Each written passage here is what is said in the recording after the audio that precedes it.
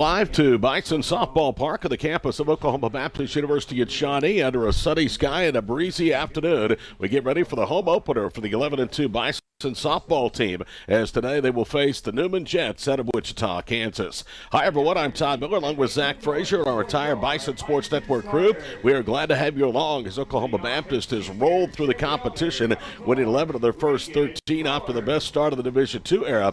Zach, today they will take on a Newman team whose record is 5-5. Their stats are not overly impressive, but as Sam Maples quickly warned me before the ball game, they're a team that we're going to have to go out and play very well in all three facets to get a couple of victories today.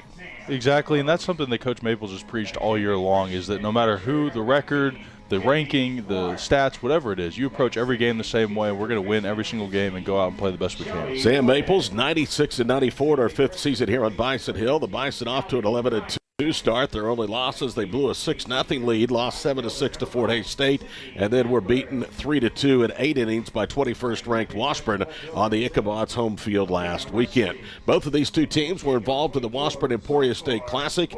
Newman went 2-2. Oklahoma Baptist went 3-1 last weekend. The starters are being introduced. We're moments away for the invocation and the national anthem, and we'll be returned after these messages and have today's starting lineups of the first pitch on the Bison Sports Network.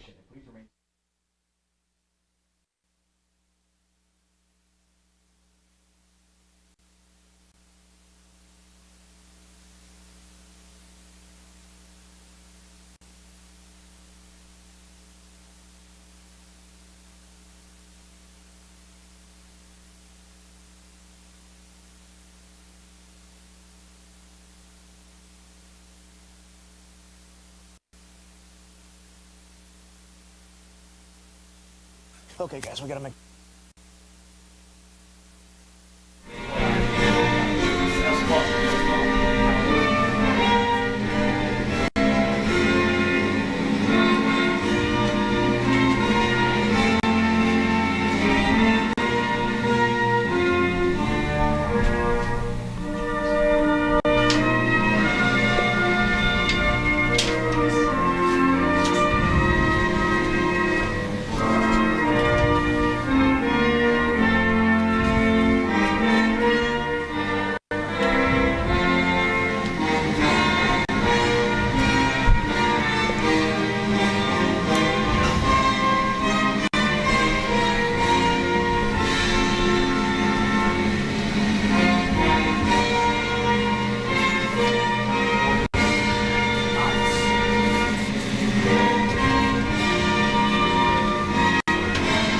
And welcome back to the campus of Oklahoma Baptist University at Shawnee. Along with Zach Frazier, I'm Todd Miller here with the Bison Sports Network.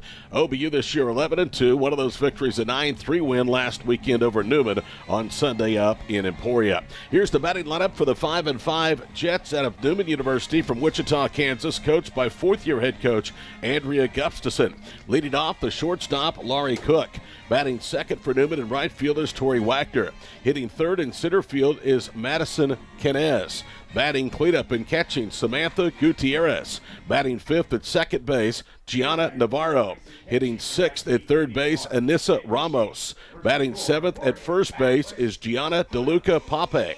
Batting eighth and the designated player is Lauren Kwok. And hitting ninth in left field is McKenna Barcelona. So again, it is Cook at short, Wagner at right, Kenez in center, Gutierrez catching, Navarro at second, and Ramos at third. DeLuca Pape at first, the DP Kwok, and in left field is Barcelona. In the circle for game one of the doubleheader today is Morgan Max, a transfer from UT Arlington. She's a sophomore from Moore, just south of the Oklahoma City metro area, 5'6" sophomore and a right-hander. Her record is 1-1. Defensively, it's Ward at first, Reese at second, Emily Adler is the shortstop, and Ryan is at third. It's rushing forward and Sydney Adler from left to right around the outfield. Kennedy Clark will catch, a rare game that Sam Campos has the game off defensively for Oklahoma Baptist. So here we go, the first pitch of the 2023 home slate, about to be thrown by newcomer Morgan Max to the left-handed hitting shortstop Laurie Cook, and we are underway as it's taken low for ball one. Calling balls and strikes, David Goodson this afternoon. Larry Benedict is the first base umpire, and working third base is Kurt Vore. 1 ball, no strikes, just underway here at the top of the first. And in comes Max's pitch. Caught the outside corner, and it is 1-1. Morgan Max last pitched on February the 10th, and she took the loss. 5 1/3 innings against Fort Hays State. 11 hits, 7 runs, 6 earned. High walk total 4, and she struck out 4. Here's Morgan Max's pitch and a little slapper into center field. It's down for a base hit. So Laurie Cook, their leading hitter by average at .333, has her team-high 13th base hit in 11 ball games. Up comes Tori Wagner. Tori Wagner of the season, hitting .270. This is her 11th start. Wagner is one of 5 Lady Jets that have played and started in games this year for Newman. She's 10 for 37.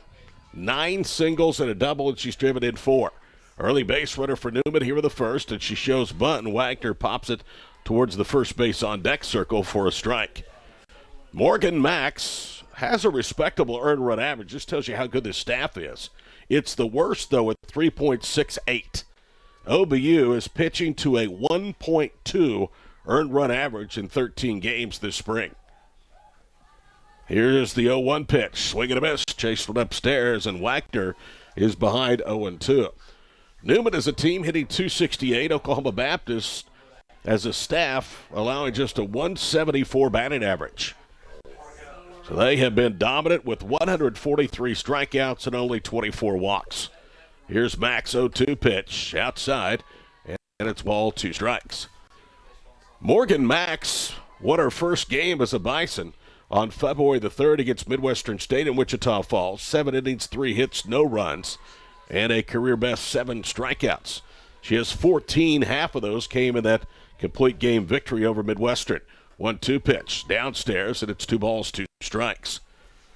Morgan Max, a 3.6 earned run average. This is start number 2, appearance number 4.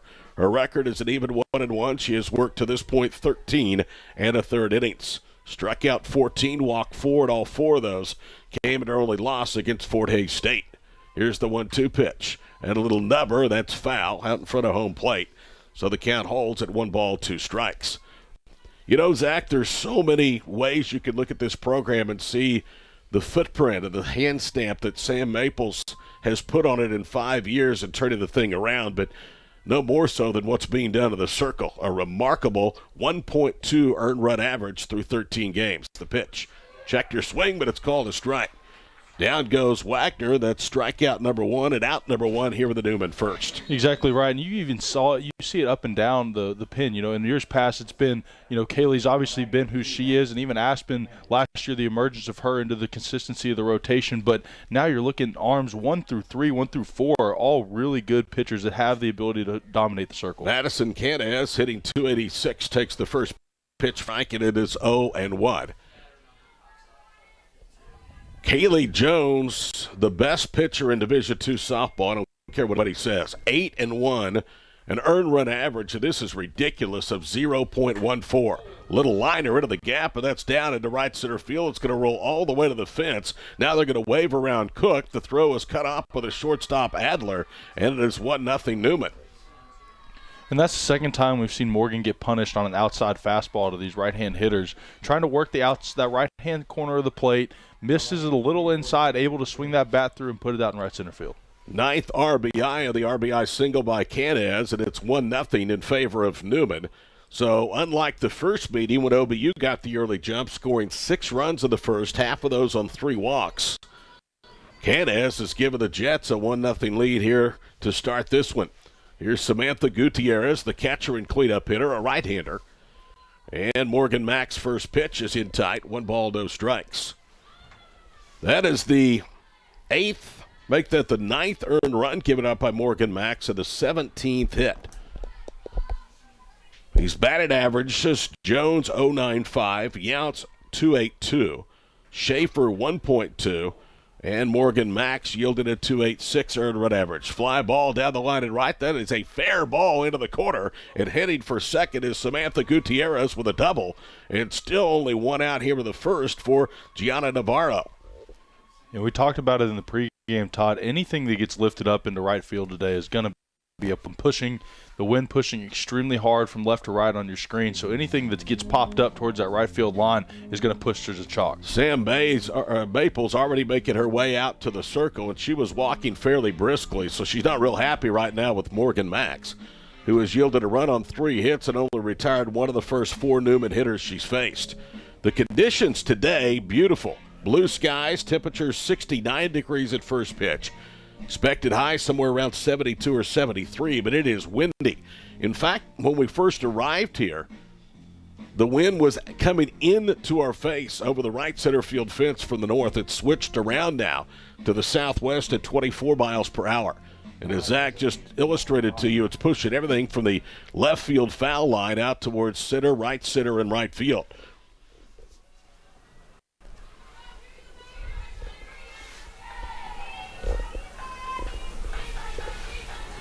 Here comes Max's pitch. Outside, 1 ball, no strikes. And Morgan, apparently, Zach, is working on a short leash as Aspen Yaps has gone to work in the bullpen. Yes, exactly right. And we understand that Morgan, this is what midweek series are for, right? You want to see this kind of bend and break and this kind of adversity from your pitchers. But at the same time, if you're Coach Maples, you can't afford to fall behind in a game that you really still want to win to keep this momentum going. 2 balls, no strikes to the left-handed hitting second baseman. OBU has pulled the infield in, already down 1-0. And the pitch, slap foul over the third base dugout now to play. It's 2 balls and a strike. Navarro, by average, is the third best hitter, hitting .303, covering 10 starts. Cook, DeLuca, Pape, and Navarro are their 3 top hitters, all hitting .303 or better. Here's the 2-1 pitch. Slap down the line at third. Wynn's going to hold that one up, and Ryan trying to reach out, couldn't make the catch in foul territory. It's 2 balls and 2 strikes. Anything popped up, Zach, on that third base left field side is going to probably be in play, either in foul territory or in very close proximity to fair territory. It's going to behoove all the hitters today to stay down on the ball. Don't let it get in the air unless you're going to hit for a lefty or push it, get behind and take it opposite for those right-handed hitters. 3 balls, 2 strikes as Navarro takes down and in. This is a good offensive club from Oklahoma Baptist, but you don't want to spot the opponent early. 2, 3, 4 runs, and this has the making of a big inning with the bases loaded and 1 out. Here's the 3-2 pitch, and she walked her. Well, I had 3-2. They ended up on the board 3-2. Now it's a full count. So Morgan Max will have a chance to escape here. The infield from first to third pulled in. The runner at third is Canez. The runner at second is Gutierrez. And a little slow roller back to the circle. Max looks the runner to third. Goes to first. Now here comes the throw home. And out at home is Canez. So it turns out to be a 1-3-2 double play, and that's just what the doctor ordered to prevent a further big inning from Newman. Jets settle for 1 on 3 hits. They leave 1 aboard. We played a half inning here with the home opener from Bison Softball Park in Shawnee. 1-0 Newman with OBU up next to the Bison Sports Network. OBU fans, do you want the chance to support OBU student athletes from the convenience of your own mobile device? Text hashtag BAA at OBU to the number 52014 to support BAA student athletes. Donations are fully tax deductible, and every gift makes a difference in the OBU student athlete's life. Again, text hashtag BAA at OBU to the number 52014. For more information, log on to obubison.com. Estate planning is a crucial step in protecting your family's future. With an estate plan, you can decide how to distribute your assets, make healthcare decisions, and support ministries after you pass away. It involves some pretty big decisions, but with guidance from Water's Edge, you can plan for your children's future, give to kingdom causes, and get expert help along the way. Build a solid foundation for your family. Start your estate plan today. Visit watersedgeservices.org. Here on third to make sure that she wasn't going to go, and then went to first with the ball. So there wasn't even a momentum ability to be able to garner momentum to get to the plate. Interesting choice for sure. Ford Reese, Emily Adler, Campos, Clark, Warden, Ryan, Sidney Adler, and rushing the lineup today for Sam Maples Ball Club. And they started this last year with Jace Brewer, who's kind of the offensive coordinator, if you will. He is in the third base box, and Sam is currently in the third base dugout. Sometimes she'll work first base as OBU bats here with the first against Madison DeWitt. DeWitt, a right-hander, deals, and the first pitch is low. 1 ball, no strikes to Reagan Ford. Reagan Ford, a returnee from last year, has now played and started in all 14 games, has 13 hits, batting .295 for OBU, a team that is averaging .307 up and down the lineup through 13 games. Here's the pitch, tapped foul, and it's 1 ball, 1 strike. That is the biggest difference, Zach, among many areas, but the biggest difference in my mind is the improvement offensively. Last year, Kaylee Jones was one of the more dominating pitchers in the conference, but she had little to no run support.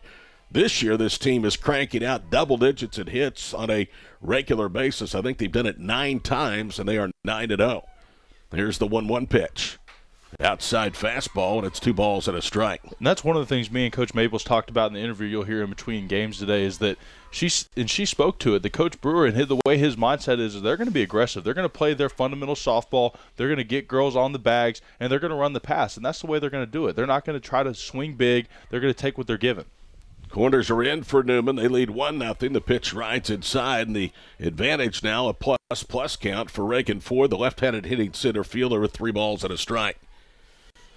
Madison DeWitt, 6th appearance, 4th start. She has 2 complete games, record of 1-1, earned run average of 3.92. Stake to an early 1-0 lead, bottom of the first. And the pitch, a little tapper, slowly rolled to short. Cook fields and throws to first. It's safe as Reagan Ford.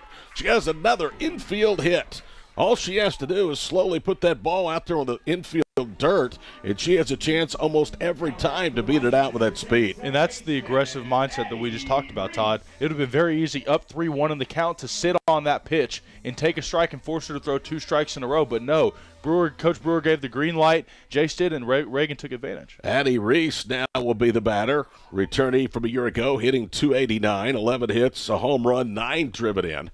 And she shows bunt. Ford almost overcommitted as she broke towards second. The throw comes in behind her, but DeLuca Pape, the first baseman, was not on the bag. 1 ball, no strikes to Addie Reese. Comes in again of the season, hovering around 300. She went 1 for 4 with a strikeout against this team last Sunday in Emporia. Here's the pitch, and it's bunted perfectly. On the field is Ramos charging, and she throws to first with Navarro, the second baseman, covering.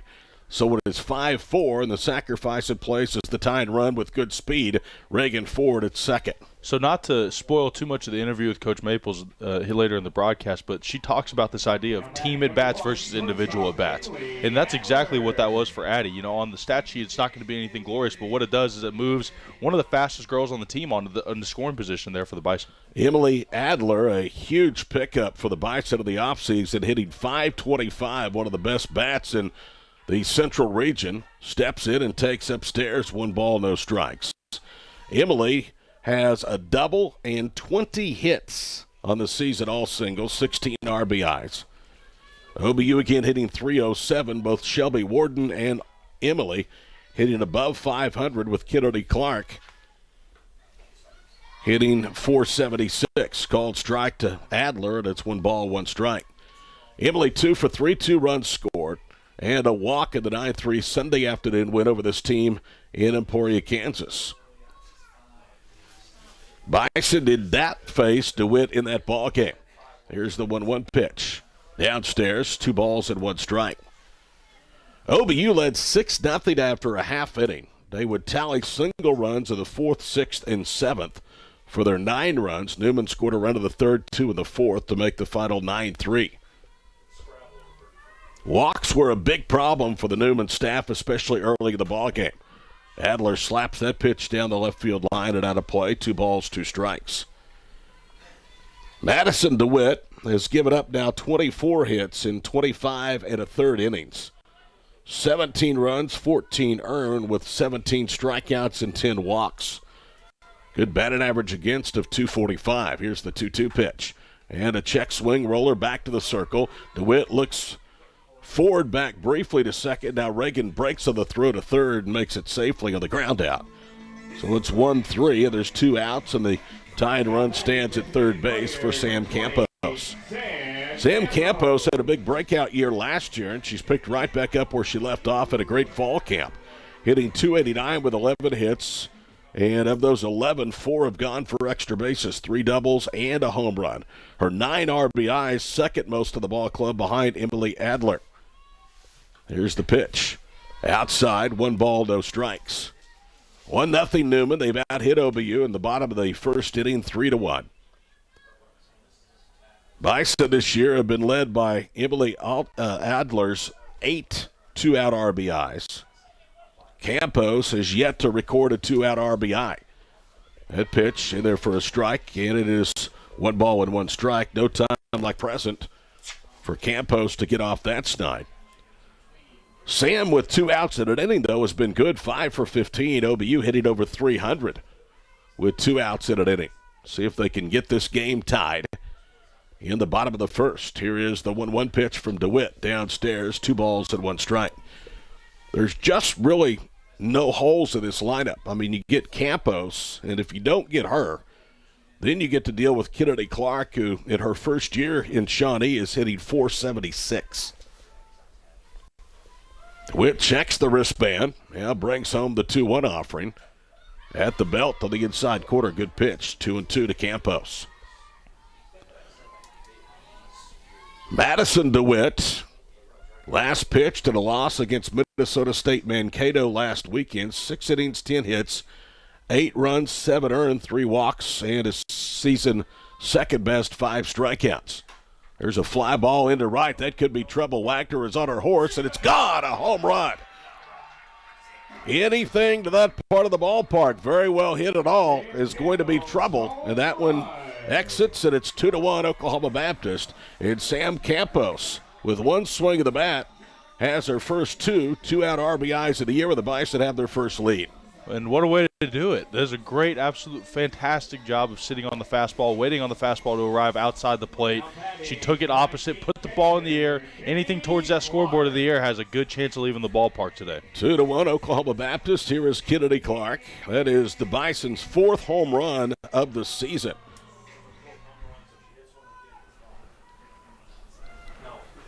Madison DeWitt brings it set, now comes home and misses high and away. 1 ball, no strikes. For Newman, that is the 12th home run that they have surrendered of the season. Madison DeWitt now has surrendered a team-high 5 through 11 ball games. DeWitt brings it home, and the pitch low and away, 2 balls and no strikes. Madison DeWitt, a junior from Sycamore, British Columbia. She is a Canadian from King's Christian School. Newman with the powder blue jerseys over red pants. OBU in the gray and whites here this afternoon. Outside corner strike, and it's 2-1. This is the 3rd appearance for Madison DeWitt against a Great American Conference school. She pitched against Southwestern 5 innings February 4th. 3 days later, went 7, earned a win at Northwestern, scattering just 2 hits over those 7 innings. 3 balls now and 1 strike to Kennedy Clark, the catcher. Overnight rains, not much actual rainfall. The field was tarped last night after practice, so there was never a question whether this game would be played. And in comes the pitch, and it's hit right back to the circle. And DeWitt throws to first. Kennedy Clark did not even run to first base. She just immediately turned and started to walk to the dugout. So OBU gets a pair on 2 hits, so they lead 2-1 after 1. Back to Shawnee after these messages on the Bison Sports Network.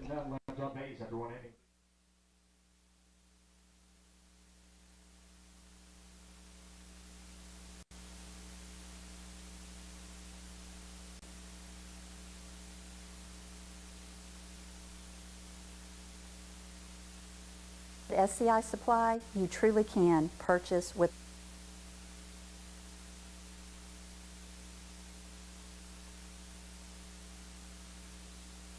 purpose. Whether you're a university, a K-12 school, a local nonprofit, a church, or an individual, we have exactly what you're looking for.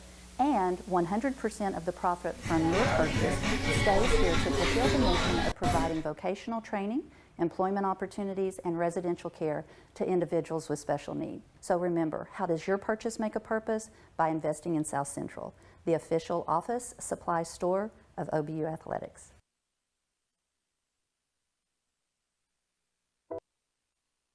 Right there from Sam Campos, our first two-out RBIs of the season. 2-1 Oklahoma Baptist as Anissa Ramos, the third baseman, will lead off for Newman here with the second. Visit shopobubison.com, the official online store of Bison Athletics. Browse their tremendous selection of officially licensed OBU shirts, hats, jackets, and more. 24 hours a day, 7 days a week, 365 days a year. Glad to be with you from Bison Softball Park on a sunny midweek afternoon. OBU and Newman. The twin bill was originally scheduled for yesterday but pushed back 24 hours. Here's Morgan Mack's first pitch. It's downstairs, 1 ball, no strikes. Ramos in the first meeting did not have it at bat against Oklahoma Baptist. Ramos comes into this doubleheader hitting .233 on the season.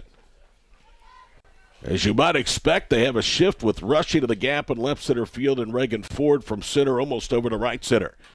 Pitch swatted out of play, first base side. It's 1 ball, 1 strike. That was a great use of the off-speed and then turning into the fastball immediately after it, forcing the Ramos to kind of catch up to that fastball, and that's why it fouled off right. 1-1 the count. Nobody on, nobody out. Top of the second, 2-1. You see there on your screen in favor of the Bison. Now the pitch bounces to the plate, and it's 2-1. Kaylee Jones, as you would expect, has been the innings eater.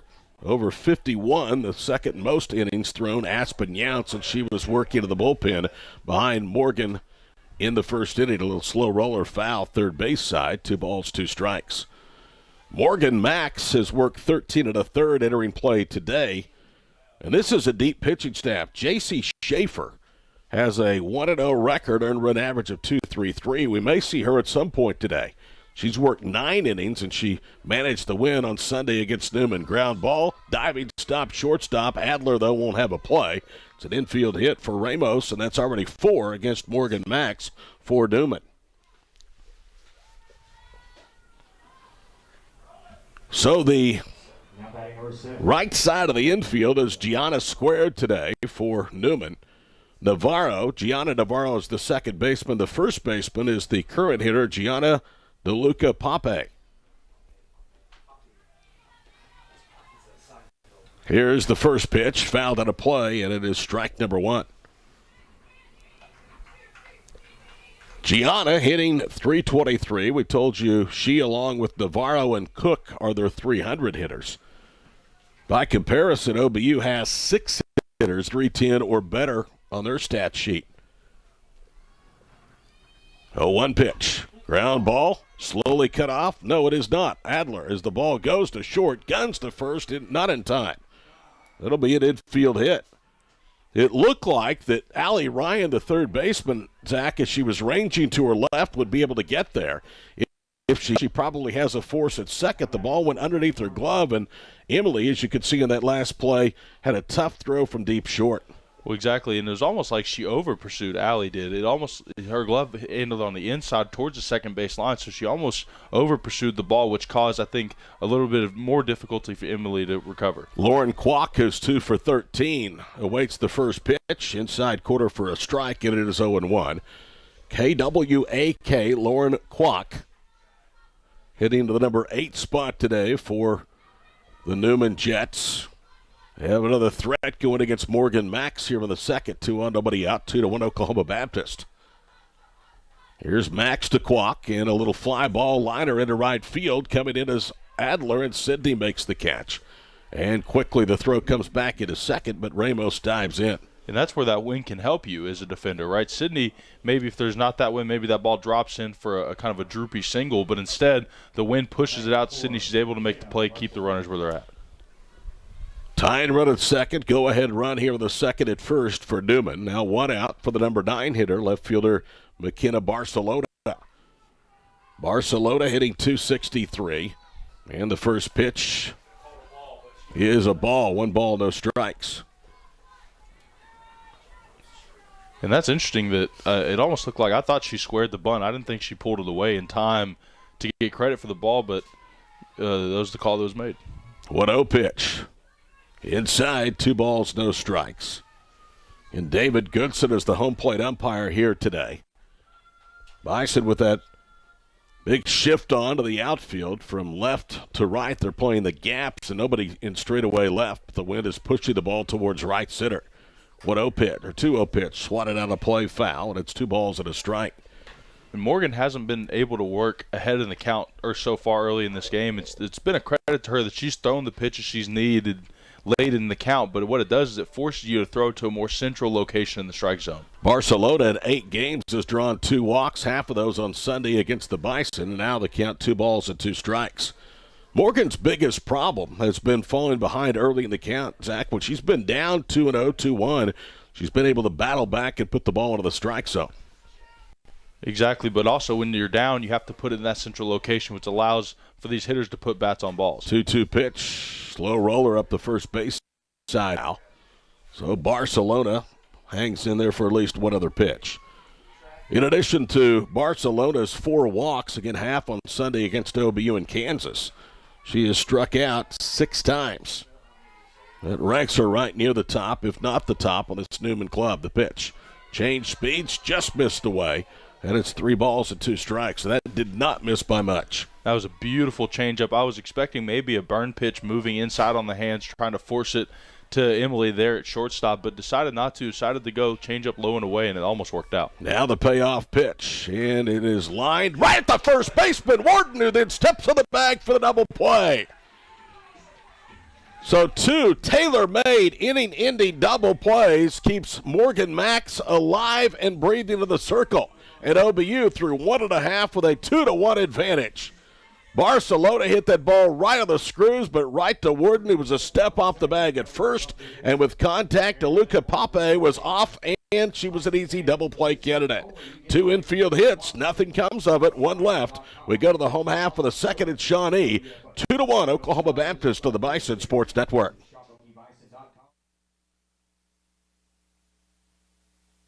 I'm Noble McIntyre, and I'm a trial lawyer. But that was not my original plan. I went to Oklahoma Baptist University, and law school wasn't even on my radar. And then, one day it was. Why? Sometimes those with more power than others abuse that power. Instead of doing the right thing because it's the right thing, they do the wrong thing because it's profitable. An innocent victim is victimized again. They feel helpless and voiceless against the multi-billion-dollar insurance company. I saw it happen. I watched a family member suffer as the system left them feeling helpless and voiceless.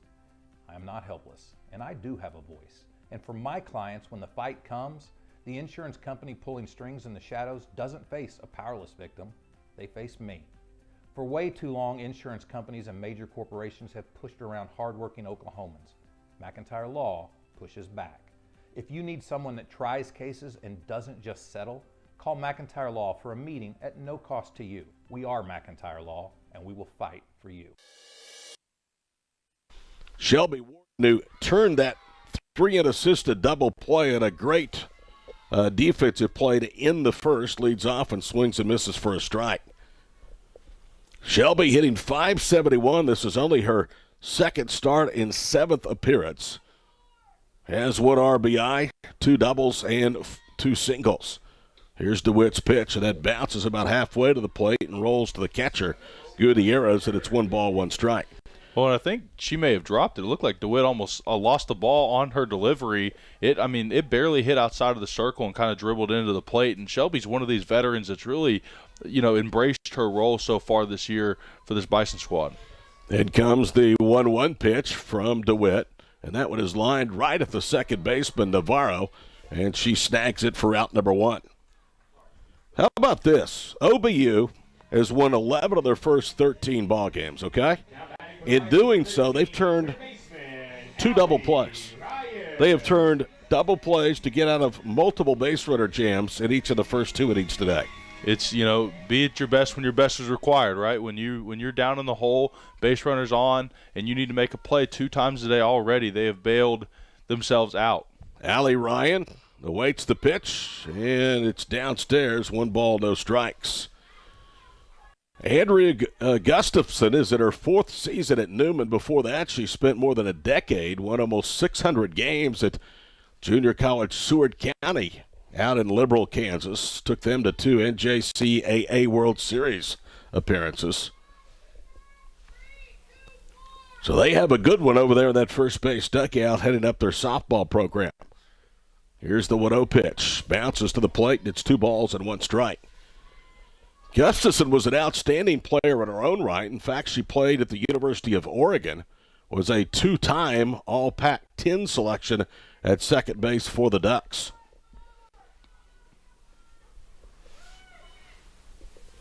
Two and 0 the count, 2-1 OBU on the board. Fastball inside corner, and it's 2 balls and 1 strike.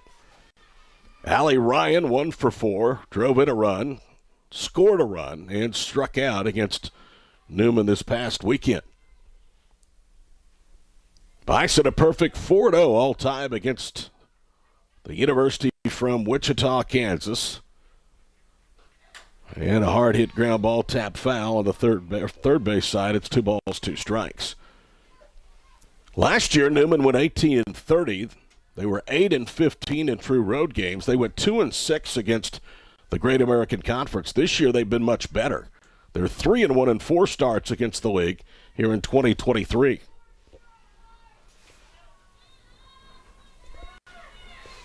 Two balls, 2 strikes, and DeWitt brings it home, and a slow roller left side, glove by Ramos across to first.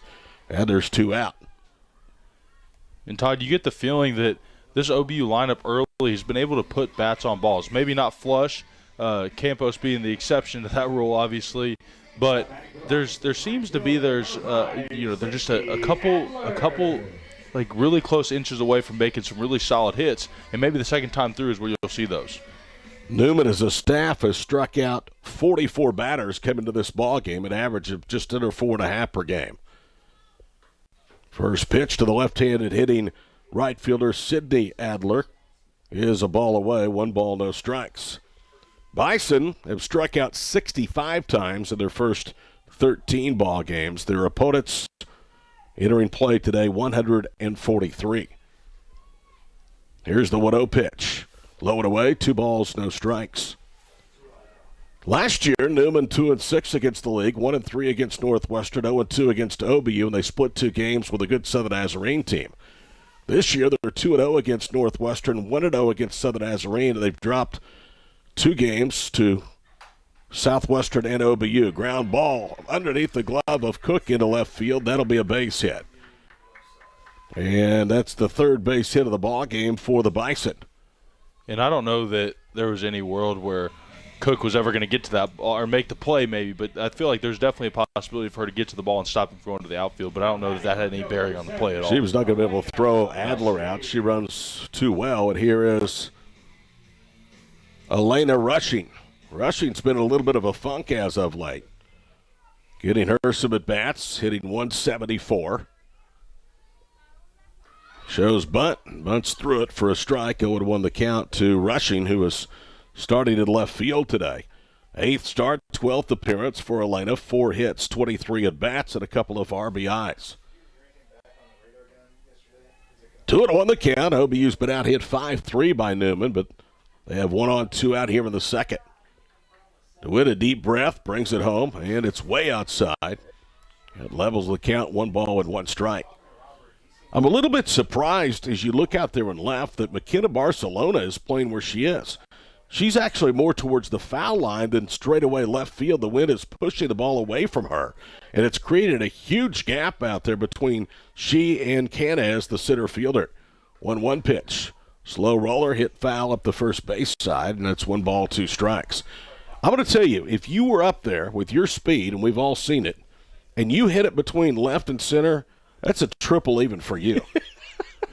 I mean, somebody's going to run for days, and it's only 200 on a symmetrical field. The only triple I do nowadays is cheeseburgers. So I like that.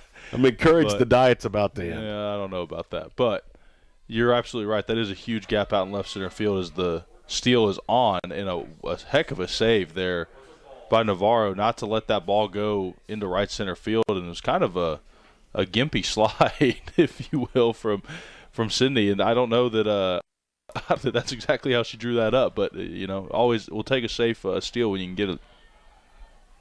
She is 2 of 2 in stolen bases. Opponents 4 of 6 now against DeWitt in the stolen base department. And a 2-out RBI opportunity here. Rushing 2 balls and 2 strikes. Infield pulled in for Newman. That one is down and in. It's 3 balls and 2 strikes. And I'm not really sure why with 2 outs.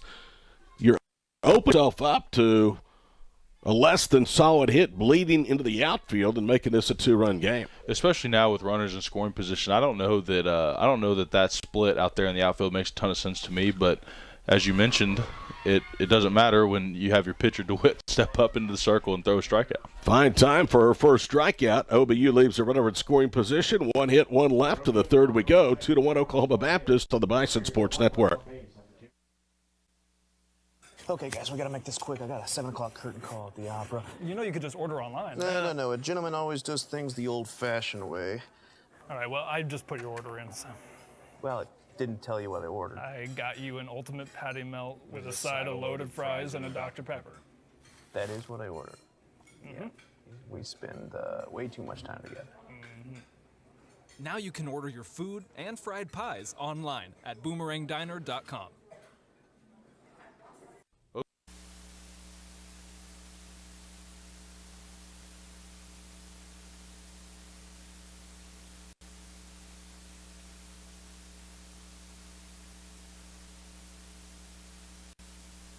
Now pitching for the Bison, number 2, Aspen. Todd Miller, Zach Frazier back here with you at Bison Softball Park on the OBU campus at Shawnee. 2-1 the score, and Morgan Max's day has come to an end. Morgan gives up 1 earned run, 5 hits in her 2 innings of work.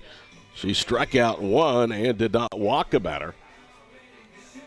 2 of the 5 hits were scratch hits for Newman, and she forced the Jets to leave 2 aboard and used 2 very good double plays. One a 1-3-2 double play in the first to get out of trouble. The other, a 3 unassisted line out to first base to close the second. So Aspen Younts will face the top third of the Newman lineup, starting with their best hitter, Laurie Cook. Cook singled to lead off the ball game, has scored Newman's only run to this point. Aspen Younts has really gotten better under the guidance of Sam Maples the last couple of years. Here's the first pitch. Cook shows bunt, and it's a strike. 0-1 the count.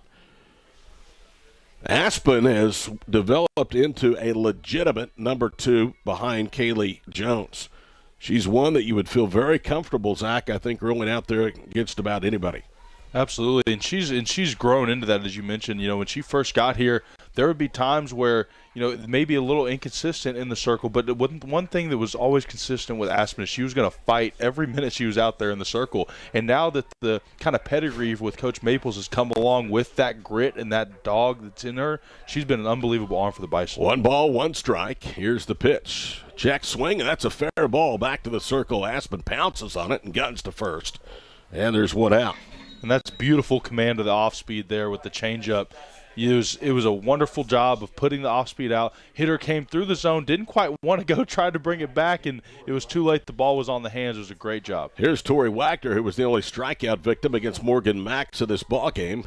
Was called out back in the first inning. 2-1, you see on the scoreboard, OBU looking for win number 12 and extending their best start in the Division II era. And Younts pumps a strike in there. It's 0-1. Even 2.5, 3 years ago when Aspen was struggling, Sam said, look, it is not an issue of her ability. It's not an issue of her stuff. She has good stuff. She was her own worst enemy. The pitch, downstairs, 1 ball, 1 strike. She would get down on herself. And now she has found a way to battle through tough issues, tough situations. She was really good against the number 21 team in the country on Saturday afternoon in Topeka against Washburn. 6 hits, 7 innings. She gave up 3 runs, only 2 of which were earned as that pitch is yanked foul down the left field line for a strike. She struck out 8 Washburn hitters and did not walk a batter. In fact, coming in, Aspen Younts in 19 and now 2/3 innings has struck out 29 and walked 3. Those are sensational numbers. Here is the 1-2 pitch. Popped up, first base side, that'll spin out of play. In fact, if you look at her numbers, Zach, 1-0, 181 earned run average, covering now 6 appearances, 4 starts, 19 in the third innings. 22 hits scattered, but only 5 earned runs. And we talk about the strikeout to walk ratio. If you put her on any other staff of the conference, she's definitely a number 1. Ground ball up the middle. Reese to her right has it and throws to first, and there's 2 gone. Well, and that even speaks to her consistency, too. You know, whether it's in relief or when she gets the ball to start the game, whoever's ball for the Bison right now, there's just there's an air of confidence, and that is trusting your stuff, trusting your coach, and then also trusting your defense that you can put balls in the zone and your defense is going to make a play behind you. I'm really happy for Aspen. She's stuck it out, she's put the work in, and she's being rewarded as a senior. Here's Canez, and the first pitch is at the knees for a strike. It is 0-1. She moves the pitches well in the zone, and you've seen her change speeds already now very well the first 3 hitters here in the third. Aspen, a fifth-year senior, transfer out of Crowder, Missouri Junior College. She is from Pleasant Hill in the Shelby State. That ball off the end of the bat and fouled. No balls, 2 strikes. You think maybe she was happy about the Chiefs winning the Super Bowl a couple of weeks ago? I would think so, and so are a lot of people here in Shawnee. Creed Humphrey, this all-pro center for the Chiefs, grew a Shawnee native, grew up, played here, went to OU, stayed in the backyard. A lot of people here rooting for the Chiefs here locally as Aspen's looking for another ball. But, you know, and to go back to your point about talking about Aspen and her growth, you know, she's hitting spots at a consistency that she hasn't. And I talked to Coach Maples this week is that, you know, all the pitchers, they're hitting their spots. And whether that's in the zone or just outside, forcing these hitters to go and chase the outside surrounding area of the zone has been a huge improvement. Canez has hit safely in both games against OBU. She rolls that one off the end of the bat to first. Easy play to Warden, takes it to the bag for the out, and it's a clean third inning for Aspen Youts against Newman. We quickly move to the bottom of the third. It's 2-1 Oklahoma Baptist on the Bison Sports Network. OBU fans, do you want the chance to support OBU student athletes from the convenience of your own mobile device? Text hashtag BAA at OBU to the number 52014 to support BAA student athletes. Donations are fully tax deductible, and every gift makes a difference in the OBU student athlete's life. Again, text hashtag BAA at OBU to the number 52014. For more information, log on to obubison.com.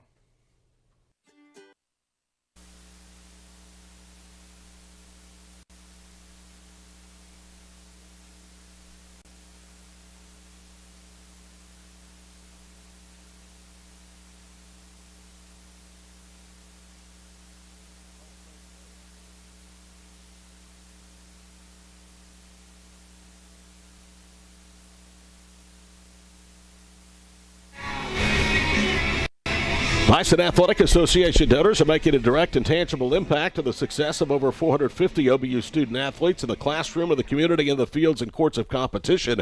When you give to the BAA, you are truly invested in champions. Learn more. Sign up today.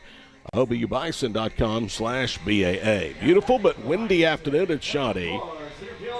Todd Miller along with Zach Frazier, KJ Reed back in the Noble Complex, producing our broadcast here this afternoon on the Bison Sports Network. Youts went through the top 3 of Newman's order. Now DeWitt will face 1, 2, and 3 for a second time for OBU as Reagan Ford takes low to open up inning number 3. 2 runs, 3 hits for the Bison, 1 run, 5 hits for the Jets. We are in the bottom of the third inning. Game 1 of 2 this afternoon. Next pitch is a strike, and it is 1-1. Bison 11-2. Officially, they're 3-1 in true road games, 8-1 on neutral sites. And this will be a brief 2-game stopover at home before heading out to Searcy for a huge weekend showdown. The pitch cut on and foul tipped, and it's strike 2. There had been a little bit of speculation about that series because of the threat of wet grounds and Searcy being moved here to Shawnee. I would have bet everything I had that wasn't going to happen. If you talk to a lot of people around the league, they think those two, along with Southern Arkansas, are right now the top 3 programs in the Great American Conference, so you wouldn't give up a home series and go play in the other's ballpark. Would have been nice, but it is not going to happen. Friday, Saturday, OBU at Harding for a huge 3-game league series. It'll be the league opener for the Bison. 1-2 pitch, downstairs, 2 balls and 2 strikes. And that was a great off-speed pitch there from DeWitt. I mean, it may be not called a strike, but not every pitch is intended for that to be the case, right? Off-speed, going low in the zone, force Reagan to try to wait as she's attacking that ball, wait on it a little bit longer than she wants to. Here's the 2-2 pitch. And a little slow roller back to the circle. DeWitt jumps on it, throws to first, and almost pulled DeLuca Pape off of the bag, but Gianna able to keep her foot on, so it's out number 1. Yeah, those are called burn pitches. They tempt you down to the count to chase, and good discipline by 4 to the previous pitch to lay off. Here's Addie Reese, who laid down a 5-4 sacrifice bunt back in the first. Addie Reese, 1 for 4, a strikeout and a sacrifice now against Newman pitching this year. Schaefer went 7, got the win on Sunday. Gutierrez went a third. Gave up 6 runs, 5 earned, scattered 3 walks in her brief time and took the loss. There's a strike to Reese, and it's 0-1. Waltz finished the ball game, and she really was pretty good. 6 2/3. Now, she did allow hits, 8, but just 3 earned runs, but struck out 5 and only walked 1, but the damage was done thanks to that 6-run OBU first on Sunday. 1 pitch, downstairs, 1 ball, 1 strike. Wind gusted up over 24, 25 miles per hour, some gusts well over 30. The flag is completely starched, as you could probably see on your monitor, in straightaway center field. In comes the 1-1 pitch. Laid off of it and takes it ball 2. We talked about the different ways that Sam has had her hands on this program. She's brought in a lot of talent, and she's done it with the help of her assistant coach, Jace Brewer. Jace, to me, has been one of her most valuable signees that she's brought in now 5 years as the coach here in Shawnee. 3 balls and a strike. He's well respected among high school coaches. He is a junkie. He'll go to a basketball game, watch prospective Bison play another sport. Loves to go to softball games. Told me before the ball game he just loves recruiting. Former high school coach, now turned D2 assistant, as the pitch is a swing and a miss, and it's 3-2. And Sam's specialty is out there with a circle. She was an outstanding Division I pitcher. Jace Brewer has had his handprints all over this offense. 3 balls and 2 strikes, and a ground ball, diving stop third. Ramos to her feet, over to first, and the ball is dropped by DeLuca Pape, and that'll be an error on the first baseman. And right after making a fantastic diving catch to get out, or to put out the previous runner, right? It's just kind of one of those things. Sometimes the simplest plays are the hardest ones to make consistently, and it was just a great effort by Addie, not giving up on the play. It very easily could have trotted to first after seeing Ramos pick up the ball, but she gave effort all the way. Addie Reese is certainly a threat to steal. She's 2 of 2 this year. Let's see if OBU can maybe manufacture a run here or two. Leading 2-1, the difference, Sam Campos. 2 strike, 2 out home run back in the first. DeWitt deals, and the pitch is down and in. 1 ball, no strikes. And it hit her. Now they say it hit her, so it'll be a free pass. And she took that high step inside, and I actually think it caught her back. Looks like left knee, the knee facing the camera. That's the one she's grabbing at down there on first. So that's going to put Emily aboard and now have a runner in scoring position with someone who's already gone yard today. That is the aforementioned Sam Campos on a 2-2 pitch with 2 out, a runner at second. She delivered a ball over the right center field fence just to the left of the light standard. There's a ground ball up the middle, glove of the second baseman Navarro. She kicks it, and everybody's safe. And that's going to end up being E4 there for Gianna. I mean, that's a tough situation, right? Going to go with the backhand coming across of it. And this is exactly what coach is going to come tell them, guys, like, we're in the positions to make the plays. We are in our spots. We're getting to the ball. We just have to execute. We know what to do. We know we're capable of doing it. They've already shown they can do it this game. You just have to do it consistently. Ground out to the circle, and 2 errors and a hit batsman now have the floodgates open perhaps for Oklahoma Baptist here in the third. Leading 2-1, the assistant has gone out to the mound and is going to try to settle Madison DeWitt down. You can't really fault DeWitt in this inning. I mean, she's induced 2 ground balls that probably should have been outs, and Newman should have been over in the dugout. The only blemish on DeWitt's inning so far has been the batter she hit, and that's really wasn't even a super error pitch, right? It was kind of just one of those deals where it crept a little inside on a fastball that tried to paint the inside corner, and it's just one of those unfortunate circumstances. Jets are going to pull the infield in, especially at the corners. The middle infield is about even with the bag up the middle. DeWitt to the left-hander, Kennedy Clark. And the pitch is away, but a strike on the outside corner, 0-1. Clark has done a good job changing speeds, and really she's pitched a lot, Zach, to that outside corner. And as you would against this lineup, right, you don't want to allow, especially the lefties, to have something inside they can pull out to right field. Pitch hit right back to the circle. They'll go to home for 1, the throw to first in time for 2. And DeWitt and Newman turn the tables on Oklahoma Baptist with a 1-2-3 inning-ending double play. No hits, 2 errors, and 1 left. We go to the 4th. It's 2-1 OBU on the Bison Sports Network.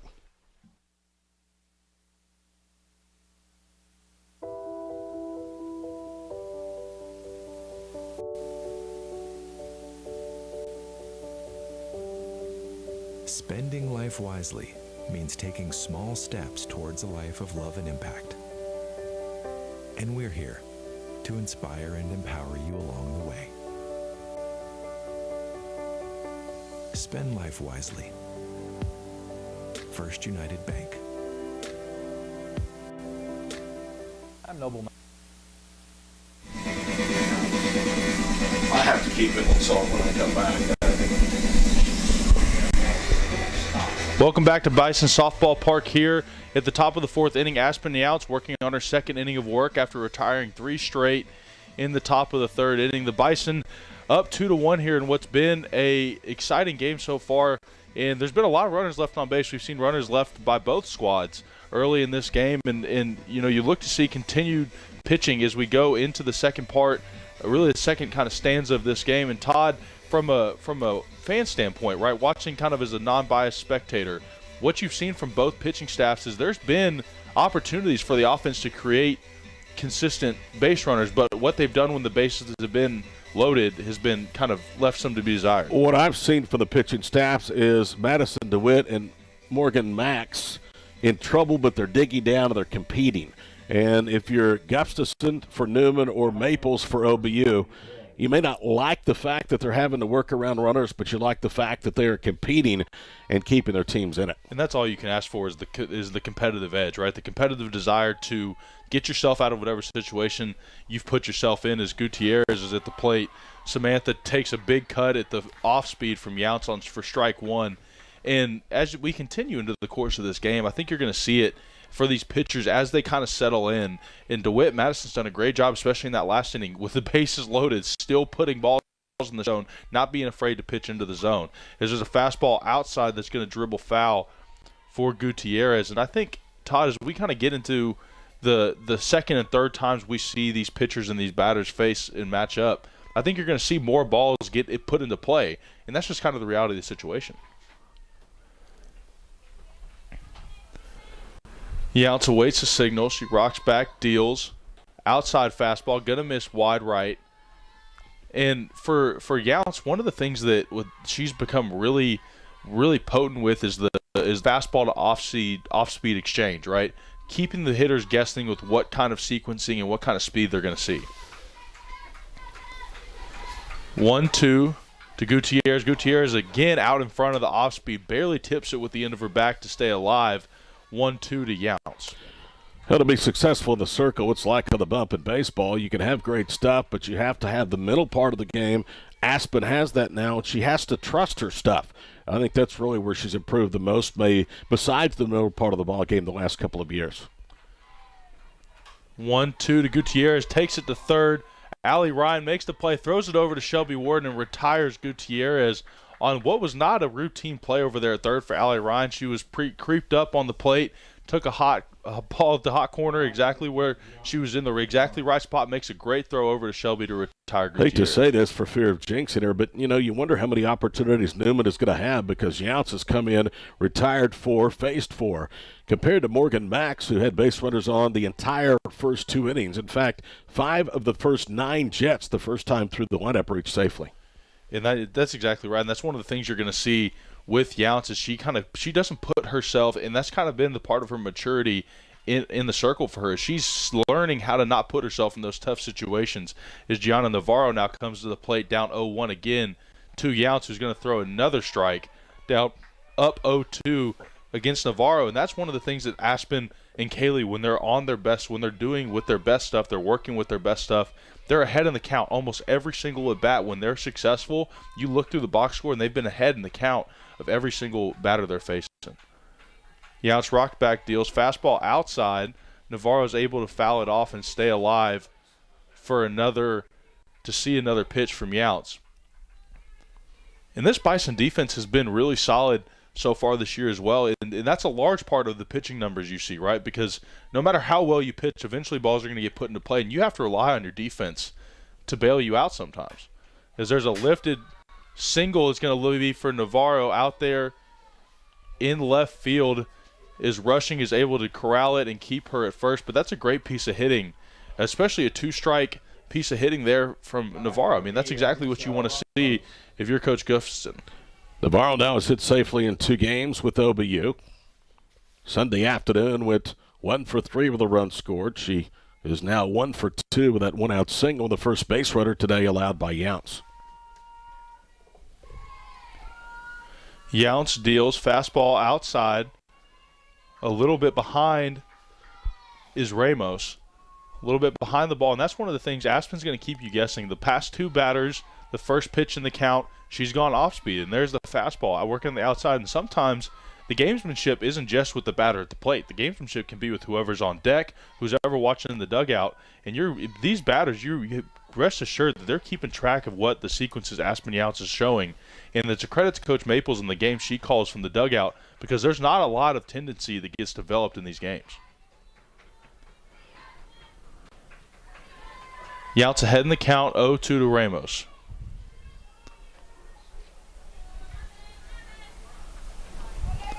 The pitch outside fastball does get connected. Ramos takes it out to Sydney Adler. It's going to be extra bases. Maybe not. She gets held up at first, but it does advance the runner to third. So now with the runner in scoring position, 1 out, 1 down for Aspen Younts. I truly believe if Adler doesn't backhand that cleanly and the ball goes 2 or 3 feet past her to the base of the fence, it's a tie ball game. For the time being, because of her play out in right field, Jets have the tying run at third base. So a good defensive play by Adler, as you mentioned, to keep Ramos to just a single. Well, that's you even heard me. I even just went ahead and assumed that it was going to be extra bases for Ramos because of the quality of the hit. A great piece of hitting from her, and it was just a better play by Sydney Adler out there and right. And now Aspen Younts really in her first bind of her showing today, the first time she's been in the circle at Bison Softball Park this year. And now looking for the Bison, this is really, they've been in this situation a couple times already in this game. Only 1 run on the board to show for it, and it's been due to 2 big double plays early in this game. Let's see if there's another one on the books here for the Bison. Younts deals 0-1 off speed, turned on and smoked down the left-hand side line there by DeLuca Pape. And when you see Aspen, she's not rattled, Todd. There's been times where we've watched her over the past couple of years where you could maybe see her start to pitch emotionally, but now she's been there, she's done that, she's earned those stripes, and you don't really see her get rattled in the circle anymore. Goes back to the mental progression of her and trusted her stuff. Exactly. There's another off fastball hit into the right field line. That's going to score at least 1. Ramos gets held up at third by another great throw from Sydney Adler out in right field. And I wouldn't be surprised if we see Coach Maples come out and just kind of calm everybody down now with a score that's all square at 2. And I don't know that there's been a bad a bad pitch thrown as much as it's just been good hitting. And every ball has been flying out to right field. It's going to travel. If it's not going directly to your outfielder with how hard this wind's pushing it, and this park's not very big, you can hit it to the fence with just a solid swing. Well, their top 2 RBI producers coming in, DeLuca Pape and Canez, each with 8 RBIs, now have driven in both of the 2 runs today, and it's a 2-2 tie. As you see Coach Maples out there with the battery, Kennedy Clark and also Aspen Younts. And who was the wise guy that said you didn't know how many more opportunities Newman was going to get here in the 4th inning? And I preferenced it by saying I'm afraid I'm going to jinx her. Well, yeah. Maybe I did. Maybe this mess is on me. Well, and I was just informed by Clayton Kaufman, one of our communications guys here on staff, that Aspen's thrown 26 pitches so far in this game, 23 of which are strikes. And so if you're Coach Maples, I think part of this conversation is, hey, let's burn some pitches. You know, you don't have to put every pitch in the zone. You know, when we want a fastball low and away, go ahead and venture off the plate a little bit. Try to get them to reach, and maybe you dribble one out to first or dribble one to Addie Reese at second. And now we have the ability to turn 2. Obviously, now with 2 runners in scoring position and 1 out, this is a really dangerous place to be if you're a Bison fan watching, or a really exciting place to be if you're a Newman fan watching from home. Because there's an off-speed low in the dirt to Lori Cook, who's really not the batter you want to see in the box. On the flip side of that, Gustafson has to be telling her girls, hey, this girl's been in the strike zone. Mm-hmm. Go up there, be aggressive with her. It's a 1-run game, and they have been more aggressive after the leadoff runner was retired here in the 4th. And this is for Newman, right? They've been behind in the count almost every single at bat so far in this inning, and they've been able to fight off really good swings with 2 strikes, 1 strike, you know, with not very many balls. And this is the first time that we've seen, you know, a Newman hitter be ahead of Younts in the count, and even still she evens it up on the very next pitch. So I would expect to see Aspen start to go outside of the zone and venture out and try to play a little bit of cat and mouse game with the base or the softball in and out of the zone. Off speed right down Broadway right after I try to call my shot and I missed. However, that's exactly what you want to see from Aspen. You want to see her work the fastball twice, inside, outside the zone. First one's a ball, comes a strike, and now she's going to go off speed. So now, if you're Cook, you don't know. Is it going to be off speed? Is it going to be a fastball? But regardless, Aspen Younts is going to deal 1-2. Off speed again, and it's going to get her for a beautiful strikeout there for Aspen Younts, and that'll be really put now kind of even the odds a little bit for Aspen. She doesn't have to worry about the runners on base now. It's her. It's just her and Kennedy Clark at the plate, right? It's just those 2. Let's handle this, and then everything else is just arbitrary now because you have the out that can end the inning at the plate. Aspen deals. McKenna Barcelona pops out to Addie Reese for an easy put out at second, and the Bison are going to escape relatively unscathed, only giving up 1 run in the top of the 4th inning to Newman, and that's going to take us to 2-2 going into the bottom of the 4th inning for the Bison on the Bison Sports Network.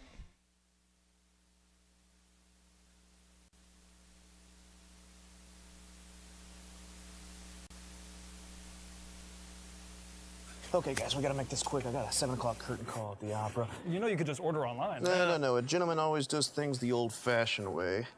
All right, well, I just put your order in, so. Well, it didn't tell you what I ordered. I got you an ultimate patty melt with a side of loaded fries and a Dr. Pepper. That is what I ordered. Mm-hmm. Yeah. We spend way too much time together. Mm-hmm. Now you can order your food and fried pies online at boomerangdiner.com.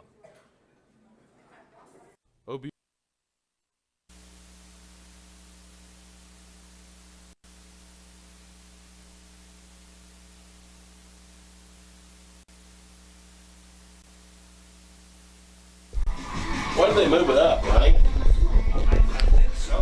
Welcome back to Bison Softball Park. Bottom of the 4th inning after a big 1-run inning for Newman. And I think if, Todd, we talked about it, and as Shelby's coming to the plate, this is going to be a big response inning for the Bison. This is really the second time in this game after the top of the 1st inning, the Bison went down 1-0 in a resilient effort really to keep it at just 1, as there's a liner that's going to be fouled off down the first base line. And for Coach Maples and company in that third base dugout, you have to feel confident because you've already done it once today. You went down 1-0 in a resilient inning by Morgan Max to get out of with just limited damage of 1 run. Now, in the same situation with Aspen Younts, who led on a couple runners with really just great hitting. It wasn't really any necessarily big mistakes being made in the circle by Aspen.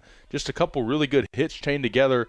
But again, getting out of the inning with limited damage, and we were talking about it off air, that's just we keep going back to it, the character development and the maturity as Shelby takes a fastball down Broadway for strike one that Aspen and this pitching staff has shown, and that's under the tutelage of Coach Sam Maples that has been able to be the catalyst for that growth. As Shelby Warden now down 0-2 early in the count against Madison DeWitt. DeWitt rocks back, deals off-speed pitch. It's going to be fisted into right field. The wind pushes it a little too deep for Torrey Wagner, who's able to make a routine play out there in right field. And that's in a lot of other days in this ballpark, that little fister drops, and that's a single for Shelby, and that's going to start off the inning really well for the Bison. But just today with the wind and the way that you can see that flag is starched, as Todd's mentioned earlier in the broadcast, this is going to be, you have to be able to play to the conditions, and that was just a kind of a survival swing from Shelby after being put down 0-2 in the count early by great pitching by DeWitt. DeWitt rocks back and deals, and that will be strike one to Allie Ryan, the infielder from Frisco, Texas, my neck of the woods, out there in Reedy High School, Frisco-Reedy. Frisco is a part of that growing Dallas-Fort Worth Metroplex down there. There's 11, count them 11 5A high schools down in Frisco, part of an ever-growing DFW suburbs. As there's a fastball left high that kind of floated up for ball one. 1-1-1. One ball, one strike, and one out for Allie. Righty versus righty. DeWitt rocks back, deals. Fastball down the middle. It's going to be hit, and it's going to drop right in front of the center fielder, Madison Canez, and that's going to be an onboard single for Allie Ryan that's hopefully going to kickstart this Bison rally here in the bottom of the fourth inning, and that's going to bring Sydney Adler to the plate. Now batting right fielder number 5, Sydney Adler. Cindy, from Rose Hill, Kansas, Butler Community College product. In her first season here on Bison Hill, has made a couple of good plays out and right for the Bison earlier today. A couple of what you call unsung hero plays, right? Some plays that you never get recognition for in the stat sheet, but plays that kept singles from being doubles and a couple RBIs off the board early in this game for the Bison. Sydney down 0-1 early. As there's another fastball left high in the zone, that's going to be turned to 6-4, not quite in time for 3 to get the double play, but a great piece of fielding from Lori Cook over there. It's short. That was a well-struck ball Sydney hit that is going to put out Allie Ryan at second in the fielder's choice. Now batting for the Bison, number 7, left fielder, Elena Rushing. And that's going to bring Elena Rushing to the plate. Rushing, another new face on Bison Hill this year, who's now facing a surging Madison DeWitt in the bottom of the fourth inning, who's really found her stride here later in this game. And there's a steal attempt by Adler, and that's the second time she's tried to steal today, and this time she will be caught. And what was a fantastic throw from Samantha Gutierrez behind the plate, throwing down as Gianna Navarro covered the second base bag, and that was a great exchange throw down to put Cindy Adler out, and that was going to keep us tied, at 1 or 2-2 in the Bison softball park here on a beautiful Wednesday afternoon with a little wind. And we will be back here for the top of the fifth inning on the Bison Sports Network.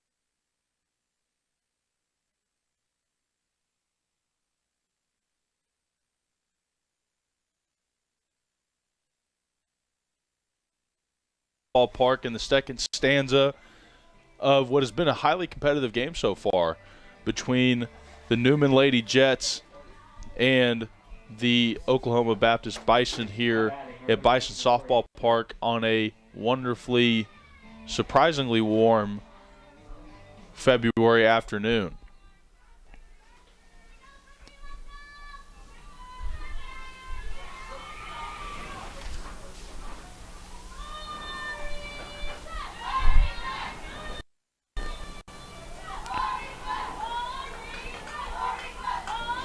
Lori Cook is at the plate for the Jets. I think I misspoke the top of last inning when I said that she was at the plate. You'll have to forgive me. My glasses are not on at the moment. So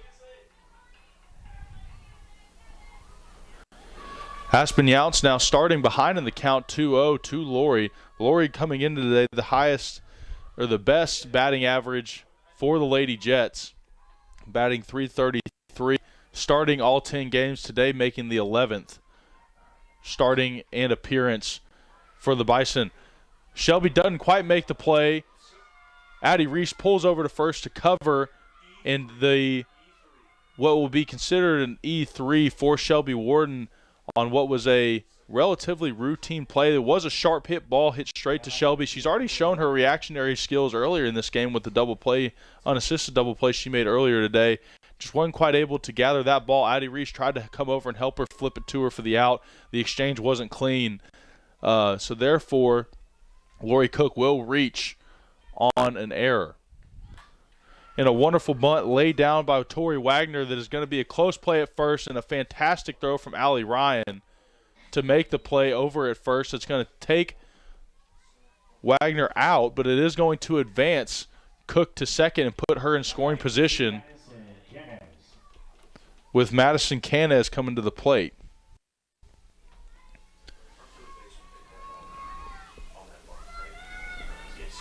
Allie Ryan, that's the second great play she's made over there at third on what was still a good bunt. There's a big swing there. It's going to lift the ball kind of into middle center, right center field, and that's going to be a great play coming up from Reagan Ford to keep Canez from reaching and extending this lead for the Lady Jets.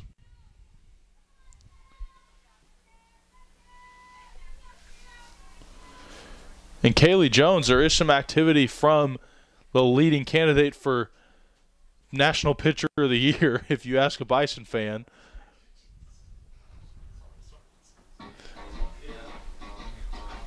And Samantha Gutierrez may be seeing Kaylee for her first action of the day.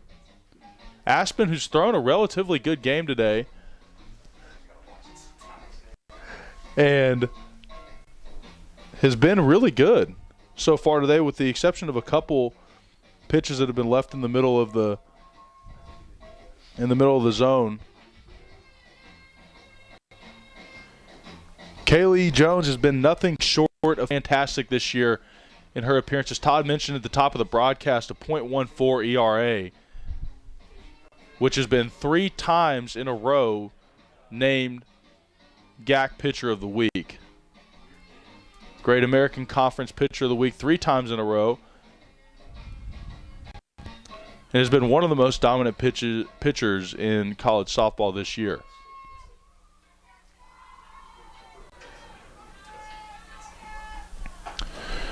Younts and Gutierrez square off again for the second time today.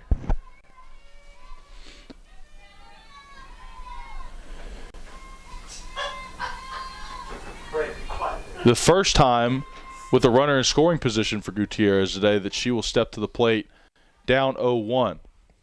Fastball outside is going to miss a little wide.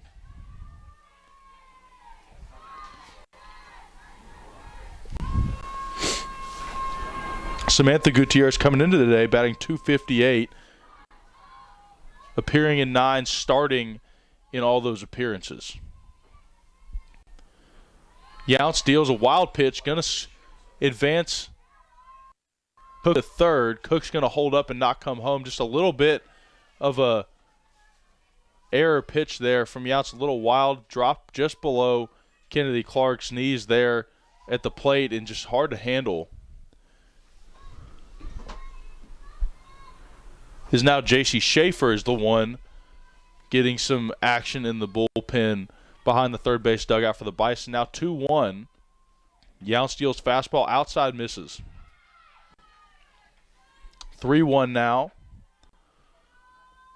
to Samantha Gutierrez, who has had a hit in 8 of her last 31 at bats prior to today. Fastball outside corner is going to paint the corner for a called strike 2, full count to Gutierrez with the opportunity to escape another inning with no blood for the Bison. Yount showing good command over her fastball today, mixing in the off speed when needed. And that's a beautiful fastball outside in the zone for a called third strike, and Aspen Younts will deliver again, escaping an inning with 1 left on third with no blood for the Bison through the top of the 5th. And so we will go tied to the bottom of the 5th inning where the Bison are due up for what is shaping up to be an exciting day here at Bison Softball Park in Shawnee, Oklahoma. We will be back on the other side of this break on the Bison Sports Network. OBU fans, do you want the chance to support OBU student athletes from the convenience of your own mobile device? Text hashtag BAA at OBU to the number 52014 to support BAA student athletes. Donations are fully tax deductible, and every gift makes a difference in the OBU student athlete's life. Again, text hashtag BAA at OBU to the number 52014. For more information, log on to obubison.com.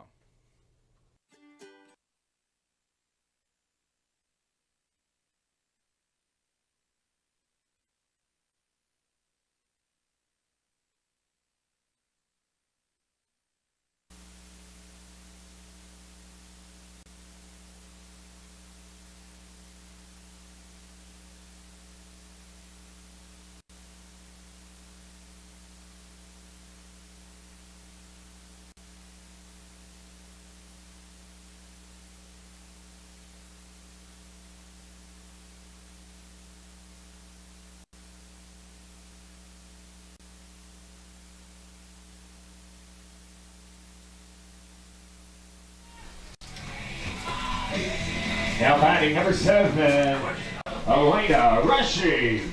Welcome back to Bison Softball Park here in Shawnee, Oklahoma. Score 2-2. Madison DeWitt still toeing the circle for the Lady Jets, facing Schaefer for the Bison, who was at the plate at the end of last inning when Sydney Adler got thrown out attempting to steal at second on a beautiful throw. Lady Jets have been resilient in this game, so just like as the Bison have, the Bison with a 2-run shot as Schaefer throws a great hit to second in a routine play for Navarro over there at second base. The Bison aboard on the scoreboard with a 2-run shot from Sam Campos in the bottom of the first. Reagan Ford will lead off the next round of the Bison lineup. At the top, she bats 1 for the Bison. Plays center field. Has been on board once already today with an infield single. Down 0-1 early to DeWitt.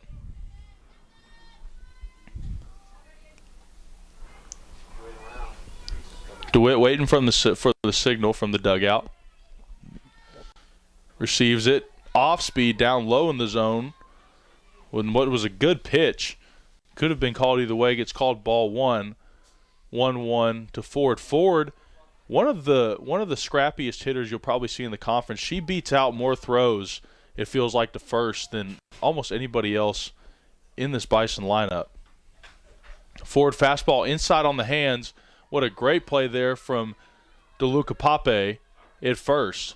And it was a close play, even with a routine kind of dribbler over to first from Ford.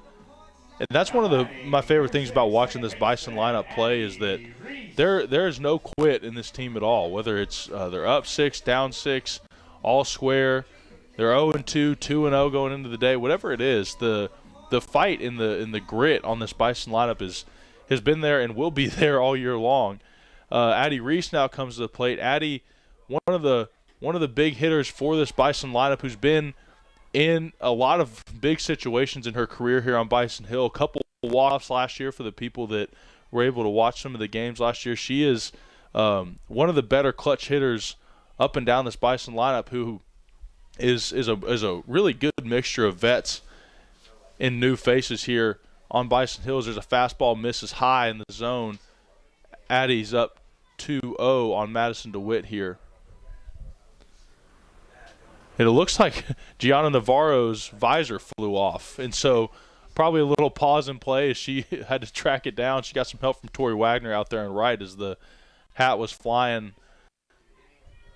And the wind is an absolute factor today. If you're throwing across the diamond, if you're hitting any pooch, kind of angles that would be normally or have been outs today, any flyouts have been homers today, as there's a big cut from Addie.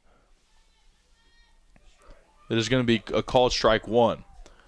2-1, 2 outs. DeWitt has had really a strong presence after sputtering early, giving up really was only one big mistake to Sam Campos in the bottom of the first inning. One time in this game she had bases loaded, fought her way out of that as there's a little fister that's going to get through for a 2-out single for Addie Reese. Addie will reach today, and that's going to bring Adler to the plate.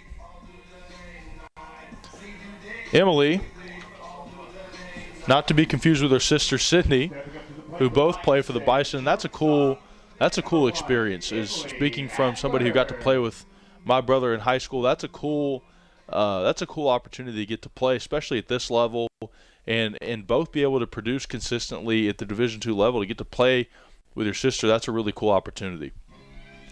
Jace Brewer is going to come talk to Emily, and he had a lot of high praise for Emily this year, and she's got 8 2-out RBIs this year, which is a team leading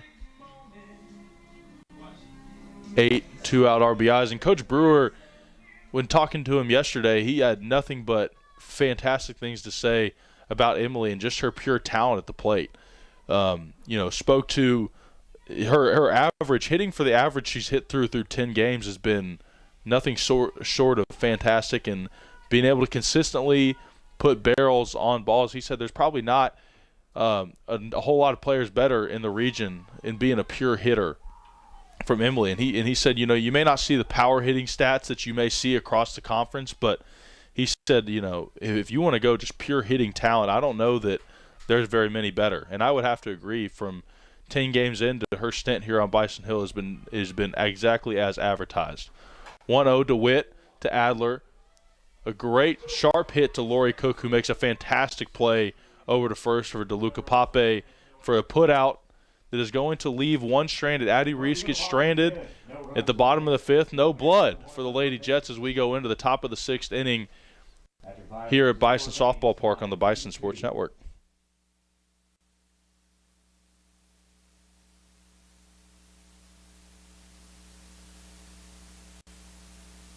Okay, guys, we gotta make this quick. I got a 7 o'clock curtain call at the opera. You could just order online. No. A gentleman always does things the old-fashioned way. All right, well, I just put your order in, so. Well, it didn't tell you what I ordered. I got you an ultimate patty melt with a side of loaded fries and a Dr. Pepper. That is what I ordered. Yeah. We spend way too much time together. Now you can order your food and fried pies online at boomerangdiner.com. OBU fans, do you want the chance to support OBU student athletes from the convenience of your own mobile device? Text hashtag BAA at OBU to the number 52014 to support BAA student athletes. Donations are fully tax deductible, and every gift makes a difference in the OBU student athlete's life. Again, text hashtag BAA at OBU to the number 52014. For more information, log on to obubison.com. She has scattered 16 hits over 51 and a third innings. Her ERA, her strikeouts lead Division II softball. 94 strikeouts, 2 more than the outstanding hurler from Washburn. Here is Navarro to lead off the 6th, and she jumps to the first pitch and pops it out of play for a strike. This is the first time in 2 meetings now that the Jets have faced Kaylee Jones. Sam had told me before the game today she would work in save opportunities or in late game situations, maybe an inning earlier than they'd hoped to bring her in, but here's the 0-1 pitch. In there for a strike, no balls, 2 strikes. The thing with Kaylee, we talked about it earlier, that you can go up there and be assured she's going to be in or near the strike zone, so you can be aggressive with her, but her stuff is as good as it gets. Here's the 0-2 pitch. Burn pitch away, 1 ball, 2 strikes. Kaylee Jones last pitched against Emporia State Sunday afternoon, earning her 8th victory of the year, going 7 innings. There's a little slow roller out to second. To her right is Reese and on to first, and there's 1 gone here in the 6th.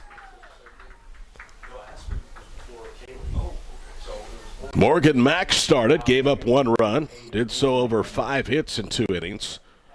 Aspen Yautz goes 3 innings, allows 1 run on 3 hits, and now Kaylee Jones works here in the 6th.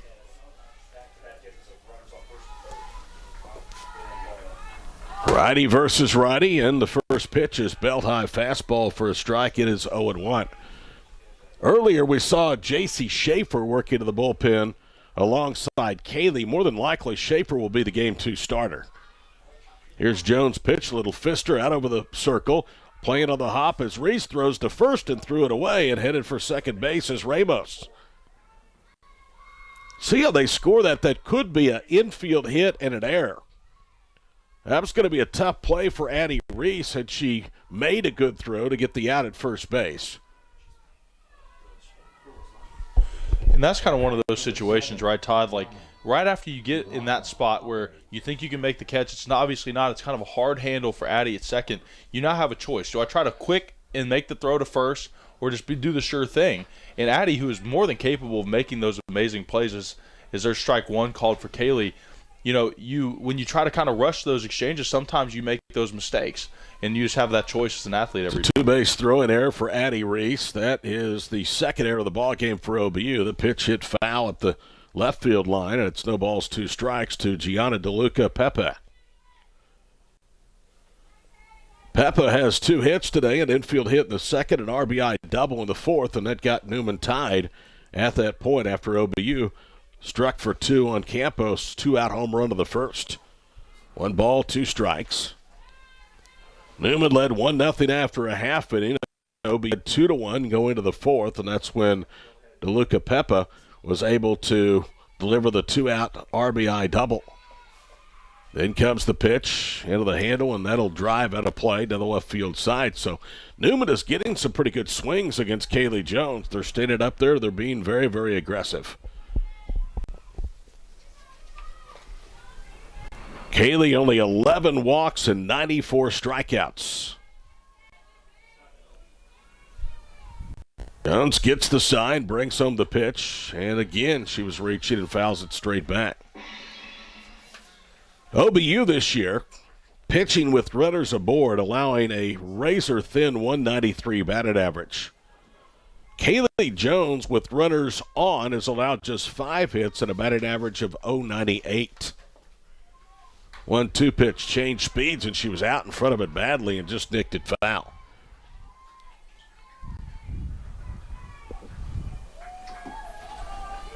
By all the splits, this pitching staff has been dominant. 179 against right-handers, 193 with runners. They've been tough on left-handers, 159. Little fly ball down the line and left, giving Chase's rushing. It's going to drop in front of her. Now they're going to throw to third, and sliding in safely is Ramos, and they're at the quarters. Well, and that's the kind of the risk you take with the shift, right? When you have rushing kind of pulled into that left center line, as you've seen the outfield be kind of shifted towards the wind all day long, you risk that little kind of fist or pop-up that would normally be a routine play in a traditional sense at left kind of fall down. Caitlin Pratt, a junior utility player from San Diego, is going to be announced as the pinch hitter for Lauren Kwok here in the 6th inning. So let's see how Andrea Gustafson plays this. She is one of the best pitchers in all the land on the ropes in a 2-2 game here in the sixth. Jones retired the first hitter, a throw-in error by Addie Reese. That runner Ramos now at third after the bloop single into left by DeLuca Poppy.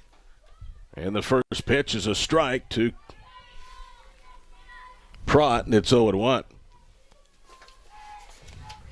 Prott was 0 for 2 with a walk against OBU Sunday afternoon in Emporia. Here's the pitch. Fastball, a strike away, and it's no balls, 2 strikes. Prott is coming off the bench for just the second time. This is her 8th game. 222 hitter looking for her first RBI. Here is Jones' pitch, a swing and a miss, and down she goes. That was nasty. And that is out number 2 on the strikeout of Prott. And those are the type of clutch pitches, if you will, that Kaylee has made time and time again this year. When she's down and she needs to strike out, there's a runner on third, any hit in the outfield scores a run.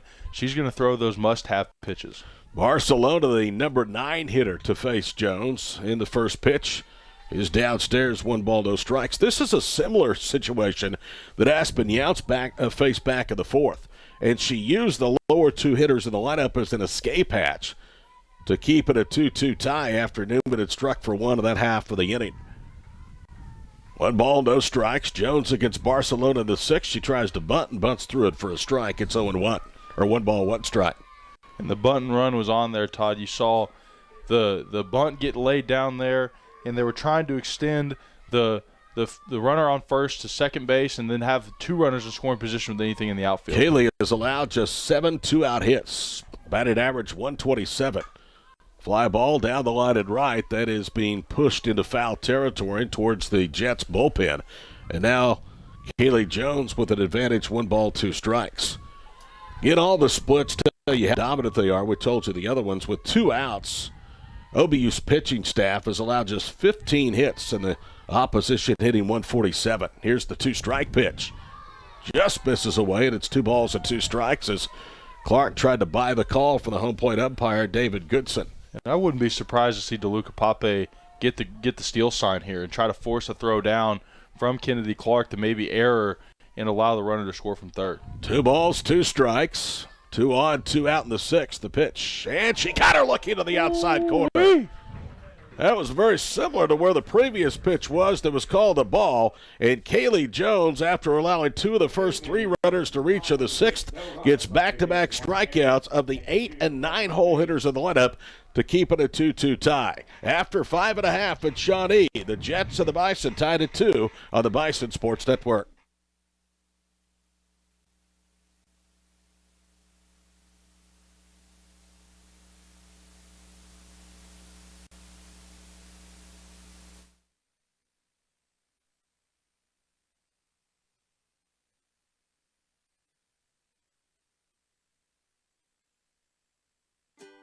Estate planning is a crucial step in protecting your family's future. With an estate plan, you can decide how to distribute your assets, make healthcare decisions, and support ministries after you pass away. It involves some pretty big decisions, but with guidance from Water's Edge, you can plan for your children's future, give to kingdom causes, and get expert help along the way. Build a solid foundation for your family. Start your estate plan today. Visit watersedgeservices.org. Here at SCI Supply, you truly can purchase with purpose. Whether you're a university, a K-12 school, a local nonprofit, a church, or an individual, we have exactly what you're looking for. And 100% of the profit from your purchase stays here to fulfill the mission of providing vocational training, employment opportunities, and residential care to individuals with special need. So remember, how does your purchase make a purpose? By investing in South Central, the official office supply store of OBU Athletics. DeWitt's first pitch is inside, 1 ball, no strikes. DeWitt allowed the 2-out, 2-run home run on a 2-2 count to Campos. OBU has threatened with runners in each of the last 4 innings, but they have been unable to crack through against Madison DeWitt. Here is the 1-0 pitch. Low, 2 balls, no strikes. Bison had a 2-out single from Sydney Adler, stranded her with a second. Had 3 reach on 2 errors, and then a 1-2-3 double play in the third extinguished that threat. A 1-out single was stranded on a double play of the fourth, and Addie Reese's single with 2 outs in the fifth was left. 3 balls, no strikes. Newman today has left multiple runners on in 2 of the last 3 innings, a pair in the fourth and here in the sixth. OBU's only multi-runner inning stranded was back in the third. Jets doubling up the Bison of the hit column 10-5. There's a strike at the knees, and it's 3-1 as Campos was taking all the way. And that was a great job by Gutierrez of framing that pitch. Missed a little outside off the white on the rubber, and she pushed that index finger forward, frames it in for a strike. Great Sam job. Campos has struck out just 20 times in 40 at-bats this year, so she's a difficult batter to get to go down, and she takes 4. To go along with those 2 strikeouts, that's Campos' 6th walk drawn this season. And the leadoff base runner aboard, and here comes Kennedy Clark as we'll get a pinch runner out of the dugout. And that would appear to be Megan Roberts, a freshman from Ringling, Oklahoma. Pitch running number 17. So Megan Roberts is in for the 11th time, all used as a pinch runner. She's 0 for 1 at the plate. Roberts has stolen her only collegiate base that she attempted. Bison before today had run 25 times and been successful 22. Kennedy Clark 0 for 2, grounded into a double play, lays down a bunt, charging Ramos, but she has just 1 play in time to first. With DeLuca Pompey covering, and that'll be a sacrifice, 5-3. And that's what Coach Maples and Coach Brewer, they talk about. They talk about these team, and that's exactly what that is. Lay down the sack bunt, move one of our fastest girls onto scoring position with a big swinger coming up to the plate in Shelby. Here's Shelby Warden, popped out to second, popped out right. So she's put the ball in play, but has nothing to show for it against Madison DeWitt. Chase Brewer going through the signs at the third base coach's box. Sam Maples last year made the switch, and she primarily stays in the dugout. Pitch downstairs, 1 ball, no strikes. Sam, of course, since we have seen her last doing her day job, has become a mother. Wyatt. She had Wyatt at the ballpark yesterday during practice. She's back out here today.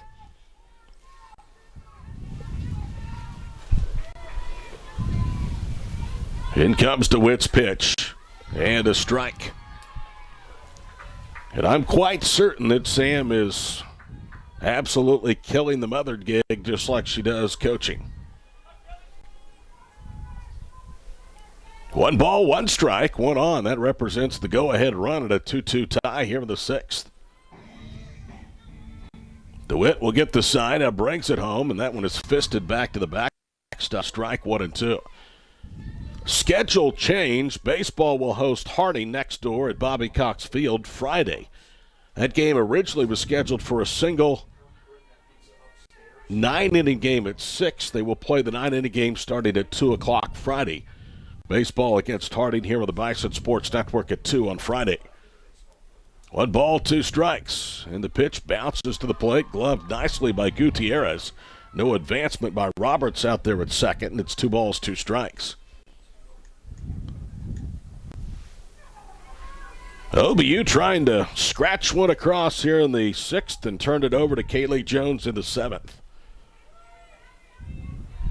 11-2, their record, best start in school history in Division II softball. A liner off the backstop pole, and Karen's back in towards home plate where Gutierrez will hand it to the home plate umpire, David Goodson, and he'll check it, make sure there's no scuff marks, and they'll return it to play. Last year, Newman, 18-30. They went 8-15 to the road, 2-6 against the conference. Members of the MIAA. Here's the 2-2 pitch. Swing and a miss. No, she foul-tipped it, so Warden just did get a piece of that. We had the window closed because of the wind today, so we couldn't hear whether or not there was a ping, but Goodson immediately raised his arms and said foul ball. And that's a great job of fighting off the contact there by Shelby, and that's exactly what you want when you're in the hole 2-2, and you know anything that comes close to the rubber, you got to take a cut at it, and you got to touch the ball, and that's exactly what she did. Shelby hasn't had a lot of at-bats coming into this one today. In fact, just 7. Her only RBI came back at the season opening victory over Delta State in Lafayette, Louisiana. 2-2 pitch.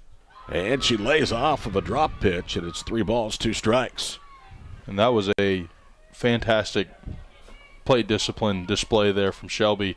The ball looked like it was going to start on the rubber, ends up kind of drifting away. Canez and center shifted around towards right center. DeWitt a deep breath as Warden awaits the 3-2 pitch, and she walked her.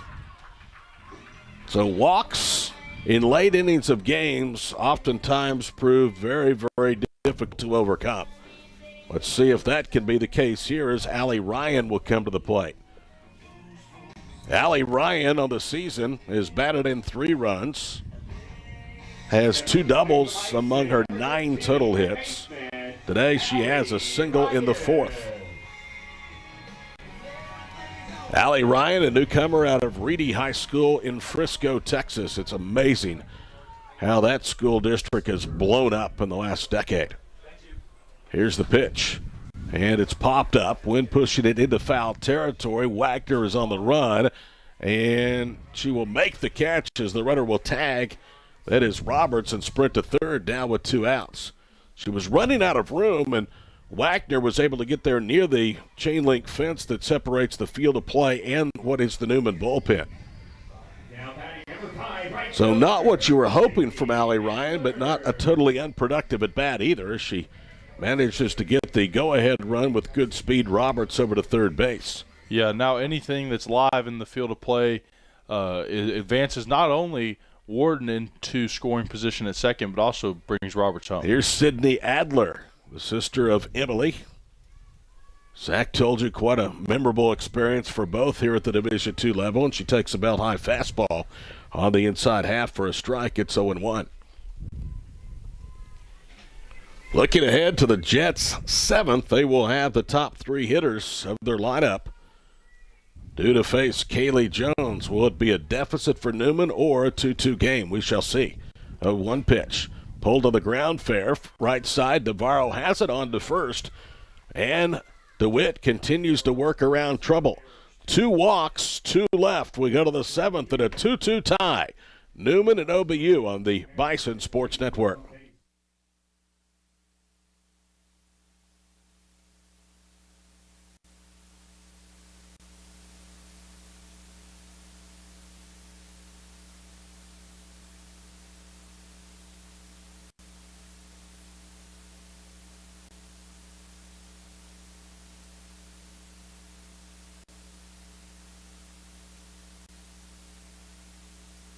Okay, guys, we gotta make this quick. I got a 7 o'clock curtain call at the opera. You know you could just order online. No. A gentleman always does things the old-fashioned way. All right, well, I just put your order in, so. Well, it didn't tell you what I ordered. I got you an ultimate patty melt with a side of loaded fries and a Dr. Pepper. That is what I ordered. Yeah. We spend way too much time together. Now you can order your food and fried pies online at boomerangdiner.com.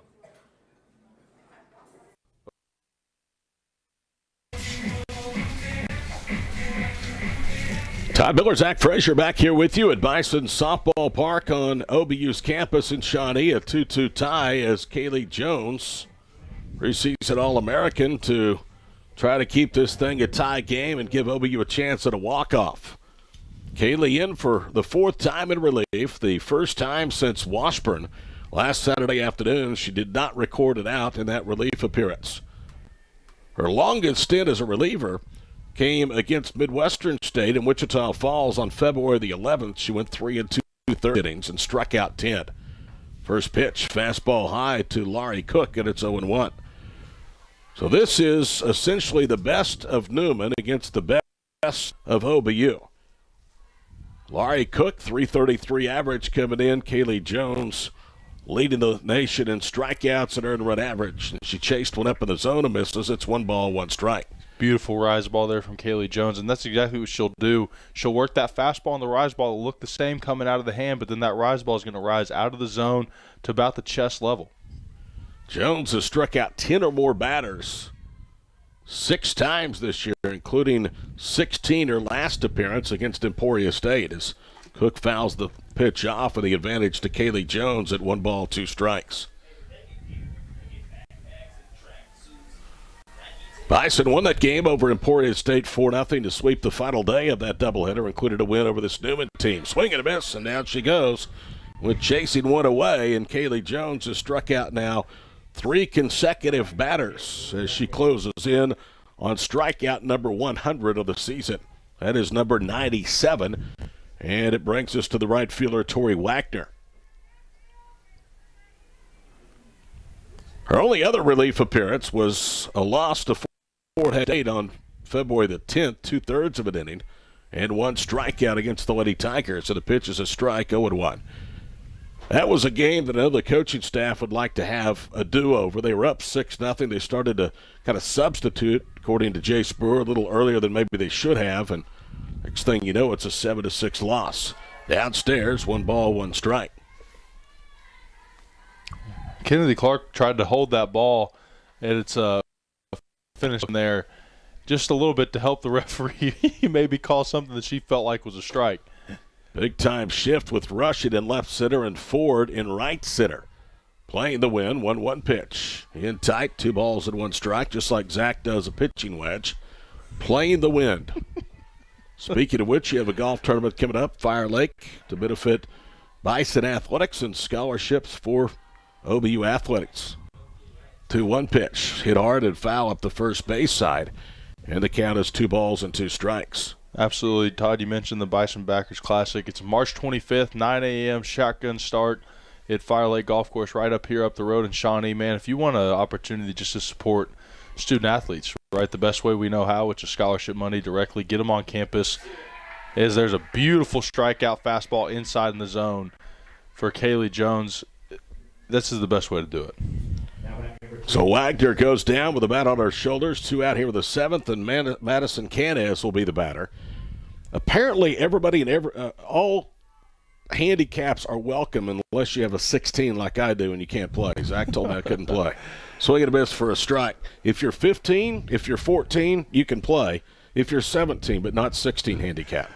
Well, that and one of us is expendable on this broadcast, and it's me. So, therefore, I'll go, and you stay here, and they get to hear your wonderful voice. 0-1 pitch. Out of play, first base side, no balls and 2 strikes. I am going to come out, though, with you. Mm-hmm. Yeah, there is no the only acceptable excuse for not coming to the golf tournament is if you're here at Bison Softball Park watching the girls play that weekend. And so, even if not, feel free. There's donation links on our website to just support if you can't play. 0-2 pitch, slap foul again, so the count remains. The charge, 1 player, $120. They'll put you on a team. If you don't have one, for a team of 4, it's $440. And again, it all goes to support not Zach's salary, but Bison scholarships. Off speed, and she caught her looking. Canez couldn't do anything but watch that one go by, and Jones has struck out the last 5 outs in the books. We go to the 7th. Can OBU walk it off, or will we need extras today in the opener? It's a 2-2 tie between Newman and OBU on the Bison Sports Network.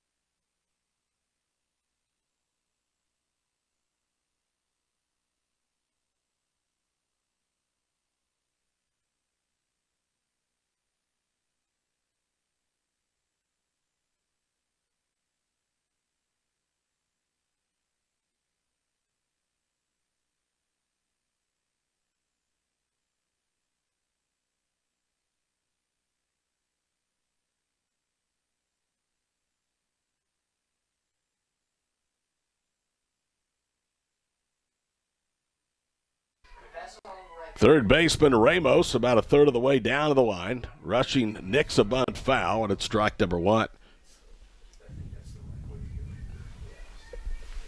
2 runs, 10 hits for Newman. 2 runs, 5 hits for Oklahoma Baptist. Bottom of the 7th inning, a 2-2 tie. We told you it would be a challenge this afternoon for Oklahoma Baptist against this Newman team. They're 5-5 coming in. Here's DeWitt's 1-strike pitch, and she took it for a strike away. No balls, 2 strikes.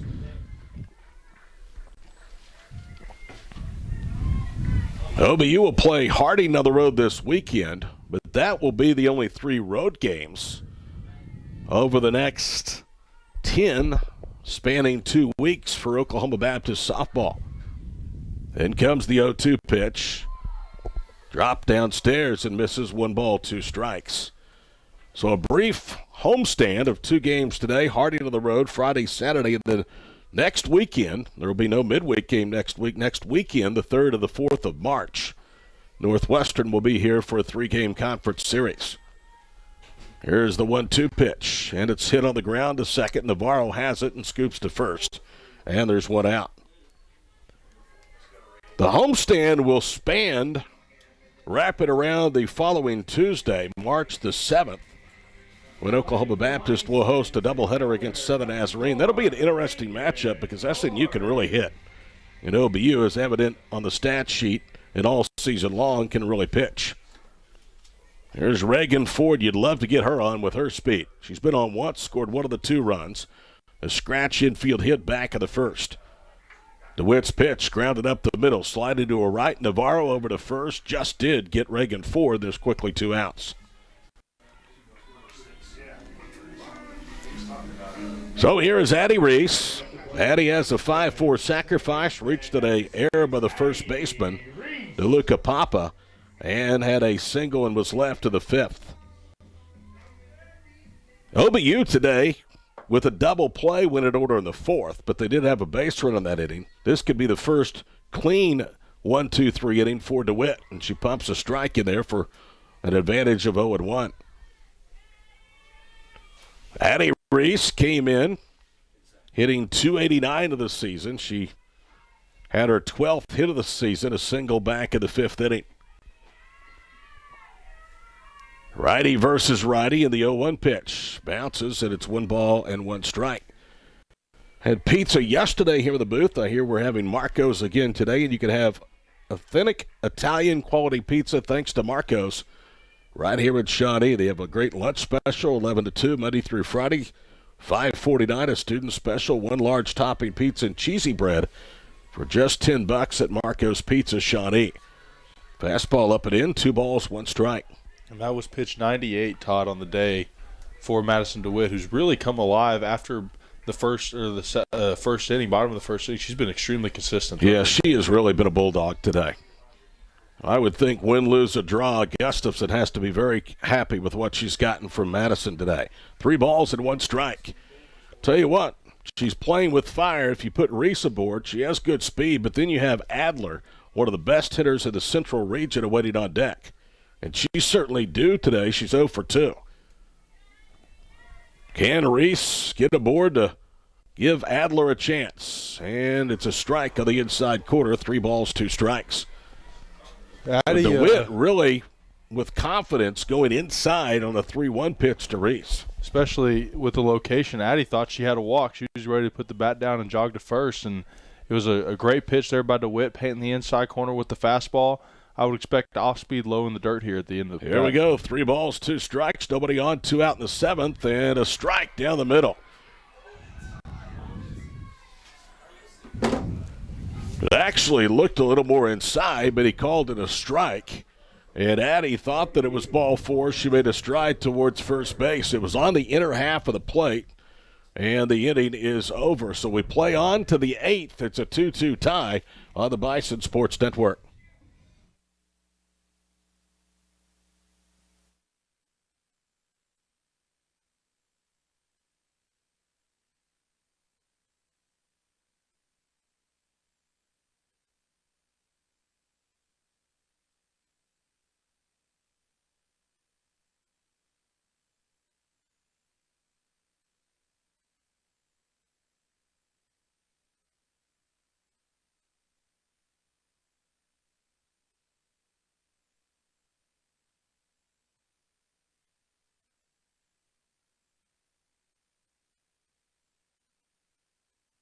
go, Kaylee. Her third inning, and she's in a real groove. Jones has struck out 99 batters of the season, including the last 5 over 2 innings of work. Samantha Gutierrez, Gianna Navarro, and Anissa Ramos. 4, 5, and 6 here in the 8th inning. And they will use the international tie-breaking rule, meaning that the hitter that made the last out will be placed at second base. Here is the pitch. Check swing and a liner foul for a strike. It's 0-1.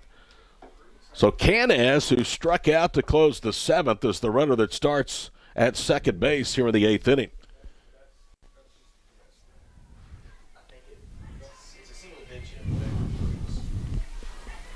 Two-two, our score. We're in the 8th inning here at Bison Softball Park. Righty versus righty, and Jones brings it home. Tried to check her swing on one up and in, and it's 2 balls, or no balls, 2 strikes. That had some zip to it, also had a little bit of rise. And now seeing the Texas League extra inning rule coming into play with the runner starting on second, trying to expedite extra inning games across baseball and softball leagues, professional and college. This is an exciting new format, kind of similar to the college level, starting from the 25 and in the overtime period, kind of that adaptation for softball. 0-2 the count, and in comes the pitch. Little fister out to second. Real play into the hop, goes to first. Now the runner takes off, and she'll advance without a throw. So Gutierrez is able to get the job done. She advances the runner to third base, and now with 1 out. Here is Gianna Navarro.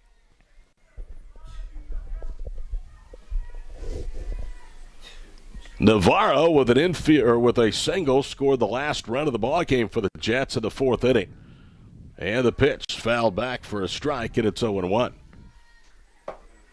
And this Texas League extra inning rule is also the same thing that happened against the last loss for the Bison when the extra innings loss at the Invitational. They pull the infield in. 0-1 pitch is low and away. It rolls away from Clark, but no advancement. The count evens up. 1 ball, 1 strike.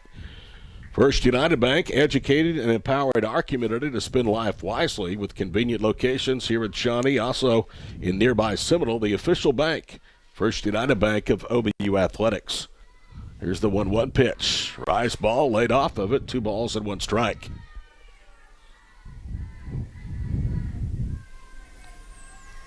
So with this international tie-breaking rule, Jones immediately faces runner scoring position as that one is swatted out of play for a strike, and it's 2 balls, 2 strikes. The Bison committed an error, as Zach alluded to, on Saturday afternoon against 21st-ranked Washburn. That led to an 8-inning 3-2 loss to the 21st-ranked Ichabods. Here's the pitch. Ground ball to short. Gobbled up by Adler. Now they've got the runner hung up between third and home. Here's the play back towards third as Clark will throw it again. Now the rundown continues, and finally they tag the runner out. Adler, the shortstop, was the one that applied the final tag, and that is 2 outs with a runner at second base. And you've escaped partially, right? You've gotten out of the woods. You can see the light at the end of the tunnel now. You still have a runner in scoring position. Anything deep into the outfield can score a runner, but it does eliminate the immediate threat of a single scoring the runner. Anissa Ramos to bat. She has 2 hits, facing Jones for the first time. Checked her swing at a rise ball, but went through, and it's 0-1.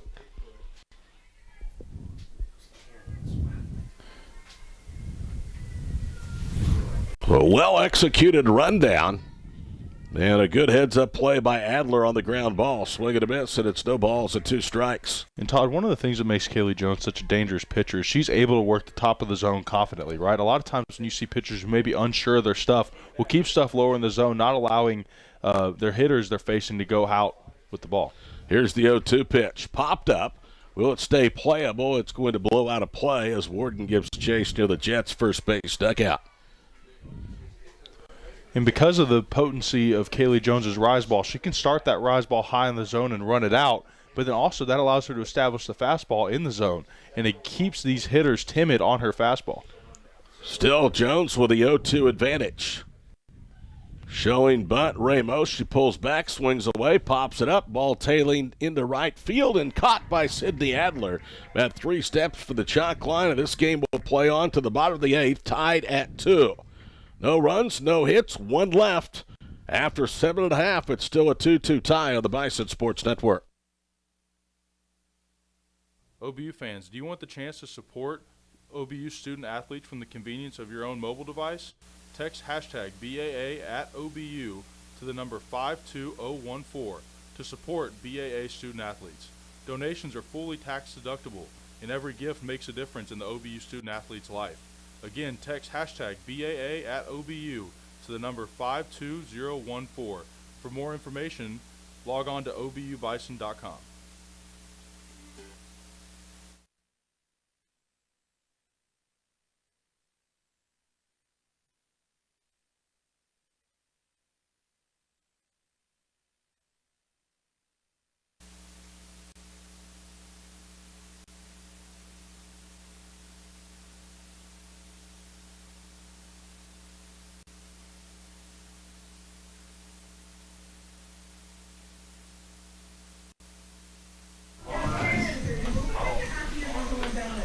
Madison DeWitt, junior right-hander out of British Columbia, Canada, with the next out will have set a season high for innings pitched.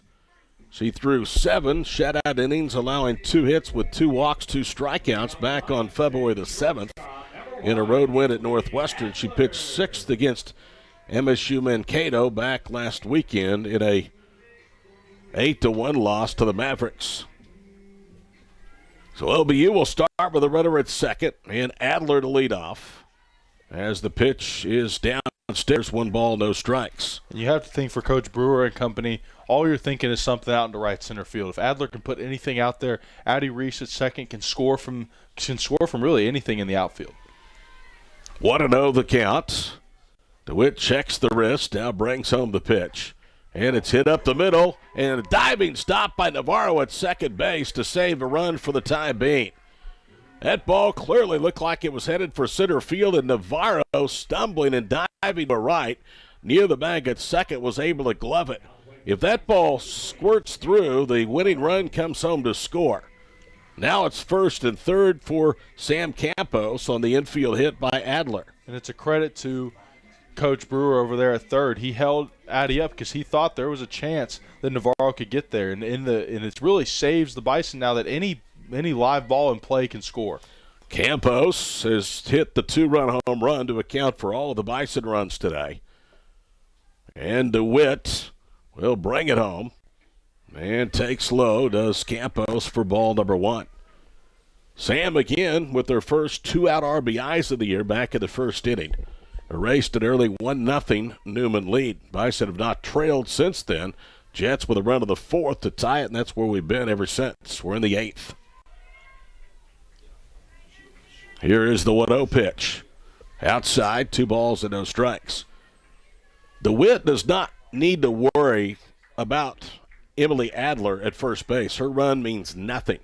It's that runner at third base that is the concern right now for the Jets as they pull the infield in.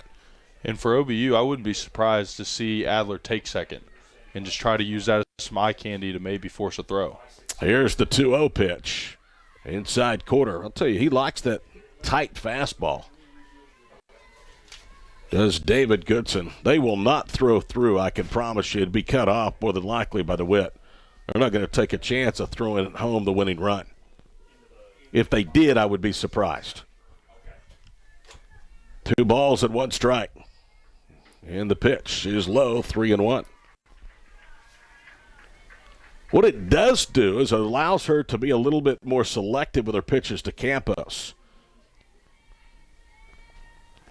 With Kennedy Clark awaiting on deck, and she's kind of nibbled around the strike zone of this sequence to Campos. Here is the 3-1 pitch, and it's hit foul on the third base side to move the count full, 3-2. Game started at 1 o'clock. Game 2 scheduled for 3. We're in the bottom of the 8th inning. Kaylee Jones has pitched 3 scoreless innings, the third of 3 OBU pitchers today, and if OBU can walk it off, she'd win her 9th game of the year. Here is the 3-2 pitch. Chased one up and in, and it's rolled foul by Campos.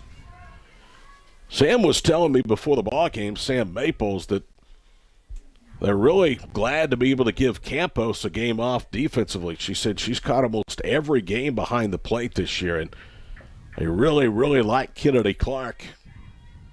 And so she, the on-deck hitter, has made the start defensively behind home plate. Clark, a freshman from Richmond, Texas. And the payoff pitch popped up into right field.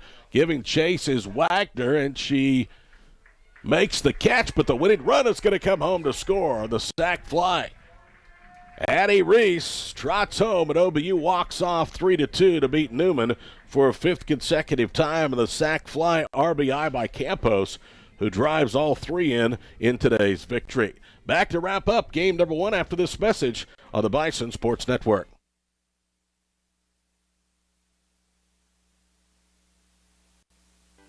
Estate planning is a crucial step in protecting your family's future. With an estate plan, you can decide how to distribute your assets, make healthcare decisions, and support ministries after you pass away. It involves some pretty big decisions, but with guidance from Water's Edge, you can plan for your children's future, give to kingdom causes, and get expert help along the way. Build a solid foundation for your family. Start your estate plan today. Visit watersedgeservices.org. Here at SCI Supply, you truly can purchase with purpose. Whether you're a university, a K-12 school, a local nonprofit, a church, or an individual, we have exactly what you're looking for. And 100% of the profit from your purchase stays here to fulfill the mission of providing vocational training, employment opportunities, and residential care to individuals with special need. So remember, how does your purchase make a purpose? By investing in South Central, the official office supply store of OBU Athletics.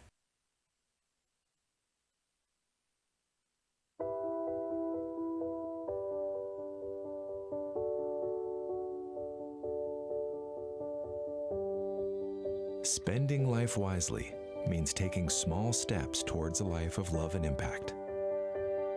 And we're here to inspire and empower you along the way.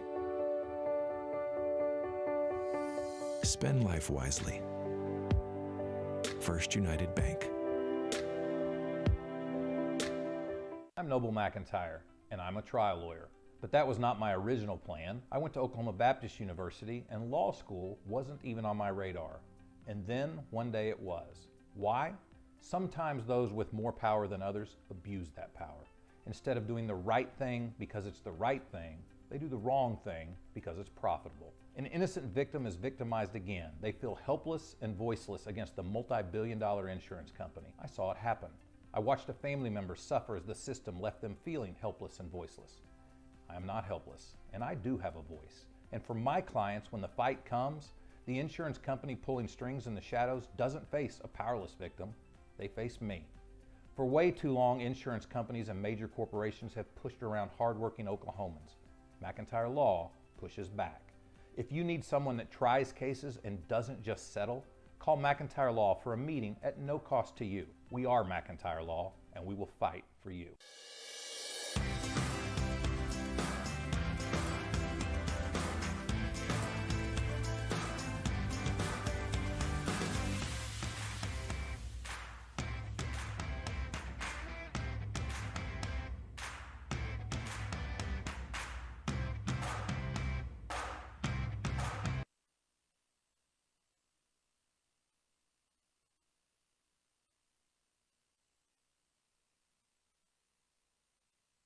Okay, guys, we gotta make this quick. I got a 7 o'clock curtain call at the opera. You know you could just order online. No. A gentleman always does things the old-fashioned way.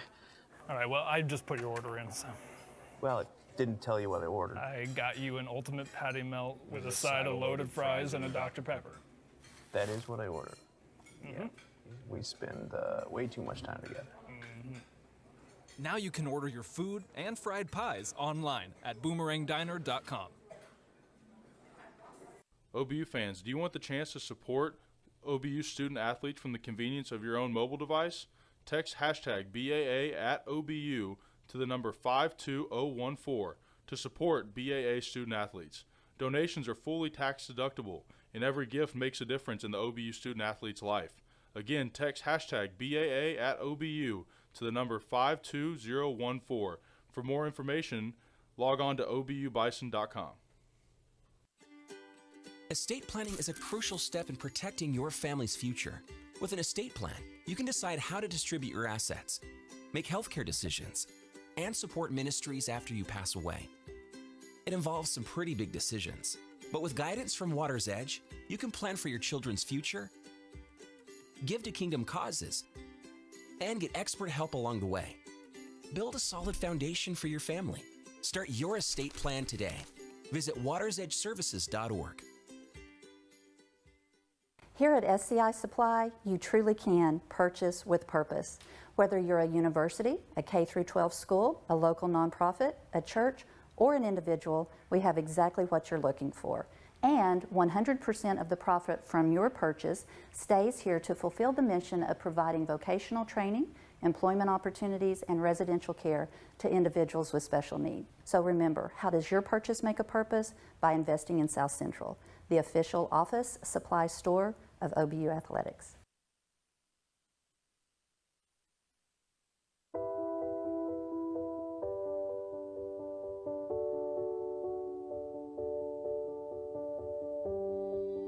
Spending life wisely means taking small steps towards a life of love and impact. And we're here to inspire and empower you along the way. Spend life wisely. First United Bank. I'm Noble McIntyre, and I'm a trial lawyer. But that was not my original plan. I went to Oklahoma Baptist University, and law school wasn't even on my radar. And then, one day it was. Why? Sometimes those with more power than others abuse that power. Instead of doing the right thing because it's the right thing, they do the wrong thing because it's profitable. An innocent victim is victimized again. They feel helpless and voiceless against the multi-billion-dollar insurance company. I saw it happen. I watched a family member suffer as the system left them feeling helpless and voiceless. I am not helpless, and I do have a voice. And for my clients, when the fight comes, the insurance company pulling strings in the shadows doesn't face a powerless victim, they face me. For way too long, insurance companies and major corporations have pushed around hardworking Oklahomans. McIntyre Law pushes back. If you need someone that tries cases and doesn't just settle, call McIntyre Law for a meeting at no cost to you. We are McIntyre Law, and we will fight for you. Okay, guys, we gotta make this quick. I got a 7 o'clock curtain call at the opera. You know you could just order online. No. A gentleman always does things the old-fashioned way. All right, well, I just put your order in, so. Well, it didn't tell you what I ordered. I got you an ultimate patty melt with a side of loaded fries and a Dr. Pepper. That is what I ordered. Yeah. We spend way too much time together. Now you can order your food and fried pies online at boomerangdiner.com. OBU fans, do you want the chance to support OBU student athletes from the convenience of your own mobile device? Text hashtag BAA at OBU to the number 52014 to support BAA student athletes. Donations are fully tax deductible, and every gift makes a difference in the OBU student athlete's life. Again, text hashtag BAA at OBU to the number 52014. For more information, log on to obubison.com. Estate planning is a crucial step in protecting your family's future. With an estate plan, you can decide how to distribute your assets, make healthcare decisions, and support ministries after you pass away. It involves some pretty big decisions, but with guidance from Water's Edge, you can plan for your children's future, give to kingdom causes, and get expert help along the way. Build a solid foundation for your family. Start your estate plan today. Visit watersedgeservices.org. Here at SCI Supply, you truly can purchase with purpose. Whether you're a university, a K-12 school, a local nonprofit, a church, or an individual, we have exactly what you're looking for. And 100% of the profit from your purchase stays here to fulfill the mission of providing vocational training, employment opportunities, and residential care to individuals with special need. So remember, how does your purchase make a purpose? By investing in South Central, the official office supply store of OBU Athletics.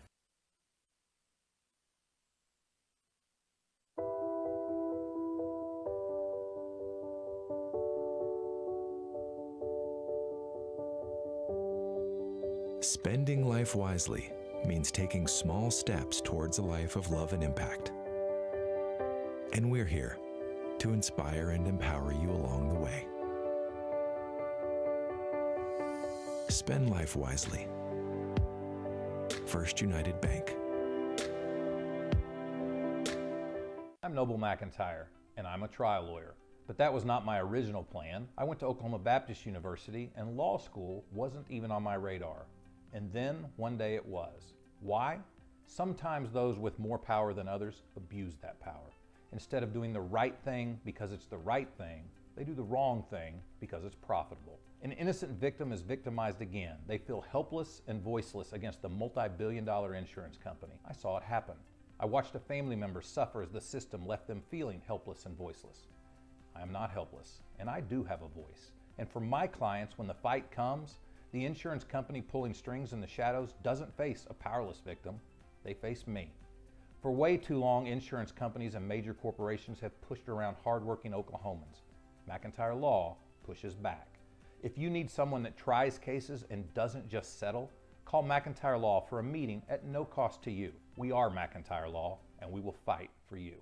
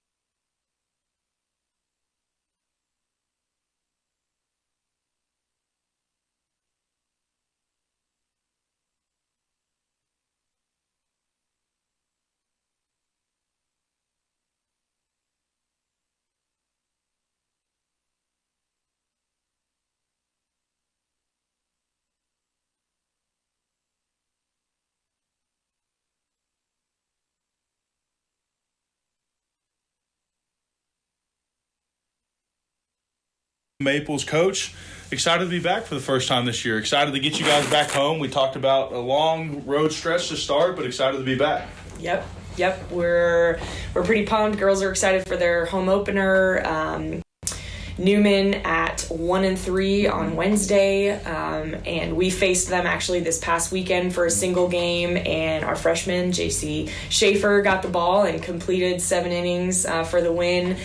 So that was great to see her get to have some success, and so we're looking forward to the week ahead, and then we've got a good series with Harding coming up this weekend as well. We talked about it before we came on air. I think we talked about the pitching and how that was already a strength for you guys, right? But you've only added depth in that position. Kind of speak to what that does as a coach to be able to have not only talent at the top, but also the depth throughout your bullpen. Yes, it's super important, especially in the circle. We have basically 56, 60 games. You need that. And I think for me, so being the head coach, but pitching coach specifically, that being my area, I really enjoy getting freshmen in here and kind of staggering my pitching staff where I get to develop them. My older girls, Kaylee and Aspen, they didn't get to be where they are overnight. It took some time, and so I think that's just what we're looking to do with the younger girls that are on our staff, and just get them some time and develop them, and then obviously look to Kaylee and Aspen for a lot of leadership in the circle. Yeah, and I think your guys' team, just watching from afar, obviously we haven't got to see you at home this year, but kind of just watching the box scores and seeing the pictures and the things on social media, like, it seems like you have a team that is having a lot of fun. And when you have a mix of older girls who have been there before and done it, but also a mix of whether it's transfers or younger girls, you never really know how that's going to mesh until you see it out on the field, right? So how exciting is it for you as a coach to get to see that mix of veterans and younger and new people really coexist? Yeah, it's culture. It's culture, and we've really worked hard on that as a coaching staff, and just from the recruiting standpoint, the kids that we're bringing in, talent, of course, is a big piece of it, but we have to have fit from the culture standpoint and the work ethic. And when we bring kids on recruiting visits and we let them interact at practice and that with our current athletes and say, hey, do you think you could see yourself here? Is this a fit? This is what you see is what you get, and so they get to have a real good idea as recruits. These are the types of kids that are on this team and how they do things and how they interact with their coaches and carry themselves. And so I think it starts there, but then we have really been able to rely on our upperclassmen to just kind of manage that stuff behind the scenes for us. As coaches, we see them a lot, but we see them on the field, on the game field, on the practice field. There's a lot of other, things that happen behind the scenes and in the locker room. And so our culture is fantastic. And it's really cool to see the younger classmen, or the underclassmen and upperclassmen just interact, whether it's at team meals, in the dugouts. Like, they just really seem to be gelling. So Sam Maples visiting with our own Zach Frazier. Some great interviews, great comments there from the head coach of the Bison, who just won her 97th game of the year. Ready for the first pitch of game number 2. Lauren Cook, the shortstop, will lead off. She will face J.C. Schaefer, the right-handed freshman, who Sam alluded to in her comments a moment ago about going 7 innings against this club over the weekend. First pitch from Schaefer, downstairs, 1 ball, no strikes. Lauren Cook hitting .325. She has 13 hits and 3 RBIs. Lauren Cook in today's first ball game reached twice, a single and a run scored to the first. Here is Schaefer's pitch, downstairs, 2 balls and no strikes. J.C. Schaefer is making her 3rd appearance, 2nd start, both against Newman. Her record 1-0, earned run average of 2.33. Batted average against 125. And the pitch, reached for it, rolls it to Reese at second. Easy play for the veteran second baseman, and that's the way the ball game begins, 4-3. So J.C. Schaefer making her first home appearance as a Bison, 5'7" freshman out of Surreal, Oklahoma. Here is Gianna Navarro, the second baseman, who's been elevated in the lineup here in the second game, and a ground ball out to short. Adler charges, throws to first. Good stretch at the other end by Clark, and there's quickly 2 outs. Not a lot of changes defensively for OBU. Clark was the catcher. She's at first. Warden is out of the lineup. Campos was the DP in the first game. She is the catcher. And J.C. Schaefer is the starter in the circle. Reese, Adler, Ryan, second to third around the infield with Rushing, Ford, and Sydney Adler left or right around the outfield. No balls and one strike to the center fielder, Madison Canes. Canes, single to the first inning, early hit, and she pops that one out into right. Wind is pushing it back. Adler is there, and she makes the fly ball out for inning to close the first. 1, 2, 3 and out goes Newman after a half inning. Bison coming up to bat next on the Bison Sports Network. Okay, guys, we got to make this quick. I got a 7 o'clock curtain call at the opera. You know you could just order online. No. A gentleman always does things the old-fashioned way. All right, well, I just put your order in, so. Well, it didn't tell you what I ordered. I got you an ultimate patty melt with a side of loaded fries and a Dr. Pepper. That is what I ordered. Yeah. We spend way too much time together. Now you can order your food and fried pies online at boomerangdiner.com. OBU fans.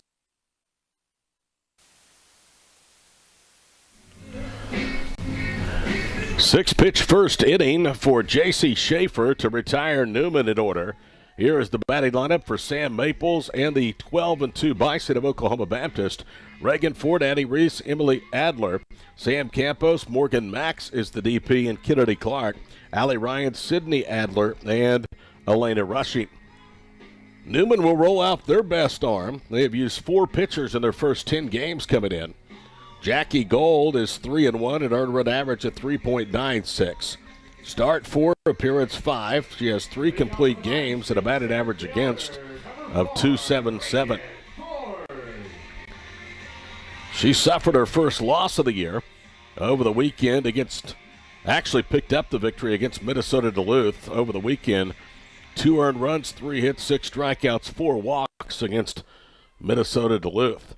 These two teams both saw Duluth last weekend. Here is Reagan Ford, and the first pitch is in there for a strike, and it's 0-1. Sam Maples thought that perhaps the Jets might go with Jackie Gold in the first ball game. Instead, they started Madison DeWitt, who pitched a career-high 7 1/3 and suffered the loss to drop to 1-2. Pitch to Reagan Ford is nicked foul on a bunt attempt. No balls, 2 strikes. Reagan grounded out 3 times and an infield hit and scored ahead of the 2-run, 2-out home run by Campos in the first. It gave OBU a lead that they would never relinquish. Now the game was tied at 2 going to the 8th. But Newman was never able to grab control of the ball game. No balls, 2 strikes to leadoff hitter Reagan Ford. Just underway here in the final game of the doubleheader. Next pitch is a fastball away, and it's 1 ball, 2 strikes. Jackie Gold, coming in, has made 3 starts. Her only relief appearance was against Southwestern Oklahoma State back on February the 4th. And that was a rough one. 2 walks, 2 earned runs, 5 runs total in just 1 inning and 4 hits. 1-2 pitch is way away. 2 balls, 2 strikes to Reagan Ford. DeLuca Papa is the first baseman. Navarro at second, Cook at short, Ramos at third. Caitlin Prott is in for Barcelona as the starting left fielder. Canes in center, Wagner in right, with Gutierrez again catching. 2 balls, 2 strikes. And a little fister out to short and caught by Cook for out number 1. So after a prolonged battle, Jackie Gold wins the matchup with Reagan Ford, and here's the second baseman, Addie Reese. Addie Reese in the first ball game had a sacrifice and scored the game-winning run on a sacrifice RBI fly off Campos' bat. Sam drove in all 3 of the runs in the 3-2 8-inning win. Outfield straight up, both in left and right, with that wind continuing to gust out of the south-southwest. First pitch is a strike, and it's 0-1. Tomorrow night, OBU basketball on the road. They will be down at Durant for the final road game of the regular season against Southeastern. We'll have it with a pregame show at 5:04. locally on KGFF, 1450 AM, 100.9 FM in Shawnee. Final week of the regular season in basketball. That pitch popped up. It's out of play, first base side. No balls, 2 strikes. OBU's men knocking off Southern Arkansas last week. They are knocking on the door of what would be a 5th consecutive trip to the conference postseason tournament. The women, with a win last Thursday over Arkansas Monticello on the road, recorded their 2nd trip to the conference tournament in the Division II era. Here's Gold's pitch, and it's pulled right to the third baseman, Ramos. And an easy play for Anissa, and there's 2 down. And early in this game, we've seen Jackie Gold command her fastball, and that's been the key for her. Her fastball is zipping into the corners of the zone, working away from these right-handed hitters. That time she comes back in, it's a pull hit right to the third baseman. Jackie Gold out of Syracuse, Utah. And she is their Kaylee Jones. She eats innings up. 7 against Southern Nazarene and Minnesota Duluth, and 8 innings against Northwestern. After floundering last year against the Great American Conference, Newman has fared much better this year against the league as the first pitch to the left-handed hitting Adler, away 1 ball, no strikes. Told you the first ball game, Newman went 2-6 against the league last year. The loss in game 1 dropped them to 3-2. 2 wins over Northwestern, 1 over Southern Nazarene. They've lost once to Southwestern and now twice to OBU. Fly ball into left field. Prott is coming in and making the breadbasket belt-high catch to end the inning. So both teams work a clean half first after 1. No score between Newman and OBU on the Bison Sports Network.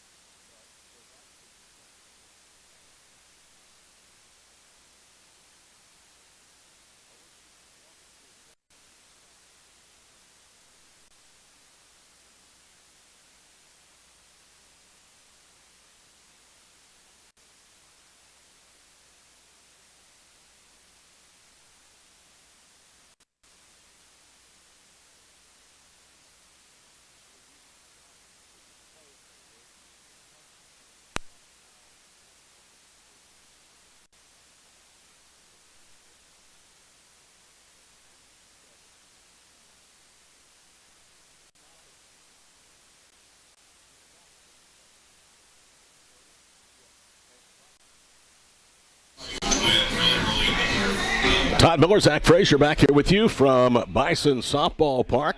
3-2 OBU and 8 innings in the opener. No score after 1. Samantha Gutierrez, the cleanup hitter, to face J.C. Schaefer. It's Schaefer in the first ball game. Gutierrez was 0 for 3 with a strikeout. In comes the pitch, and that one is line foul and out of play on the right field side. 0-1 the count. Basketball will celebrate Senior Day, final home game of the year, Saturday afternoon at 1 and 3 at the Noble Complex. We'll have that for you here on the Bison Sports Network and on KGFF as well. Friday afternoon, the first pitch now at 2 o'clock for the series opener with Harding. That here on the Bison Sports Network as well. 1 ball, 1 strike. It is crossover season, and tell you what, kudos to the Department of Communications for all they do to get these games staffed and covered. Here is the 1-1 pitch. Fouled off, 1 ball, 2 strikes to Gutierrez. Bison now 4-0, make that 5-0 all-time against Newman. They won in 2021 against Oklahoma Christian 10-2. Last year in Wichita, Bison swept the doubleheader 8-1 and 6-3, and now have 9-3 and 3-2 8-inning wins over the Jets this year. 2 balls, 2 strikes. And early in this game, Todd, we've seen Schaefer command the off-speed, right? You'll either have a pitcher that pitches the fastball and throws the off-speed off of it, or throw off-speed and fastball off of it, and we've seen her exhibit both today. 2 balls and 2 strikes. In comes the pitch, and it's nicked foul. J.C. Schaefer trying to keep it scoreless here in the second inning. The Bison are 12-2. This team was projected to have a much better season of the Great American Conference by the league coaches. Here's the 2-2 pitch, and it's a called third strike. And that was a high fastball running inside on the hands, a little bit of a rise ball on the inside for the right-handed hitter. And I'll tell you what, it probably could have gone either way. The call wasn't a shoe-in strike, but it was a great pitch by JC. Kurt Vore calling balls and strikes. Here is Anissa Ramos. Sam talked to Zach earlier this week about the importance of a big win over then 6th-ranked Texas A&M Kingsville. I think we always love to learn things in the win column, right? It's not always the case. You know, we've had 2 losses this year that have taught us probably more than any of the wins that we've had. And you know, I mean, it's not probably realistic to assume that you're just going to go undefeated all year. And honestly, we don't want to. We want that adversity, and we certainly would rather face that now and learn things now than when we get and hit our stride in conference. Sam Maples again with win number 97 in today's opener. You saw Ramos dunking one into left field for a 1-out single. DeLuca Pape now no balls and 1 strike against J.C. Schaefer. So the Jets have their first base runner of the ball game. It comes here at the top of the second, no score. Schaefer pumps a fastball in. It's a ground ball back to the circle. They go to second for 1. The throw to first, not quite in time. They do get the lead at runner with now 2 outs, and Torrey Wagner came to the plate. OBU in their first 13 games this year turned 2 double plays. They turned that many in each of the first 2 innings. With Morgan Max on the mound, that really set the tone and allowed OBU to still be a part of this ball game after the Jets early in game 1 had a ton of base runners. So 1-6 fielder's choice for DeLuca Pape. Torrey Wagner, the right fielder, takes a strike and it's 0-1. Wagner, in the first ball game, hit the number 2 spot. In the 7th inning against Kaylee Jones, she was punched out on strikes, one of 2 strikeouts she had on a called 3rd strike in the first contest. 1 on, 2 out. Swing and a miss. Change speeds, low it away, and it's no balls, 2 strikes. J.C. Schaefer. Another talented young arm brought into the fold. You heard Sam talking about the development not only of the veterans, Kaylee Jones and Aspen Younts, but of the high school players they brought in. 1 ball, 2 strikes. It has been just a perfect pairing between Sam and Jace Brewer, her assistant. Jace, a recruiting guru. He also is an offensive guru. And then Sam, of course, specializes in pitching. Hard hit ball, foul for third base side. 1 ball, 2 strikes. When Sam first assumed the mantle of the head coaching position at OBU, she essentially was doing both handling pitching and hitters. And she went out and found her a hitting coach, and the offense has gotten steadily better. 1-2 pitch. Did she check her swing? Yes, she did on a pitch away. It's 2 balls, 2 strikes. Bison of the first ball game were held to 3 runs on 5 hits. That is a rarity because this team in 13 games 9 times had double digits hit total. 2-2 pitch. Sprayed foul up the right field side.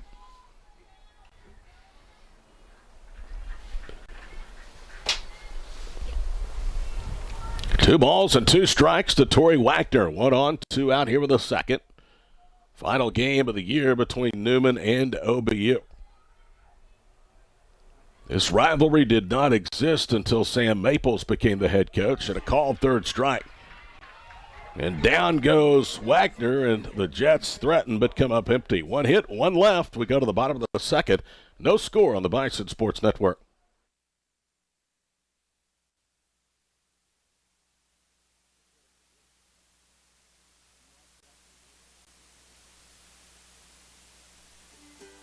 Estate planning is a crucial step in protecting your family's future. With an estate plan, you can decide how to distribute your assets, make healthcare decisions, and support ministries after you pass away.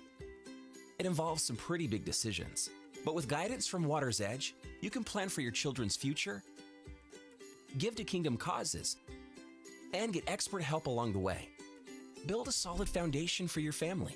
Start your estate plan today. Visit watersedgeservices.org. Here at S.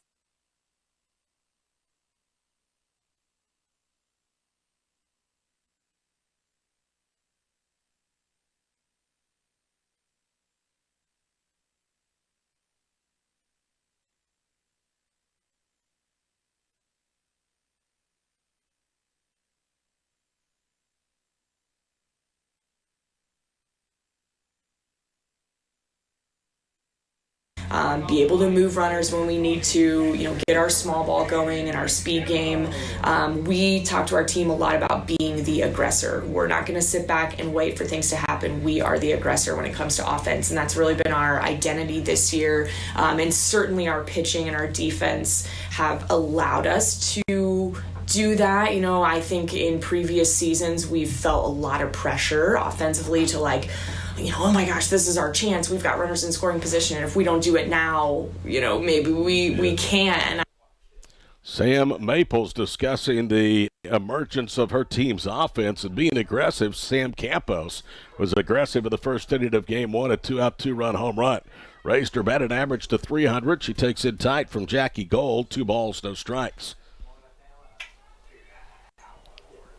Morgan Max, the designated player, and then first baseman Kennedy Clark here in the second. Only hit of the game, a 1-out single by Ramos for Newman to the top of the inning. Here comes Gold's pitch, hit right through the wicket and into center field.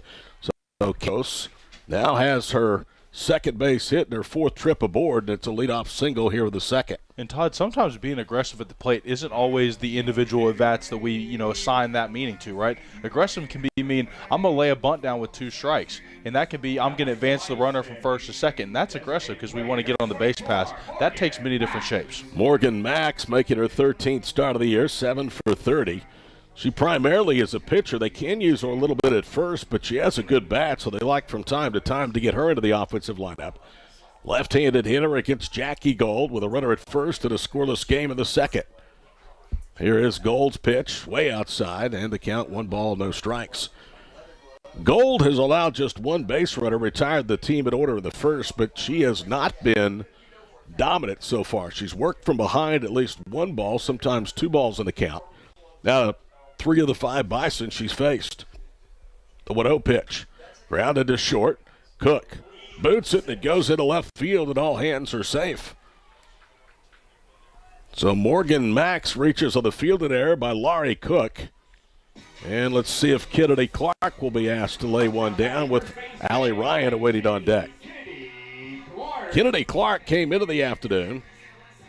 She was hitting .476. Her batted average dropped down to .435 after Kennedy went 0 for 2 with a sacrifice in the first ball game.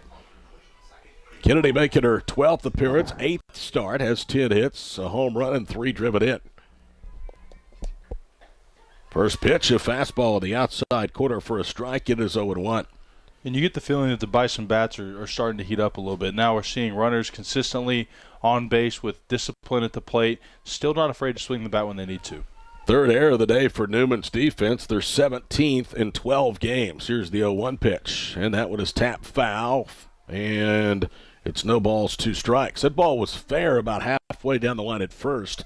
It was gloved by DeLuca Pape. It would have been okay had it stayed fair. It would have been the equivalent of a swinging bunt. Clark would have been out, but the runners would have advanced up a base. And we've seen errors allow runners aboard on both sides in Game 1, right? So, that's an important part of the game. Here's the pitch to Kennedy Clark, a soft liner into left field. That is going to be dropped by a diving Prott, but she'll pick up, throw into third as Ramos bobbled it, but had plenty of time with the force out to get Campos. That ball was hit just enough that Caitlin Prott had a chance and a beat on it, and she went to the ground and had it briefly, but then lost it. Good heads-up play, though, by Prott to be able to get the lead runner, and now with 1 out, they remain at first and second. And you have to – that's a hard situation for Campos, right, because you have to hold up. You can't get caught going early, and it's just one of those things where the play was short enough in left field. That was the easy throw for Prott to make the third. Morgan Max, the runner at second. Clark at first for Allie Ryan, the third baseman. First pitch to Allie, inside quarter strike, 0-1 the count. Allie, her first collegiate season, hitting .313 after the first ball game, 10 hits. Bison with only 5 hits saw their batted average drop 4 percentage points from .307 down to .303. Still one of the better hitting teams in the Great American Conference. In comes the 0-1 pitch. Down and in, 1 ball, 1 strike. Bison, having won 12 of their first 14, have outscored their opponents, now 71-23. They're hitting .303. We talked about the dominance of the pitching staff of the Circle. 1 .86, the opponent's batted average. And that's after a 10-hit attack by Newman of the opener. Tried to check her swing on a rise ball, and she did not go around. So says Dave Goodson, who was the home plate umpire of the first ball game and now is at third. And there's been a consistency across both umps behind the plate so far today that inside fastball, regardless of handedness for either hitter, is going to be called a strike. So when you see that the hammer inside the zone with the fastball, it'll be called a strike. Here's the 2-1 pitch from Gold. Checked her swing, but it's right down Broadway for a strike, and it's 2 balls, 2 strikes. Winds continue persistent out of the southwest, up over 25 miles per hour. Not much rain. Field was tarped overnight. It is a beautiful day aside from the winds here in Oklahoma. Which you don't get many of those days without wind here, so No. you might as well get used to it. It's a given. 2-2 pitch. Swing and a miss. Down she goes. Chased one low and away. Jackie Gold with strikeout number 1, out number 2, and it's up now to the left right fielder, Sydney Alder. Well, and there's been a ton of fastballs and rise balls from Jackie, and so I think it was a little off guard when she threw the off speed there as the deciding pitch. Low in the zone, got out in front of it. It's hard to catch up. Sydney Adler had a hit and was reached at a fielder's choice in the first ball game, hitting .348. The Adlers are 1 and 3 respectively in team batted average this spring. First pitch, outside quarter strike, 0-1 the count. Both are Butler County Community College transfers from El Dorado, Kansas, which is just up the Kansas Turnpike from Wichita, home of the Newman Jets. Righty versus lefty, and the pitch downstairs, 1 ball, 1 strike. Both of these teams were involved in the Washburn Emporia State Tournament last weekend. OBU went 3-1. Their only loss was an 8-inning 3-2 loss to 21st-ranked Washburn. Newman went 2-2 in that same tournament. Here's Gold's pitch. Hit on the ground to second. Should do it. Navarro to her left has it. And on to first. A hit and error, 2 left for Oklahoma Baptist. We've played 2 in Shawnee in the nightcap. Zip, zip our score on the Bison Sports Network. OBU fans, do you want the chance to support OBU student athletes from the convenience of your own mobile device?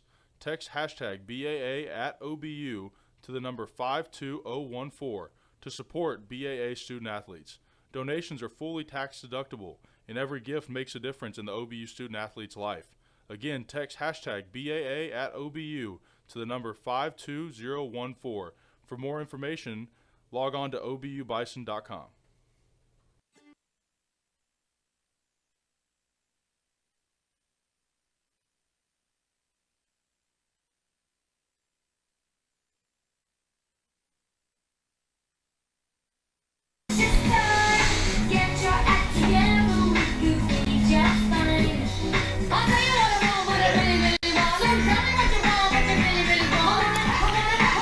Todd Miller, Zach Frazier, the crew with you on the Bison Sports Network this afternoon from Shawnee, home opener for OBU. They begin a stretch in which today includes 7 of the next 10 here in the friendly confines. A quick 3-game road trip over 2 days to Searcy for a huge league opening series between 2 of the top teams in the Great American Conference. No midweek next week. Next weekend, Northwestern is in town, and then a wraparound homestand finale coming up on Tuesday, March 7th here against Southern Nazarene. You talk about a conference game that all eyes will be on week 1. Todd, that Harding OBU series is going to be one that everybody in the conference is going to be watching, just kind of seeing how that sorts itself out with 2 of the top dogs in the conference. Caitlin Prott will lead off. Left fielder headed a pinch hit at bat in the first ball game, went 0 for 1.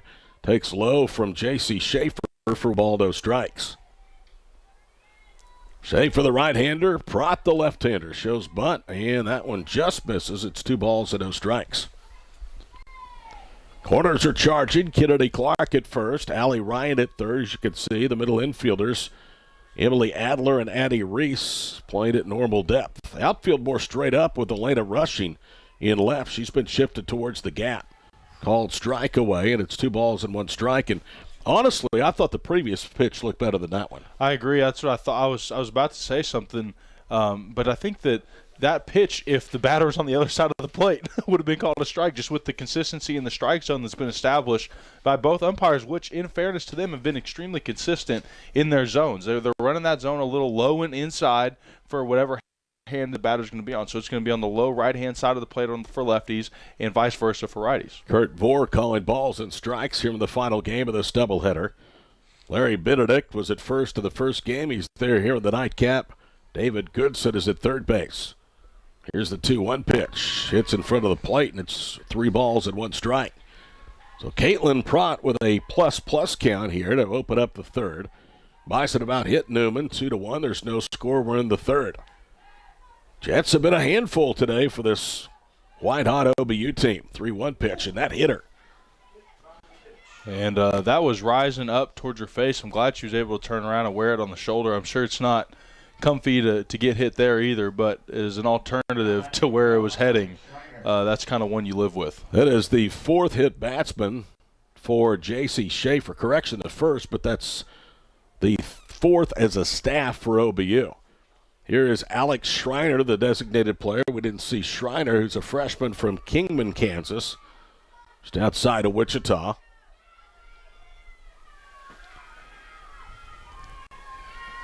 Schaefer before today,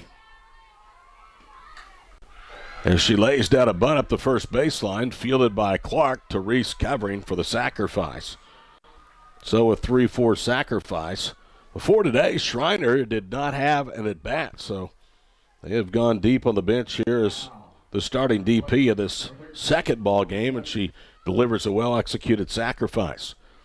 So here's Laurie Cook, grounded out second to first, and now the infield will be pulled in a little bit closer. No score, 1 on, 1 out, top of the third. The pitch downstairs, and it's 1 ball, no strikes.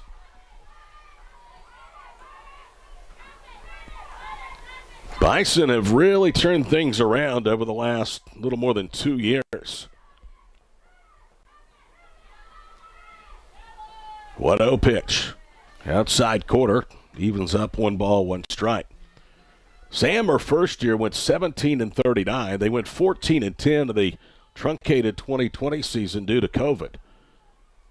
That season probably would have been better than 14-10. So she was 31-49 in her first 80 games here on Bison Hill as that ball's fouled to the netting. 1 ball, 2 strikes. The last 2 years, including today's first game, Maples has led Oklahoma Baptist to a 66-44 record. And that's the progression usually in terms of building programs. It takes about 3 or 4 years for a coach to completely get their players. Check swing, slow roller off of Maples' foot at the open of the dugout. And we talked about it off air at the beginning of the day when we both got here, Todd, is that's the evolution, is you have the style of play that gets brought in with the coach and an expectation, and maybe the players and the coaches, that relationship, that talent with that expectation doesn't match. As you continue to get those new bodies in there, you'll see success. 1-2 pitch. Check swing, roller to third. Glove by Allie Ryan. Over to first, runner takes off. Now Clark's throw not in time.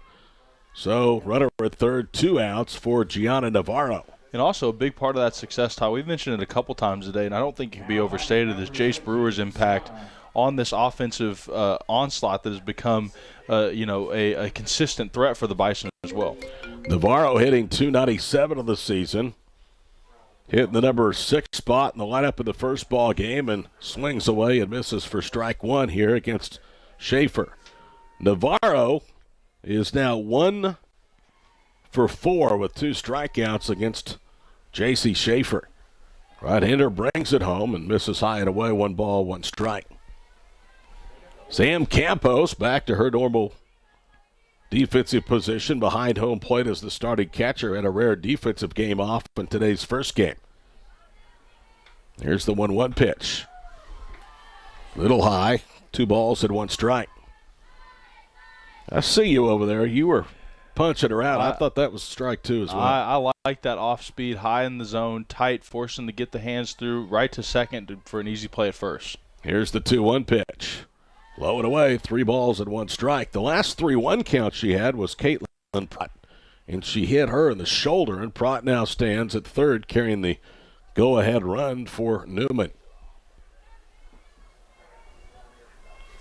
In comes the 3-1 pitch. Slapped back to the netting, and now Schaefer has gone as far as she possibly can to the count with Navarro. And that's a great pitch, the fastball outside in the zone. And if you're going to pitch a fastball, which most pitchers do in the 3-2 count, pushing it away from the hitter is always a great move. Navarro working on a 4-game hit streak, lifts that one down the line and left in foul territory. So we'll do it all again. During a current 4-game hit streak, which includes 2 straight games with a base hit against OBU, she has gone 6 for 13. So she's been swinging the bat well, and that's the reason she's been elevated to the number 2 spot here in the lineup. 3-2 pitch. Fly ball into right. Right there is Adler. Sidney puts it away, and the threat is extinguished here in the third. No hits, 1 left. Newman now is stranded 2 through 3, and after 2.5 in Shawnee, still no score on the Bison Sports Network.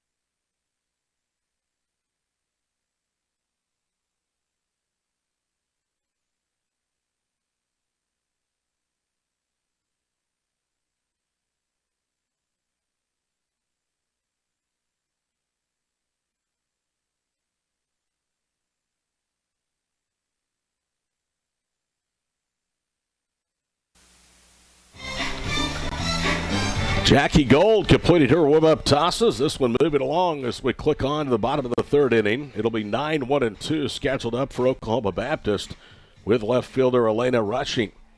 Rushing got a terrific start. She hit safely against Delta State, Texas A&M Kingsville, and Midwestern State.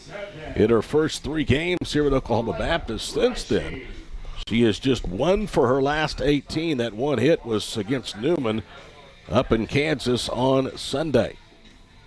Rushing in today's opener 0 for 3. Faces Jackie Gold for the first time. She shows bunt and nicks it foul for a strike. Fans, make sure you stay up to date on the latest at OBU Sports by following us on Facebook at OBU Bison and on Twitter and Instagram at OBU_athletics. Baseball again, the schedule change, and we'll have it for you Friday afternoon here with the Bison Network. Harding in town for the first of 3, starting now at 2 o'clock Friday. Here's the pitch. Called strike on the outside corner, and it's no balls, 2 strikes. And that's that pitch we've seen called both ways in the past couple innings, Todd, is that little outside fastball. And sometimes it's floating on the outside corner of the plate, and they're going to look at it. And then, like that time, exactly what happened is it was called strike 2. 0-2, Gold brings it home, and that pitch hit right at the third baseman. She was playing in, good glove that time by Ramos, and across to first for the out. That's a good sign. Rushing really put some heat on that ball, and Ramos, who was playing about halfway in from third, clubbed it cleanly. Well, and about, half foot to the left or right is many of the times in softball, especially when the infield's playing in. That could have been a single, a double, or a putout, and that's just kind of the nature of the beast sometimes. Reagan Ford is 0 for 1 of this ball game. She has matched a season-high 3-game hit streak, and she has 2 of her last 5 hits against the Jets. She nicks that bunt attempt foul for a strike. Reagan started the year hitting safely in the first 3 games, going 4 for 9. She has multi-hit games since then against Fort Hays State, 2 for 2, and Midwestern State, 2 for 5. She had a 3 for 4 game out of the leadoff spot on Sunday afternoon of the 4-0 Bison victory over Emporia State. 0-1 the count and the pitch. Hit on the ground to second, easy play for Navarro, underhands to first, and there's 2 out. You can tell this Jackie Gold is a legitimate pitcher out there with a circle. Absolutely. Thus, the pressure certainly is on the young freshman, J.C. Schaefer, to limit the damage when Newman bats. That's right, Todd, because we've seen even when the contact has been made with the ball that Jackie's laying out there, it hasn't been in the position where the Bison hitters can really take advantage. It's just kind of been what you can get because the ball's in the strike zone, but it's still in a tough spot. Addie Reese on a 4-game hit streak grounds the first pitch to Cook. It's short. She'll step and throw in time. And, boy, that was a very stress-free third inning of work. 6 pitches thrown by Jackie Gold. We move to the fourth. OBU and Newman tied at 0 on the Bison Sports Network.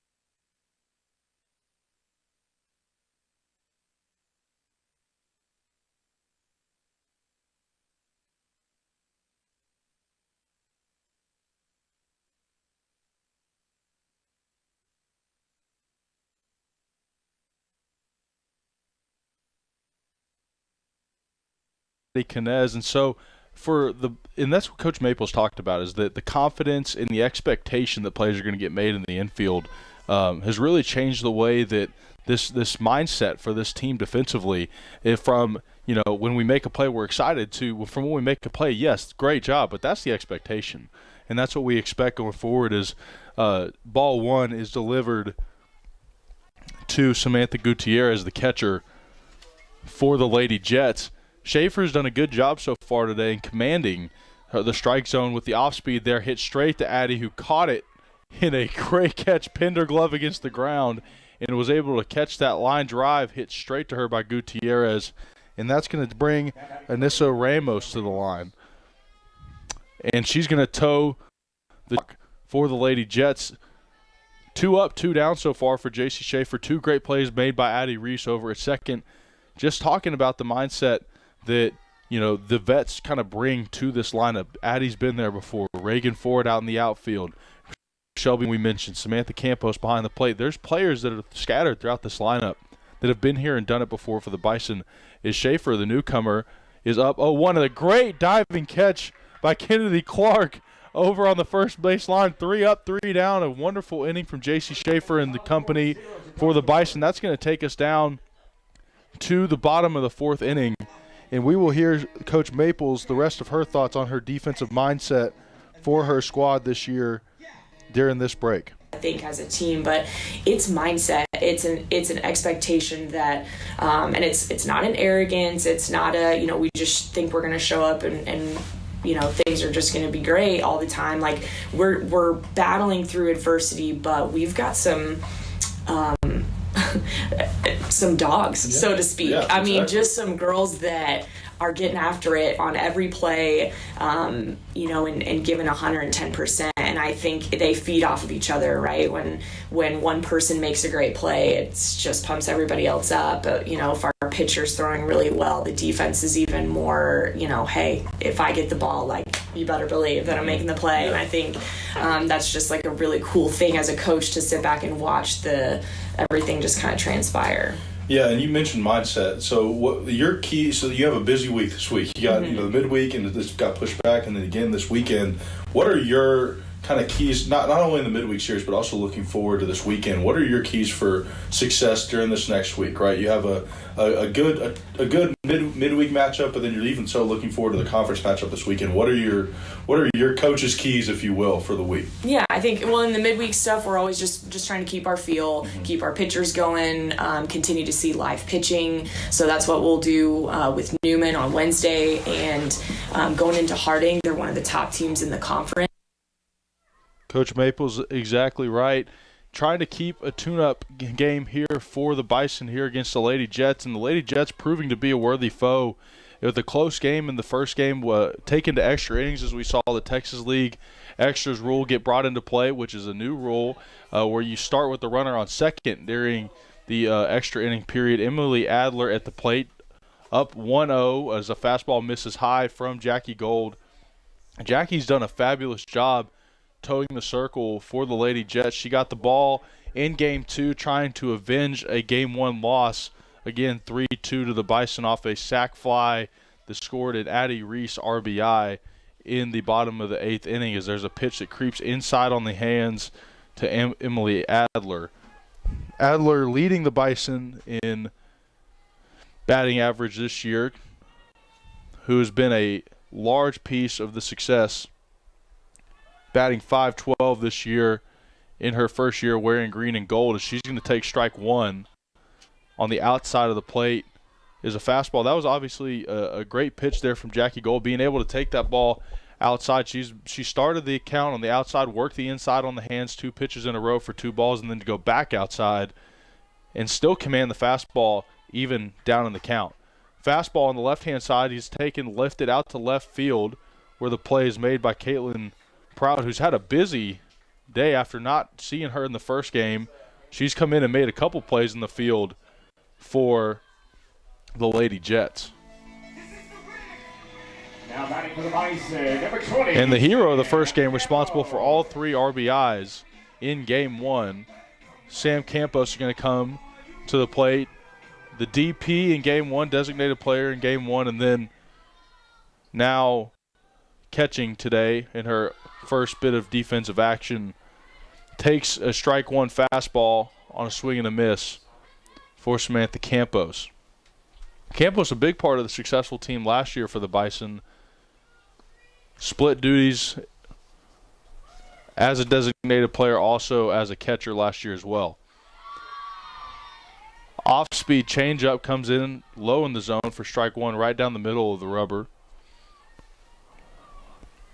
Jackie Gold doing a good job commanding her off-speed pitches when she needs them, throwing her big pitches early in the count, trying to get ahead, painting corners, and trying to stay ahead of these powerful Bison hitters early in the lineup. As there's a foul ball going, hiding behind the dugout for us, it looks like, judging by the call from the referee, that it was outplay there on the first base side.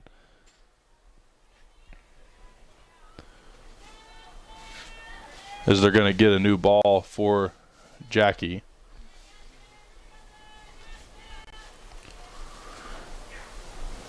We've mentioned the wind a couple of times today that is still persisting as we kind of move into the last couple of innings of what's been a beautiful day here in Shawnee, Oklahoma.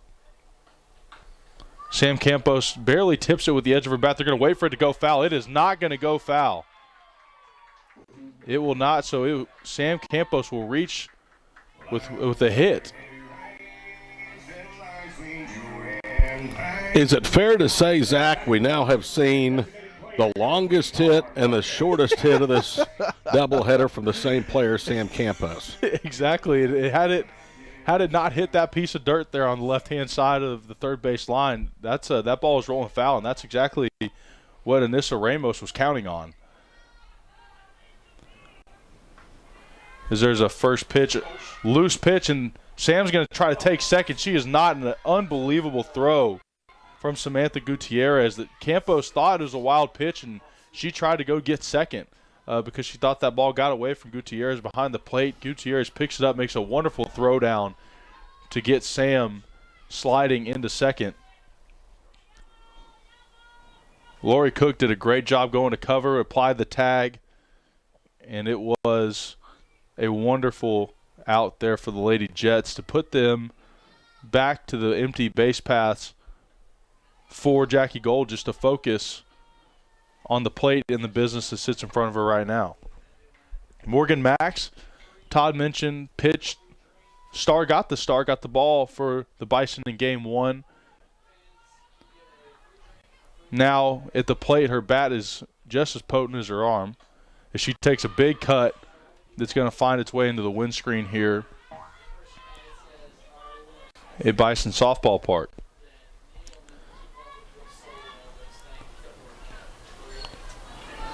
The Bison are down. Josie Sparks, she posted on her Instagram that she is done for the year. She is no doubt an emotional leader for this ball club, but she is absolutely, she's still pouring into this team as much as she did, as there's a deep fly ball that's going to go out on the right-hand side over by the visitor dugout over there in the bullpen area for Newman. And Josie's still just as much bought in as she would if she would have been out here wearing the jersey today and playing. She's trying to coach and help any way she can. Obviously a bummer for a player like Josie and a person like Josie to have to hang it up as an injury, as there's a liner hit out the left side that's going to be called foul down the third base line. I visited with Josie about that yesterday. I said, won't you come back? She goes, for a 6th year? She said, my goodness, you know how much older I am already than these freshmen of this team? But, no, she's getting some valuable coaching experience under Sam and Jace, and about to begin another career post-softball. But you're right. Favorite of mine, I think a favorite of yours, and a favorite of everybody that loves Bison softball. And there's a hit from Morgan straight back up to Jackie. Jackie handles it smoothly, makes a smooth throw over to De La Pape, and that will retire the Bison side for the bottom of the 4th. We go to the top of the 5th. When we come back, the Lady Jets on at the plate as we continue into this last game of the 2-game series, the midweek series between the Newman Lady Jets and the Oklahoma Baptist University Bison. And we will be right back on the Bison Sports Network. I'm Noble McIntyre, and I'm a trial lawyer. But that was not my original plan. I went to Oklahoma Baptist University, and law school wasn't even on my radar. And then, one day it was. Why? Sometimes those with more power than others abuse that power. Instead of doing the right thing because it's the right thing, they do the wrong thing because it's profitable. An innocent victim is victimized again. They feel helpless and voiceless against the multi-billion-dollar insurance company. I saw it happen. I watched a family member suffer as the system left them feeling helpless and voiceless. I am not helpless, and I do have a voice. And for my clients, when the fight comes, the insurance company pulling strings in the shadows doesn't face a powerless victim. They face me. For way too long, insurance companies and major corporations have pushed around hardworking Oklahomans. McIntyre Law pushes back.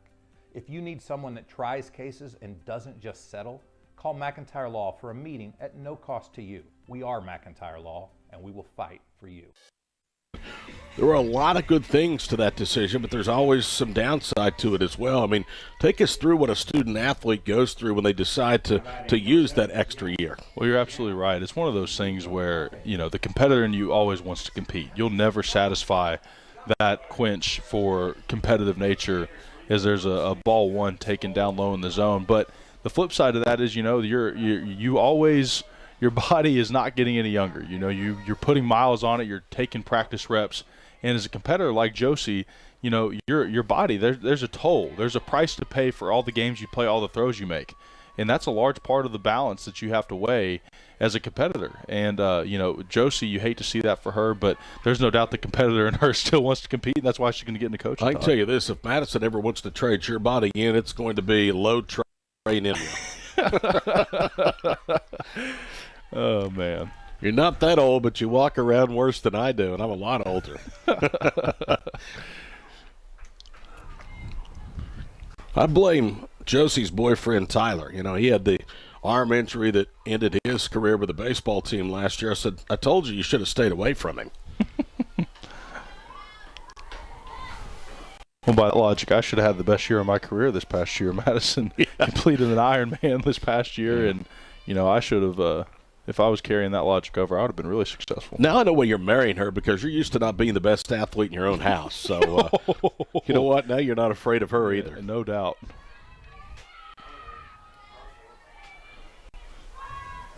And that walk is going to put DeLuca Pape on first base. J.C. Schaefer with a runner on and facing Wagner. Torrey batting .270 coming into today's contest. Now with a runner aboard. Schaefer deals ball, hit softly back to her. She's going to take the force at second. They're not going to be able to turn to. So Luca Pape is going to be out in a fielder's choice at second. Wagner will reach. One out. And that's going to bring Kaylin Pratt to the chalk, and she's going to stand in the box and face Schaefer, who's had a great showing today so far and commanded the zone well. As there's a little basemanship being done by Wagner over at first. Campos stares her down, returns the ball to JC. JC checking from Coach Maples for the sign. She's going to deliver a little, kind of just throwing her hands through the zone to protect the plate. Looked like a hit and run was on there. Kaylin Pratt batting .222. Played in 7 games, started 6 of the 7. 70% of the games prior to their appearances here in Shawnee today. Ball misses outside of the zone. 1 ball, 2 strikes to Kaylin. Kaylin 4 hits, all of them for singles. No extra base hits so far this year. With a runner on, that'll be a foul ball, Jess. The exact opposite occurrence of what we saw earlier with Sam Campos, where she was able to reach on a ball that everybody thought was going to go foul. So, although by comparison to Campos, that ball was crushed. it was double distance. Yeah, that made it halfway down the line at third. That is true. But nevertheless, Allie Ryan was there, and she put a great throw over to Kennedy over at first, regardless of the situation. And so there will be another protection. You know what swing. They say, though? Tomorrow that'll look like a screaming line drive in the stat sheet. A hit is a hit is a hit. Is a hit, absolutely. And all the runs count the same, right? Doesn't matter if you walk to get it, if you drop third strike to get it, doesn't matter. You're going to take whatever you can get. As there's a solid hit over to Ryan, who can't handle this one. Wagner's going to round second because of the air. Adler couldn't locate the ball. Wagner's going to reach at third. And Caitlin will be on board after a grinded out at bat against Schaefer. Schaefer pitching well right now, giving her defenders a chance, and Allie Ryan makes the first error of the game for the Bison that allows to put a runner in scoring position and puts Prost on the base pass. Well, this is where we're going to test the metal now with J.C. Schaefer. And, you know, you like high-leverage situations for young players, especially early in the season, and Sam's going to get to see another example here from Schaefer. And there's a check swing that gets caught down. Kennedy Clark does get the tag, but a run does score. Wagner comes across, so the Lady Jets will go up 1-0. And for Kennedy Clark there, that was the right move. Going to get the out, you have to give up the run as opposed to getting nothing and allowing the bases loaded for the best batter on this Lady Jets lineup, Lori Cook. And so Schaefer now in an opportunity to show her stuff. There's a runner in scoring position after one just let by home plate there for strike one. So gave up her first run of the day, as a large part as a result of an error. So how she gathers herself and deals to Cook here, who's the best hitter for the Lady Jets, will be telling. As there's a fastball on the outside of the right-hand batter's box. Cook, the lefty, for the Lady Jets, 12 hits, 5 of them for doubles, 3 RBIs coming into today. as there's a little off-speed fister right over Emily Adler at short, and the throw home was fantastic as Sam Campos was able to get in front of it. That will be Cook's 6th double of the year. There's time for the ump to clean the home plate. It's actually going to be a single, and she advances to second of the throw, but what a terrific play by Rushing out there. Unfortunately for OBU, that ball was hit sharply enough at her that Rushing was able to come in, rush the play, if you will, and with her momentum towards home plate, make a terrific throw and force them to put the brakes on Prot. I do see what you did there with rush the ball. Yeah. That was good. That was good.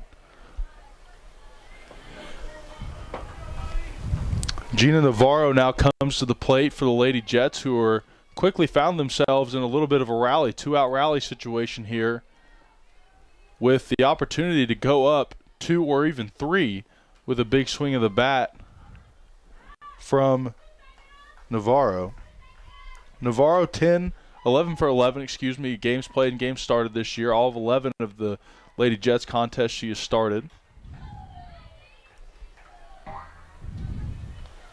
Tell you what we've seen here the last couple of at-bats, really the last 3 at-bats, Zach, is these Jet hitters staying aggressive despite down in the count, making good contact to extend the at-bats. And JC's doing exactly, what she needs to do. She's getting up in the count, and she's putting fastballs outside of the zone, and it's just been a credit to the hitters, as there's another sharply hit ball to second base that Addie kind of struggles to get and ends up getting her hands on it and makes the play to Kennedy Clark. Almost looked like it could have been an error there. Addie ends up gathering the ball, and just like that's the same play we saw in the first game where there's an error throw and the runner advanced to second. She's able to gather the ball even after a little bobble, make the throw to Kennedy Clark at first, and in the inning for the Bison, they escape with only giving up 1 run with 2 runners in scoring position there at the end of that inning, and that's going to take us to the bottom of the 5th inning here on the Bison Sports Network.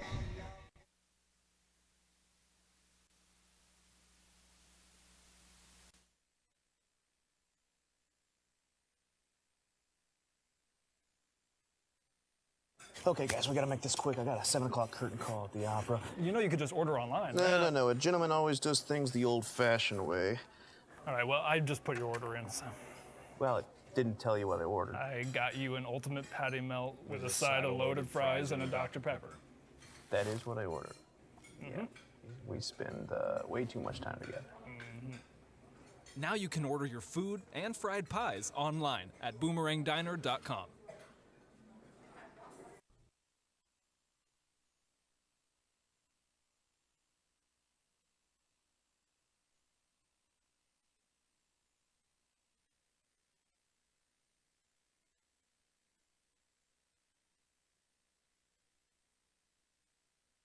How can we, play different to them?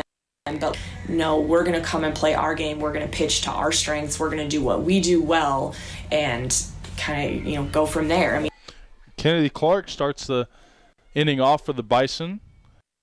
A couple of plays at first for her in the last half inning. Looking to protect the plate and get the Bison back all square with the Lady Jets after they take their first lead of the day since the first inning of Game 1. Kennedy, the lefty.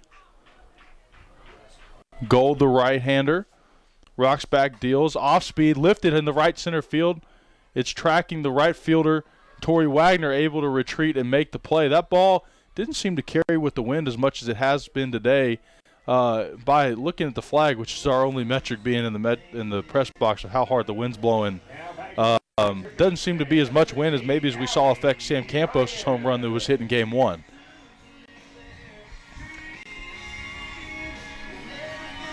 And that's going to bring Allie Ryan to the plate. Righty versus righty, Golden Ryan. Allie takes strike 1 inside on the hands, a little high in the zone, it looked like from up here, but regardless, down 0-1. There is some activity in the Lady Jet bullpen. That's the first time we've seen activity as Madison DeWitt went all 7.5 in the first game. And so there's a fly ball hit into the stands. Spectators looking around to make sure it didn't hit anybody.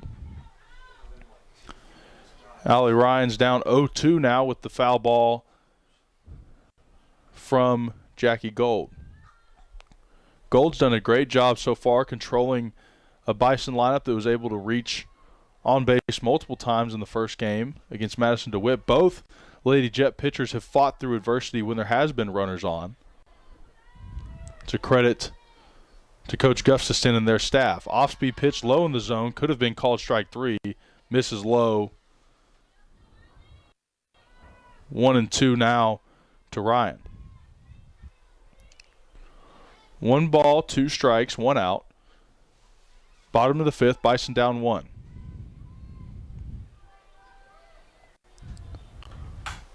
As there's a line drive hit to the shortstop, Cook makes the throw over to De La Pape. DeLuca Pape makes the great catch over at first, and that now takes 2 down. DeLuca Pape has made a couple of great stretches over at first today, and it's been a credit to her. There's been a couple close plays that have been called outs, deservingly so, because of her efforts to stretch. Cindy Adler coming to the plate, the outfielder, played right field, given some good plays out and right so far today and some productive at-bats as well. 2 out, first pitch, off speed, hung in the zone, outside for strike 1. The Bison out hitting the Lady Jets right now 3-2, 1 error apiece for each squad. Bison error proved costly, put the runner in scoring position to give the lead to the Lady Jets. Fastball down the left-hand side of the zone, and it is a great pitch for a called second strike. Adler thought about going around on it, decided not to. Now sees herself down 0-2 in the count with 2 outs to Jackie Gold.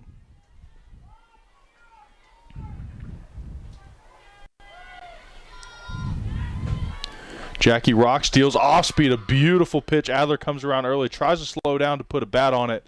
Not quite able to get to it. And there it goes, 3 up, 3 down for the Bison as Jackie Gold continues to dominate this game from the circle. We will come back with the top of the 6th inning. Lady Jets back to the plate when we return on the Bison Sports Network. Estate planning is a crucial step in protecting your family's future. With an estate plan, you can decide how to distribute your assets, make healthcare decisions, and support ministries after you pass away. It involves some pretty big decisions, but with guidance from Water's Edge, you can plan for your children's future, give to kingdom causes, and build a solid foundation for your family. Start your estate plan today. Visit watersedgeservices.org. Here at S.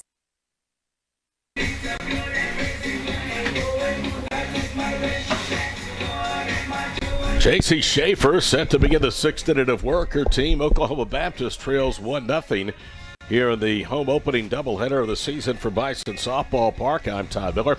Glad to be along with you on the Bison Sports Network. J.C. has allowed just 1 run, 2 hits. Schaefer has struck out 2, both of those coming in the Jets half of the second. And the first of those 2 is the on-deck hitter here with the 6th, Samantha Gutierrez. Madison Canez will lead off. She's popped out to right, popped out to second. Schaefer looks over to the third base dugout, now brings home the pitch, swing and a miss. Harding and Oklahoma Baptist, Friday and Saturday, those 2 teams are currently combined 26-4 on the year. Here is the 0-1 pitch. Downstairs, 1 ball and 1 strike. Harding 13-2, along with Oklahoma Baptist. Southern Arkansas is 12-2. Arkansas, Monticello 7-4. Southern Nazarene 8-5. Tech 9-6. Those are the teams above 500. The count now 2 balls and 1 strike in favor of Canas. Henderson is 6-6. Ouachita 6-7. Southeastern 6-8. Southwestern 3-10, East Central 1-7, Northwestern 1-10. So the cream early in the non-conference portion of the schedule seems to be rising to the top of the standings. Fastball up in the zone, called a strike, 2-2. Harding has won 9 straight. Oklahoma Baptist 4 straight, matching UAM's win streak. Northwestern has dropped 9 in a row. Southwestern has lost 5 straight. Southwestern beat Jackie Gold and Newman earlier. Pitch is in tight, and it's 3 balls and 2 strikes. J.C. Schaefer has done a pretty good job economizing her pitches. This will be her 70th. We're in the 6th. And she's faced some jams in this ball game. Well hit, but tailing foul down the left field line and out of play.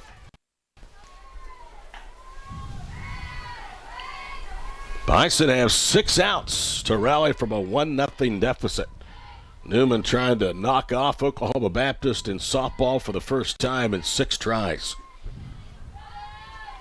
Here is the 3-2 pitch. Reached for it, rolls it back to the circle, gloved out to short. And, the third base, Ryan, and she throws on to first in time, a 1-5-3 put out. It's a great throw there from Ryan. She's done that a couple times today, whether it's attacking home or covering over towards shortstop for Adler, who's playing deep behind the second base in alley. He's come over a couple times and made great throws over to first. Gutierrez, the first of 2 strikeout victims against Schaefer back in the second. Steps in, 1-0 Jets. You see on your screen, jumps on the first pitch, rolls it up the middle. Reese on to first, and there's quickly 2 out here in the 6th. And Todd, JC's doing a fabulous job of putting the batters in positions where they have to take cuts at balls that's going to give her defenders a chance to put out. You know, Phoebe, you can't rally Zach. She's going to be a hard luck loser, much like Madison DeWitt was for Newman of the first ball game. Went 7 1/3 to drop to 1-2. Kaylee Jones pitched 3 scoreless innings of relief in the 3-2 8-inning victory to get her 9th win. Here's Ramos, the third baseman, looks low, ball 1. Ramos has played in both ends of the doubleheader today. She did not play when these 2 teams met in Emporia over the weekend. Ramos has 3 hits, takes a strike, and it's 1-1. Had 2 in today's first game, 1 for 2 with a foul out here in the second game.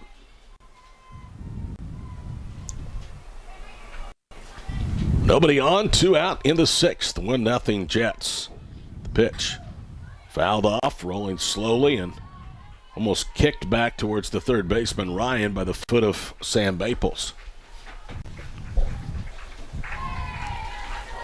Bison last year were very good here at home. They're trying to start 2-0, but they've got some work to do. You see the shadows starting to creep in on the third base side from the dugout. Here's the 1-1 pitch. Hard hit ground ball. Diving stop second. Reese on her feet to throw to first in time. What a more play. That defense Sam was talking about earlier with the broadcast. 1, 2, 3 it out in the 6th. Jets still 1-0 Newman as we play 5.5 in Shawnee on the Bison Sports Network.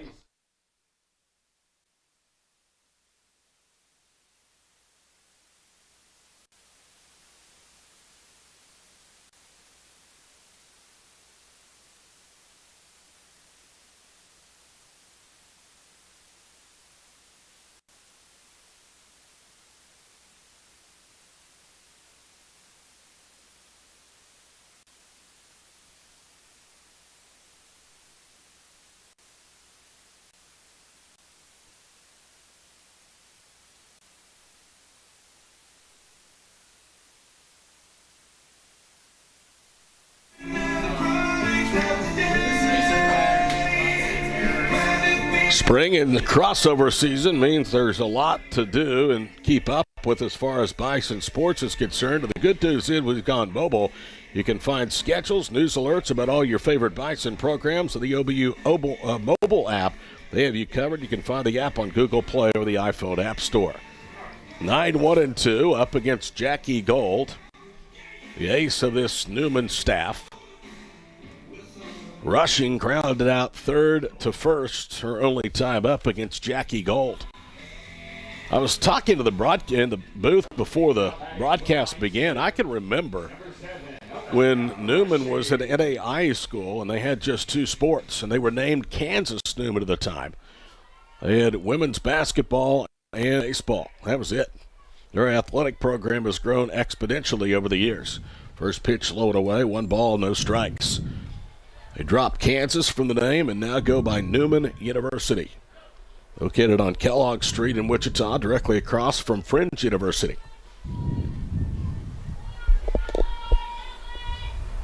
Gold checks the wristband, now gets the sign and delivers the 1-0 pitch. It is bunted foul, and it's 1 ball and 1 strike. And she bunted that ball straight onto her foot, and she is not, I'm sure, feeling that one a little bit. Home plate umpire, Kurt Vore, if she's okay, she nods affirmative. Now she'll dig back into the batter's box. Bison about hit Newman 3-2. They were out hit 11-5 in the first ball game by the Jets. 1 ball, 1 strike. Fastball high, 2 balls and 1 strike. OBU would love to do something they have not been able to do with the exception of 1 inning against Gold, and that's to get their leadoff hitter on. That was back in the second when Sam Campos singled. Campos was later forced out. OBU ended up leaving 2 as Gold worked around the only error for the Jets in this game. 3 balls and 1 strike to Rushing. This is a key batter. You don't want to walk the number 9 hitter in a 1-run game late and give Ford, Reese, and then Emily Adler some opportunities. Well, and you said it in the first game, walks become crucial at the end of the game, right? When you're in your last 2 innings, your last 6 outs, walks are just really hard to overcome. 3 balls, 1 strike. Here's Gold's pitch, and it is downstairs, so a leadoff walk. Elena Rushing finds a way here in this 6th inning. That is the first walk that Rushing has drawn this season. We told you her last at bat, she has 1 for her last 18. That is what you classify and what Sam was talking about as a team at bat. Here's Reagan Ford 0 for 2 in the second ball game. Third baseman Ramos in about halfway. Ford wanted a bunt. It's a wild pitch that goes all the way to the backstop. And now the tying run is in scoring position on a gift from Jackie Gold. Well, and Ford might have been able to wear that if she wanted to. I mean, she was running into it. It looked like it was going to creep in on the forearm. I wouldn't want to take that pitch either, but it looked like it could have hit her. 1 ball, no strikes to Reagan Ford. Jackie Gold brings it home. And a strike on the outside corner. It's 1-1. Reagan Ford, a junior, returnee from last year out of Sutter, California, 5 foot.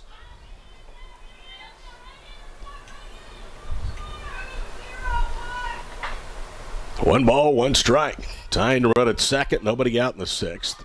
And that ball bunted back to the screen for a strike. It's 1-2. You will notice that there are players from Arkansas, Kansas, California, Texas, Missouri on this roster. I discussed the philosophy of recruiting with Jace Brewer before the ball game, and they're always going to try to go wherever they need to get the best players and best fits for this program, but the foundation will always be on Center State kids. Little pop-up, foul territory, third base side. Now Ramos straddling the chalk line makes the fair ball catch, and there's 1 out. The wind helped hold that one up. It was not going to be out of play, certainly, but it helped push it back towards more the chalk line. And I don't think that wind is near as persistent or strong as it was even at the start of the second game, and we saw it in the last inning on Kennedy Clark's fly ball to right. Here's Addie Reese. Can she pick up the tying run? Looks at an off-speed pitch at the belt buckle for a strike. Now, Clark did not get much of that ball at all from Jackie Gold. So she didn't have a great chance to get out of the ballpark, but usually the wind earlier today would have pushed that thing much deeper than it did. There is the 0-1 pitch. Swing and a miss. Chased a fastball high and away. No balls, 2 strikes. And that swing had big fly written all over it. Addie felt like she knew exactly what was coming. Fastball high in the zone, and she felt like she could give it a ride. 0-2 the count. Addie Reese against Jackie Gold. 1 on, 1 out in the Bison 6th. And Gold's pitch way outside. Tried to get her to chase, and Reese did not. Jace Brewer, of course, is from the metro area just south of Norman, from Washington, Oklahoma. He's an all-state baseball player, played professionally, went as high as the AAA ranks, I believe. Graduated from Baylor University, and as a high school coach, he still is well connected in Oklahoma. Swing and a miss. Bad chase by Reese. That one was high and away, and now there's 2 outs. So here comes Emily Adler. Emily Adler is certainly due today. She has an infield hit, otherwise is 1 for 5. Adler came into the second ball game hitting .512. Good matchup, the best against the best, and here we go. First pitch drops downstairs, 1 ball, no strikes. Adler currently has hit safely in 12 consecutive ball games. After going 1 for 3 with an infield hit in today's opener, she's hit safely in all but one of her 14 starts. That one's lined into left field. That's down for a base hit. The game is tied. Adler wheels to second base with a 2-out RBI double. Her team high 9th, and OBU is drawn even at 1. That ball was just fair. What a fabulous piece of hitting. She got the outside fastball. She decided she was going to take it opposite, and it dropped down. And really, even with the traditional playing, we've seen OBU be in a shift in the outfield. We've shifted to the right field line all day long. Newman's played traditional, has played standard, and the ball dropped.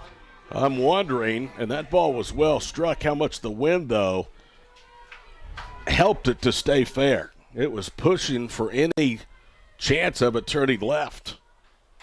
First pitch to Campos is driven out into right, but there is Wagner, and the inning is over. For Jackie Gold and Newman, it comes 1 pitch, 1 batter too late.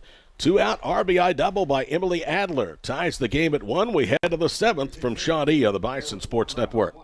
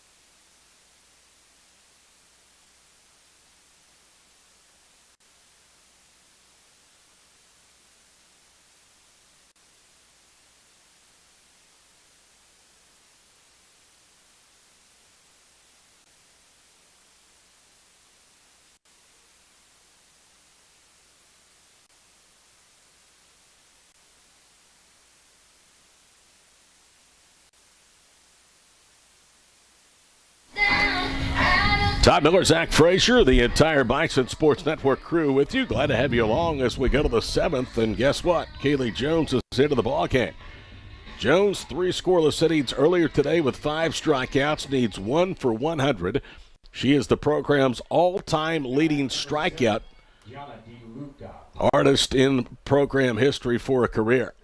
And you know you've had a really good year when you have an earned run average that drops 1/10 of a percentage point after 3 scoreless innings. It fell from 0.14 to 0.13 of the first pitch to DeLuca Pape is low, 1 ball, no strikes. Bison doubling up the Jets, 4-2 with a hit column. Game tied at 1. 1-0 pitch ported there for a strike on the inner half, and it's 1 ball, 1 strike. And that's that inside fastball we've seen get called strike over and over and over again today, Todd. Kaylee in her first 10 appearances, 3 relief stints. Today she has come in off the bullpen twice. Swing and a miss, and it's 1 ball, 2 strikes. Jones will be the anchor going forward for this team as she has been all season long, but they're expecting big things from her and hoping for big things this week in that matchup with Harding. Still some work to be done here, though. Swing and a miss. That is strikeout number 100 of the year for Kaylee Jones. It's early in the year to have 100 strikeouts, Todd, but that rise ball is unbelievable for Kaylee. It's the weapon she's going to use over and over and over again. You're going to see her pounding the top of the zone with that rise ball, running it up in their chest. Yeah, you're right. It's the 22nd of February, 100 strikeouts and 54 in the 3rd innings. Here's Tori Wagner. She scored a run, tries to bunt, and nicks it foul for strike 1. Looking ahead to the 7th inning for Oklahoma Baptist, it'll be Max, Clark, and Ryan. It is 5, 6, and 7, but Kaylee must navigate through first DeLuca, Pape, Wagner, and then Prott. Fly ball right field. Moving towards the foul line is Wagner, and she makes that's Adler, and Sydney has it for out number 2. And Todd, that stat you just gave of 100 strikeouts and 54 and 2/3 of work, that's 1.8 strikeouts an inning. So almost striking out 2/3 of every piece or every inning of work she's had this year. Caitlin Prott steps in, takes a fastball away. That's also about how many times you struck out in every at-bat in Little League Baseball, too. Yeah, I was really good in T-ball. But you could hit it a ton. You were probably a strike them out, hit them deep guy, right? Listen, yeah, I bat fourth. I was gonna be a 250 cap, but if I put the bat on the ball, it would go a little ways. But strikeout king was definitely a moniker for me. No balls, 2 strikes to Caitlin Prott, the number 8 hitter. Shows bunt, pulls back, pitches low, and it's 1 ball, 2 strikes. 1-1 tie, top of the 7th inning.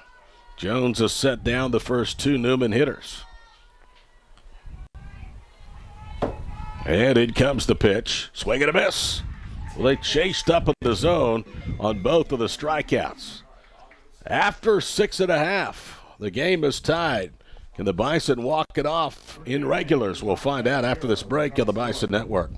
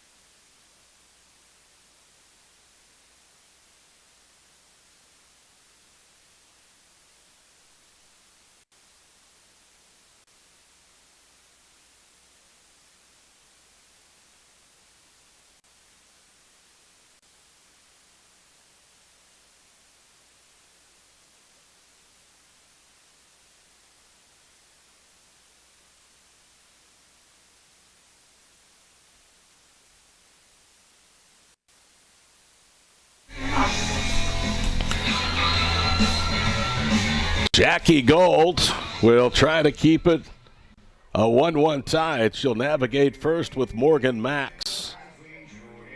Could we have 2 extra inning ball games? And by the way, Kaylee struck out 2, so she's right on pace for her 1-point strikeouts per inning. Designated player, number 24, Morgan Max. Morgan Max is reached an error by the shortstop, Laurie Cook. She has grounded out, pitcher to first. Left-handed hitter gets ready to go to work and swings away and fouls the first pitch for a strike.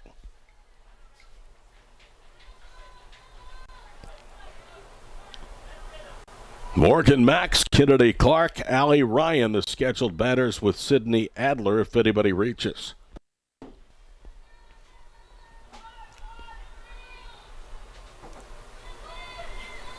Gold gets the sign, now brings it home, and that one is lined just foul up the third base side. Couple feet, that's over the back at third and down into the corner, and the winning run is in scoring position. Exactly right, and Morgan's had her bat on the ball a couple times today. You remember they had a long exchange in the bat earlier in the game, Morgan and Jackie did, so you get the feeling that Morgan feels like she can find a way to put her bat on the ball here. 3 scheduled hitters due up in this inning are 0 for 6. They've reached twice, once an error, the other on a fielder's choice, and that's the on-deck hitter, Kennedy Clark. Nothing to 2 the count. Here's Gold's pitch and a ground ball to short. Hop into the glove of Lauren Cook for out number 1. So Cook got a nice little bounce right into her glove, and 4 pitchers, there's 1 out. He'll be you in the 7th. Tell you what, Coach Gustafson is doing a good job in Wichita. Jackie Gold is going to win some games going forward. And she's only a junior, a transfer from Weber State. See more and more D1 transfers infiltrating D2 athletics. A little pop-up down the line and left, and a great running catch by Lauren Cook. Laurie Cook stretched out on the run and then went tumbling into foul territory and still held on. It's a great play, not only for the concentration when she got there, but the coverage to be able to be athletic enough to get in that position to make that play from the shortstop. Like I said, she's been playing tight to second almost all day long, and for her to have the range to get over there is unbelievable. Allie Ryan is 0 for 2, a strikeout and a ground out. And now we're going to get a pinch hitter. It's going to be Shelby Warden. Warden was the starter at first base in the first ball game, so she hits for Allie Ryan, the third baseman, here in the 7th. Warden coming in, it appeared in just 6 games before today's doubleheader, had 7 at-bats, and Gold's first pitch poured in there for a strike. It's 0-1. You know, OBU would like to walk this thing off and not force Kaylee to go back out there on the circle. She pitched 3 innings of the first ball game, completed her first inning here with the 7th. The 0-1 pitch. Outside, 1 ball, 1 strike. Newman has lost 3 straight after dropping the first game in walk-off fashion 3-2 at 8. They beat Missouri St. Louis and Minnesota Duluth as part of their 2-2 trip to Emporia last weekend. Here's the pitch. Fouled off. 1 ball, 2 strikes to Warden. They lost decisively to Minnesota State Mankato and to Oklahoma Baptist.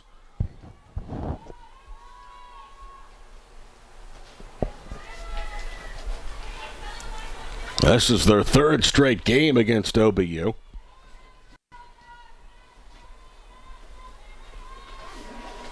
Here is the 1-2 pitch, and Warden grounds it to third. Back it up, Ramos plays it at a hop and throws to first to retire the side. So we go to extras for the 2nd straight game in Shawnee. After 7, it's a 1-1 tie on the Bison Sports Network.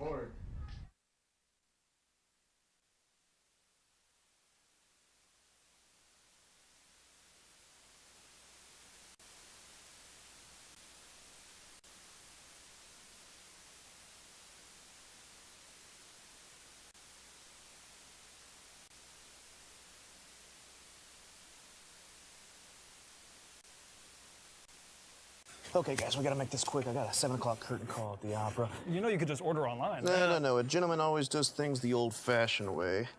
All right, well, I just put your order in, so. Well, it didn't tell you what I ordered. I got you an ultimate patty melt with a side of loaded fries and a Dr. Pepper. That is what I ordered. Mm-hmm. Yeah. We spend way too much time together. Mm-hmm. Now you can order your food and fried pies online at boomerangdiner.com.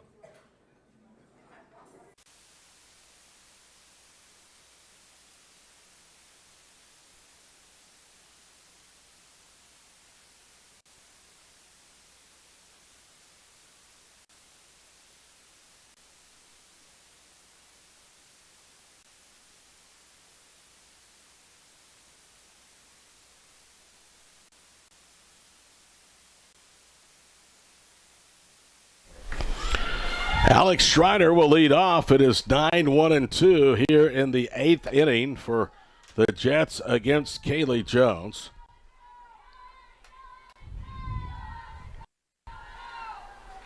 And Jones' first pitch is butted up the line, foul at first, and a strike. You can see that Kennedy Clark was anticipating a bunt attempt. She got a pretty good jump off first base.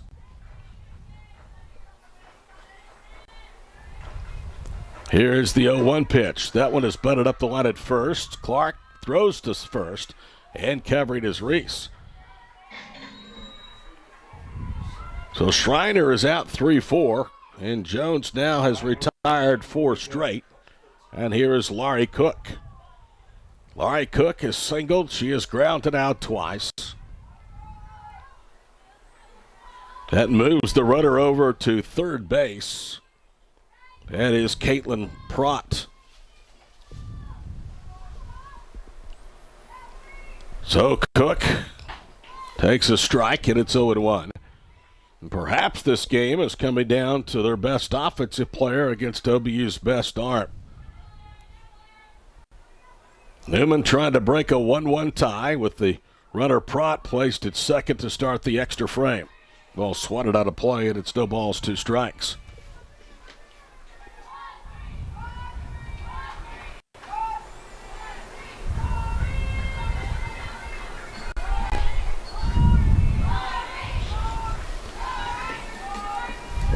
One on, one out.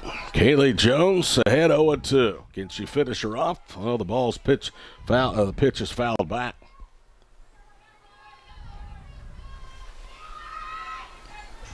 And Jones, this feels like a prime time for her to be able to drop that off-speed pitch low in the zone. She's worked the fastball and the rise ball a couple times now in this sequence, and that off-speed is usually a good counter for her. No balls, 2 strikes. Swing and a miss. Got over the heater away.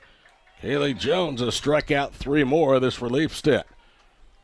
Kaylee Jones has allowed just 2 runs since February the 11th. She has not allowed an earned run since February the 4th.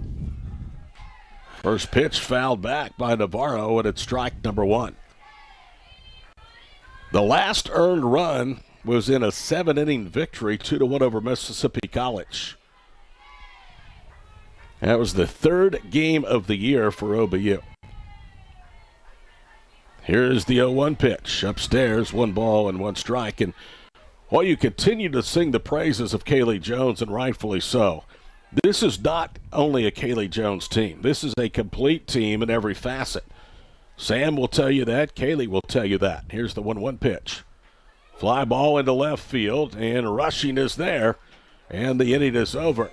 So Kaylee Jones faces 3 strands 1. We go to the bottom of the 8th. Bison will have a runner at second, a chance to walk it off again on the Bison Sports Network.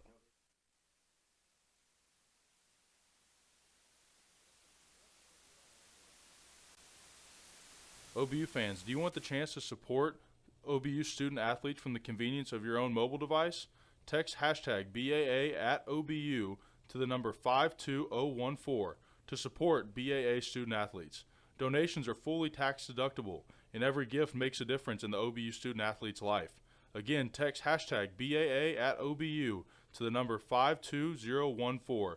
For more information, log on to obubison.com.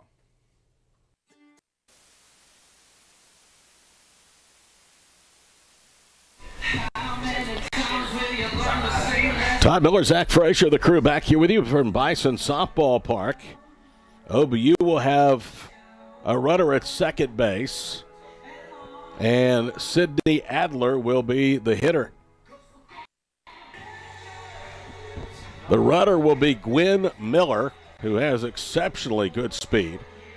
Gwen last year started part-time in the outfield. This is her 12th appearance, and primarily she's been running situations just like this as a pinch runner. So Gwen Miller is the runner at second base. Adler will be the batter, and anything to the outfield in fair territory that's dotted out ends this ball game. Adler is 0 for 2, grounded to second, struck out swinging. Came in the second game, 3rd of the ball club in batted average. Shows bunt, and the bunt is down. Miller moves to 3rd. It's fielded by Gold and over to 1st with the second baseman Navarro covering. And this has been 2 really kind of gritty performances from this Bison team today, right? You heard it in the pregame notes that Coach Maples in our conversation is that the thing she loves about this team is there's just a lot of, her words, dogs on this team, Todd. Rushing a chance to walk it off for OBU. Runner at 3rd, infield pulled in for Newman with 1 out in the 8th. Jackie Gold brings it home, and the pitch is butted to 3rd. Here comes the play at the plate, and out at 3rd, or out at the plate is Gwen Miller. That was a great play by Ramos. She got a terrific jump and then underhanded the throw to Gutierrez, who had time to block the plate, and Miller never touched home plate. So a fielder's choice for rushing. And 5-2 on the put out at third base. And here is Reagan Ford. Let's see if they move rushing at all. Infield still playing somewhat in for the Jets, especially at the corners. Here's the pitch. The strike. There goes rushing. Throw into second. Goes into center field, but Canez goes to an E and backs up the play, and just as we thought. Now the winning run back in scoring position to the count 1 to Ford. Well, and that's the first time we've seen Gutierrez not make a successful throwdown today, right? And the only one that wasn't successful was a wild pitch, and that was the one we saw in Game 1. But every time since there's been a steal attempt, Gutierrez has gunned him. 1 no strikes, Reagan Ford. That was the easiest of stolen base situations for OBU. Everything to gain, really nothing to lose. Check swing, roller to third, glove by Ramos to first, out at first base. Reagan Ford lunging, but the throw from Ramos, who turned in 2 defensive gems, forces us to a 9th inning. By sending rushing, you put pressure on the defense, and Reagan Ford, anything to the outfield, walks it off. Even if rushing is cut down, you have the top third of the order leading off in the 9th. Through 8, it's a 1-1 tie here on the Bison Sports Network. Here at SCI Supply, you truly can purchase with purpose. Whether you're a university, a K-12 school, a local nonprofit, a church, or an individual, we have exactly what you're looking for. And 100% of the profit from your purchase stays here to fulfill the mission of providing vocational training, employment opportunities, and residential care to individuals with special need. So remember, how does your purchase make a purpose? By investing in South Central, the official office supply store of OBU Athletics.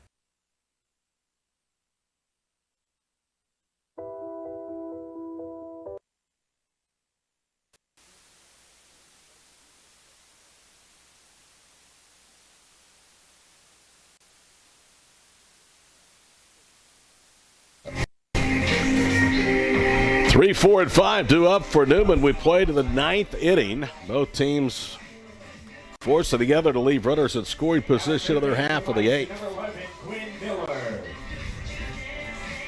In the steal by rushing, the right play. All reward, very little risk.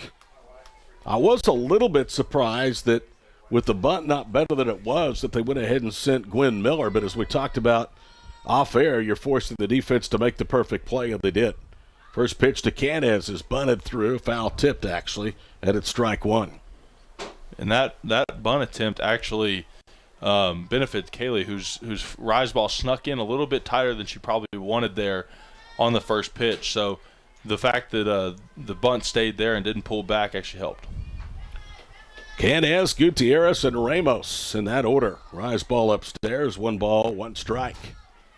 And that's exactly what you want, and that's why you'll see Kaylee throw rise balls in these situations, knowing it's a bunting situation.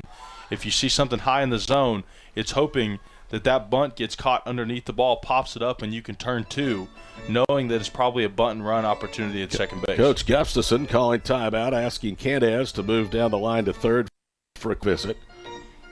Discussing strategy, Kennedy Clark inside the bag at first. The third baseman, Allie Ryan, is in close as well. The bunt is down. Ryan charges, throws to first in time with Reese covering. That's actually Gwynn Miller that's out there at third base now. So a good play by Gwynn. There's 1 out. Runner goes to third.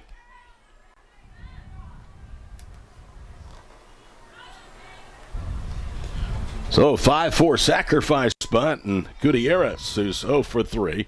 Chance to clean up here in the 9th inning. This is when Kaylee is really buckled down. First pitch upstairs, 1 ball, no strikes.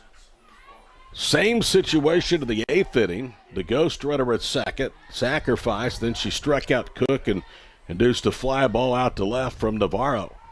1-0 pitch. Late swing and a foul ball out of play first base side. 1 out. Baseball Friday afternoon. We'll do it around 1:50 with a 2 o'clock first pitch for Harding. I think the Bison will win that series. One of them will, won't they? I do. 1-1 pitch, swing and a miss. 1 ball, 2 strikes. I guess there's a difference, though. Harding has an S. Yep, they do. They're plural. Each team with an error, each team with a run. Bison about hit them 4-2. Here's the 1-2 pitch. Try to check her swing. They appeal to first. No, says Larry Benedict. There's a great 2-strike pitch. That rise ball outside high in the zone, just outside the chalk on the left-hand batter's box, and then also running high. Here's the 2-2 offering. Popped up and out of play. And again, you see another Jet battling with 2 strikes in the count. Exactly, and Kaylee has 2 approaches in the situation. What makes her so difficult is you don't know if she's going to continue to hit you with the heater or if she's going to drop down that off-speed pitch. Wind has dropped down considerably. The flag still fairly starch, but not like it was. Called strike 3. Rise ball looked a little high, but Kaylee Jones gets the favor of the call. And now 2 outs here in the Newman 9th for Anissa Ramos. Well, that's what you're coached to do, right? Put it close and let the ump decide. And the umpire's human. He's going to make calls that are maybe inconsistent. I think it was close enough. It could have gone either way. Here's Kaylee's first pitch down the middle to Ramos for a strike, and it's 0-1. Kaylee Jones, a senior from Claremore High School. She has been around as long as Sam Maples has been the coach. Jones pitches up and in, and it's 1 ball, 1 strike. Last year was first team all-conference. 2 years ago, second team all-league. She has 3 times been named pitcher of the week this year and 7 times in 3 years in her career. 1-1 pitch. Called strike, 1 ball, 2 strikes.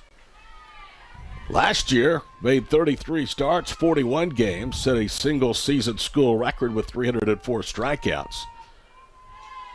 Ranked first in the league, 4th in Division II in that category. 2 balls, 2 strikes. She tied a single season or a single game record for strikeouts on April the 23rd against Arkansas Monticello here with 16. 2 balls, 2 strikes. Now time is called. Kaylee Asso was the first player to throw multiple no-hitters for an OBU pitcher since 1984. Ball's fouled back, so Ramos continues to battle. 33 starts a year ago, 19 as a sophomore back in 2020. She only played in 10 games, 3 starts. This is unbelievable, an ERA of 10. Yeah, well. That's how far she's come, and it's come with hard work. That's 10 times the ERA of what she has now. So, or actually, no, 100 times. Take that back. Now Jones asks for a new softball. She will be granted. Bison will have Reese, Adler, and Campos, 2, 3, and 4 up in their half of the 9th. Shadows starting to creep towards home plate. Here's the 2-2 pitch. Swing and a miss. Got her up and in, and down goes Ramos, and down goes the Jets. On to the bottom of the 9th we go, and a 1-1 tie on the Bison Sports Network.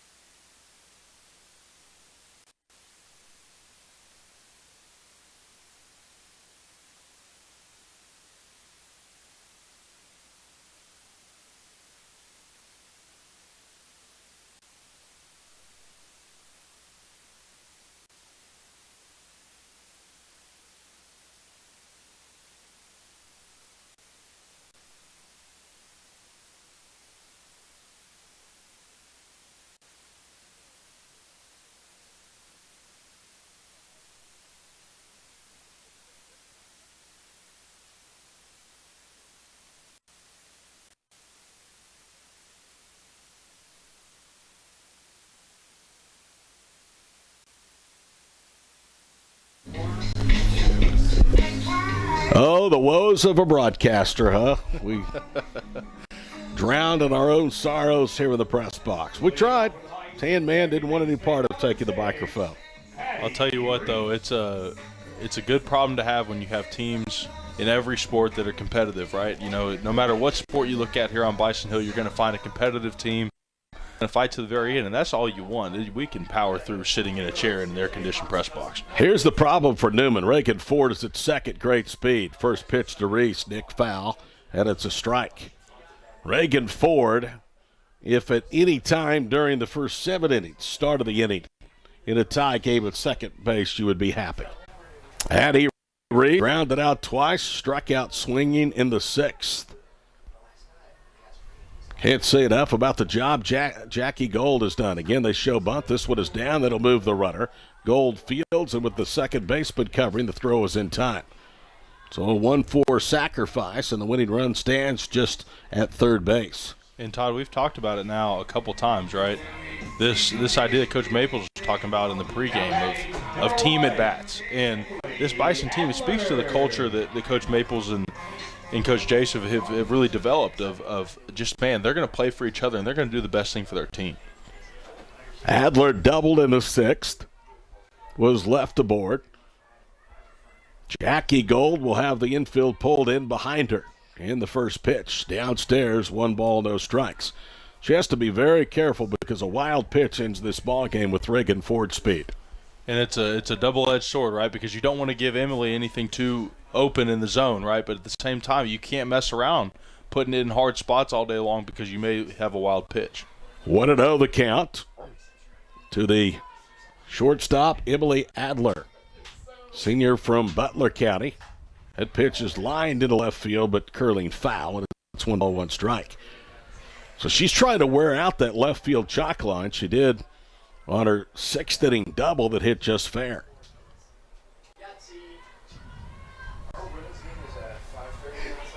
A lot of youth on this team, but boy, there's some really good players that are seniors,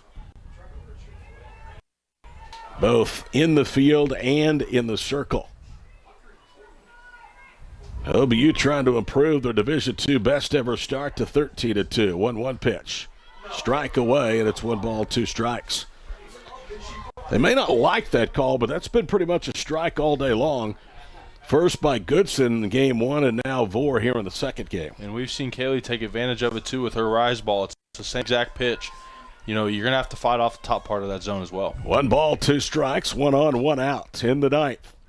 Fly ball into center field. That's going to do it. Back goes Canes, makes the catch. Ford tags, comes home. OBU walks off for a 2-1 victory and a sweep of the doubleheader against Newman University.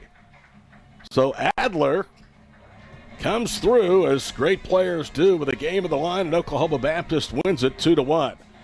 Our postgame show is coming up in just a moment. We'll hear from Sam Maples and a player of the game as well here on the Bison Sports Network.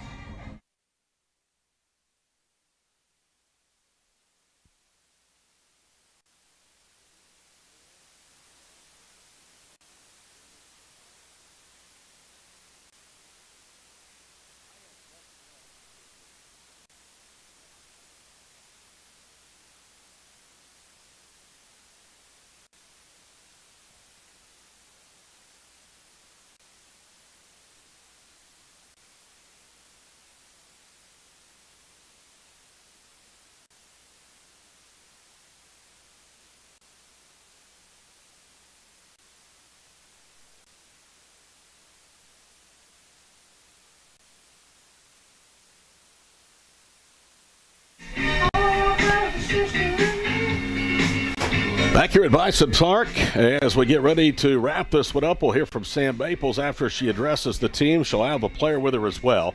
2-1 in 9 innings. OBU with a pair of one-run walk-off victories today over Newman University. Final line totals: 2 runs, 4 hits for OBU, 1 run, 2 hits for the Jets, each team with an error. The winner, Kaylee Jones. She now is 10-1 and earns both victories today in the circle in relief. And the loser is a tough luck loser today, Jackie Gold. She falls to 3-2. And Zach, your final thoughts on this one as we wait Sam Maples. Oh, man, there's plenty to think about. One, the pitching for the Bison today was great when it needed to be, right? There was a couple times they faced some tough situations, whether it was runners on through error or through pitches and just great hitting. The Bison pitching hit through it, and also at the plate. You know, maybe not the most successful plate as far as batters living up to their averages this year so far. But, man, every time a big hit was needed from a Bison player in a big moment, whether on the mound, circle, or at the plate, it seemed like they came through. Tell you what, I got to give Newman a lot of credit. They could have come in here and just folded. They'd lost 2 straight. They had never beaten Oklahoma Baptist, and they come in here, and I'll tell you what, they got 2 outstanding pitching performances. One from Madison DeWitt, the other from Jackie Golden. Those are their bell cows, if you will. They're 4-2 with all 4 pitching victories in a circle this year. Well, and that's exactly right. Is if for Coach Gustafson and company, you can't fault the pitching at all. And even in the field, there's a couple of errors, today we mentioned. But, I mean, the consistency at the plate, they hit really well in the first game. It just didn't necessarily translate into runs. And you had 2 great workhorse-like appearances from 2 of your 2 girls who got the ball today, and you can't be anything but optimistic going forward for Newman. Final score in extra innings. It took 9 to decide the second game. Oklahoma Baptist 2 and Newman 1. We'll take another break, and hopefully Sam Maples will join us to the backside of this break. 2-1 final score in game 2. Oklahoma Baptist wins it on the Bison Sports Network.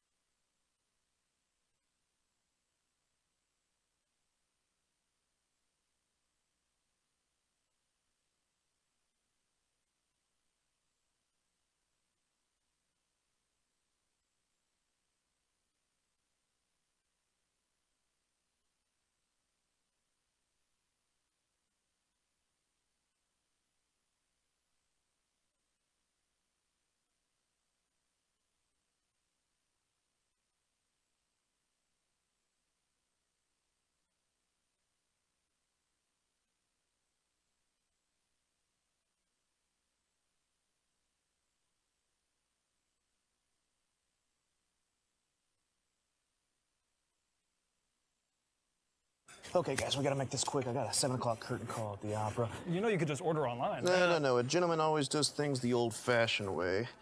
All right, well, I just put your order in, so. Well, it didn't tell you what I ordered. I got you an ultimate patty melt with a side of loaded fries and a Dr. Pepper. That is what I ordered. Yeah. We spend way too much time together. Now you can order your food and fried pies online at boomerangdiner.com. OBU fans, do you want the chance to support OBU student athletes from the convenience of your own mobile device? Text hashtag BAA at OBU to the number 52014 to support BAA student athletes. Donations are fully tax deductible, and every gift makes a difference in the OBU student athlete's life.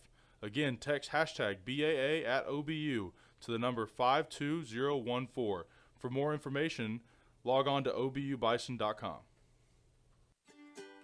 Estate planning is a crucial step in protecting your family. They win 2-1 in 9 innings, and senior shortstop Emily Adler joins us. Emily, congratulations, the big hit to finally in this ball game.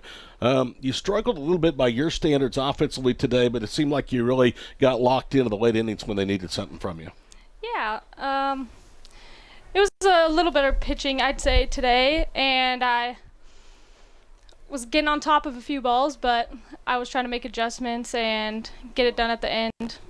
Defensively, I thought you guys played really, really well. That's been one of your staples during this 11-2 start before today. You're one of the anchors out there in the middle infield. How much pride do you guys take in that part of the game? Oh, we take a lot of pride in that part of the game. We want to do whatever we can to help our pitchers out. They do a great job in the circle, but they can have even more confidence in themselves when they know that we're going to play behind them and get it done. How comforting is it to have Kaylee Jones out there with a circle in late innings and extra innings when the opposing team has the potential winning run in scoring position? Oh, it's a very great thing to have her in the circle. I have 100% confidence in her.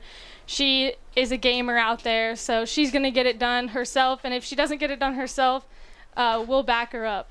One of the things about this team, you guys battle and you fight. You're never out of a ball game. I mean, nothing going well for you offensively, down 1-0. You get the double in the 6th inning that kind of loosened things up, and then eventually you win it in extra innings. That's kind of a calling card of this team, isn't it, about how hard and how tough you guys fight? Yeah, I think we've done a really good job if we're in a tight game to stay tight and make all the plays we need to make to keep ourselves in that tight game. And I think we work really hard to put ourselves at an advantage when we aren't doing as well offensively. But I think that worked out in our favor tonight. We just waited until the right moment and made the move. You're obviously a very, very good hitter. You put in the time, but what's the transition been like for you from junior college now to at the Division II level? Oh, it's pretty similar, I'd say. Not anything different. I try to keep it similar myself, like don't make any moment too big. Just play your own game, and you'll play like you do normally. Congratulations, 2 wins. They weren't perfect, but they're wins, and now you have 3 big ones coming up. We'll see you next week. Thank you. Emily Schaefer, the newcomer at Emily Adler, the newcomer at shortstop, visiting with us. My apologies, Emily. She had a good day today, had a double, and then had the RBI sack fly in the 9th to win the ball game. Sam Maples will join us here in the booth, and Coach, I would say you're happy. I don't think that's a true fact. You're happy you won the ball game, but a lot of things you really needed to improve on. Yeah, you know what? I think, first of all, a credit to their pitching staff. I think their pitchers did a phenomenal job in the circle. The girl we faced in Game 1, great down pitch, and just really competed well. The girl in Game 2 just did a really nice job of changing things up on us. Middle of the game, started mixing in some different pitches just to keep us off balance. I think they did a fantastic job, so I want to give credit for sure to them. I think offensively we want to look to make adjustments sooner in ball games, and again, I think they did a nice job of adjusting then to us when we started to take a little bit better swings at pitches. So that's really the story here. I thought your pitching was really pretty good today. I mean, your young pups put themselves into some difficult situations. That's something you want to see. You want to see them with their backs to the wall, and for the most part, those newcomers came through in big-time clutch situations. Yeah. You know, when we faced Newman last weekend, and J.C. Schaefer got the seven-inning complete game against Newman, so we didn't go to her until Game 2 because they had already seen 3 of our arms in Game 1 as we had a battle for that one. And JC did a fantastic job for us, and certainly as a freshman. But I mean, at this point, you know, freshmen aren't freshmen anymore. It's like, hey, they've been thrown into those situations, a lot of them, and we know one thing with JC, and that's that she's going to compete for us. One of the things you've always preached, Sam, since you took this program over, is we're going to fight. Doesn't matter what the scoreboard says, as long as we have outs, we have hope. Mm-hmm. And I thought that resiliency today was on full display when it would have been really easy against their pitching to just kind of feel sorry for yourselves and go home. Yeah, you know, and Emily coming up big for us in game one. I think we had some opportunities. They were capitalizing. We were not. You know, game two, I think it was just a tough rubber match from both sides. JC pitching well and Gold pitching well for them. So I think just when it came down to it at the last, having Emily come up big, getting bunts down when we need to, playing textbook softball, you know, that wins games. Okay. Kaylee gets both wins. You told me before the ball game, hey, she's going to pitch at the back end. You had to use her a little bit more, I think, today than you hoped, right? Yeah, I mean, when you go into extras, you know, it is what it is, and we're just trying to compete. We're trying to win, you know, but I think it's good for her midweek, just keep a little bit of a feel. We're going into a really, really tough series with Harding this weekend, and, you know, I think our pitching's ready. I think offensively we hopefully learn some things and are going to take that into this weekend. Big series against Harding. Best of luck. Safe travels. We'll see you back here next week. Thanks, Todd. Appreciate it. Sam Maples visiting with us here on the post-game show. Her team wins it. 2 walk-off extra-inning victories. 3-2 in the opener at 8. 2-1 in the nightcap in the 9th. Our next broadcast, baseball for you, 2 o'clock next door at Bobby Cox Field and Ford Park, as Harding and Oklahoma Baptist will play the first game of their series. We'll begin the air at 1:50 and then back here next weekend for softball with Northwestern. For Zach Frazier, for everybody with the BSN Network, I'm Todd Miller. We'll see you for basketball tomorrow night from Durant, back here in Shawnee on Friday for baseball. Until then, good night, everybody.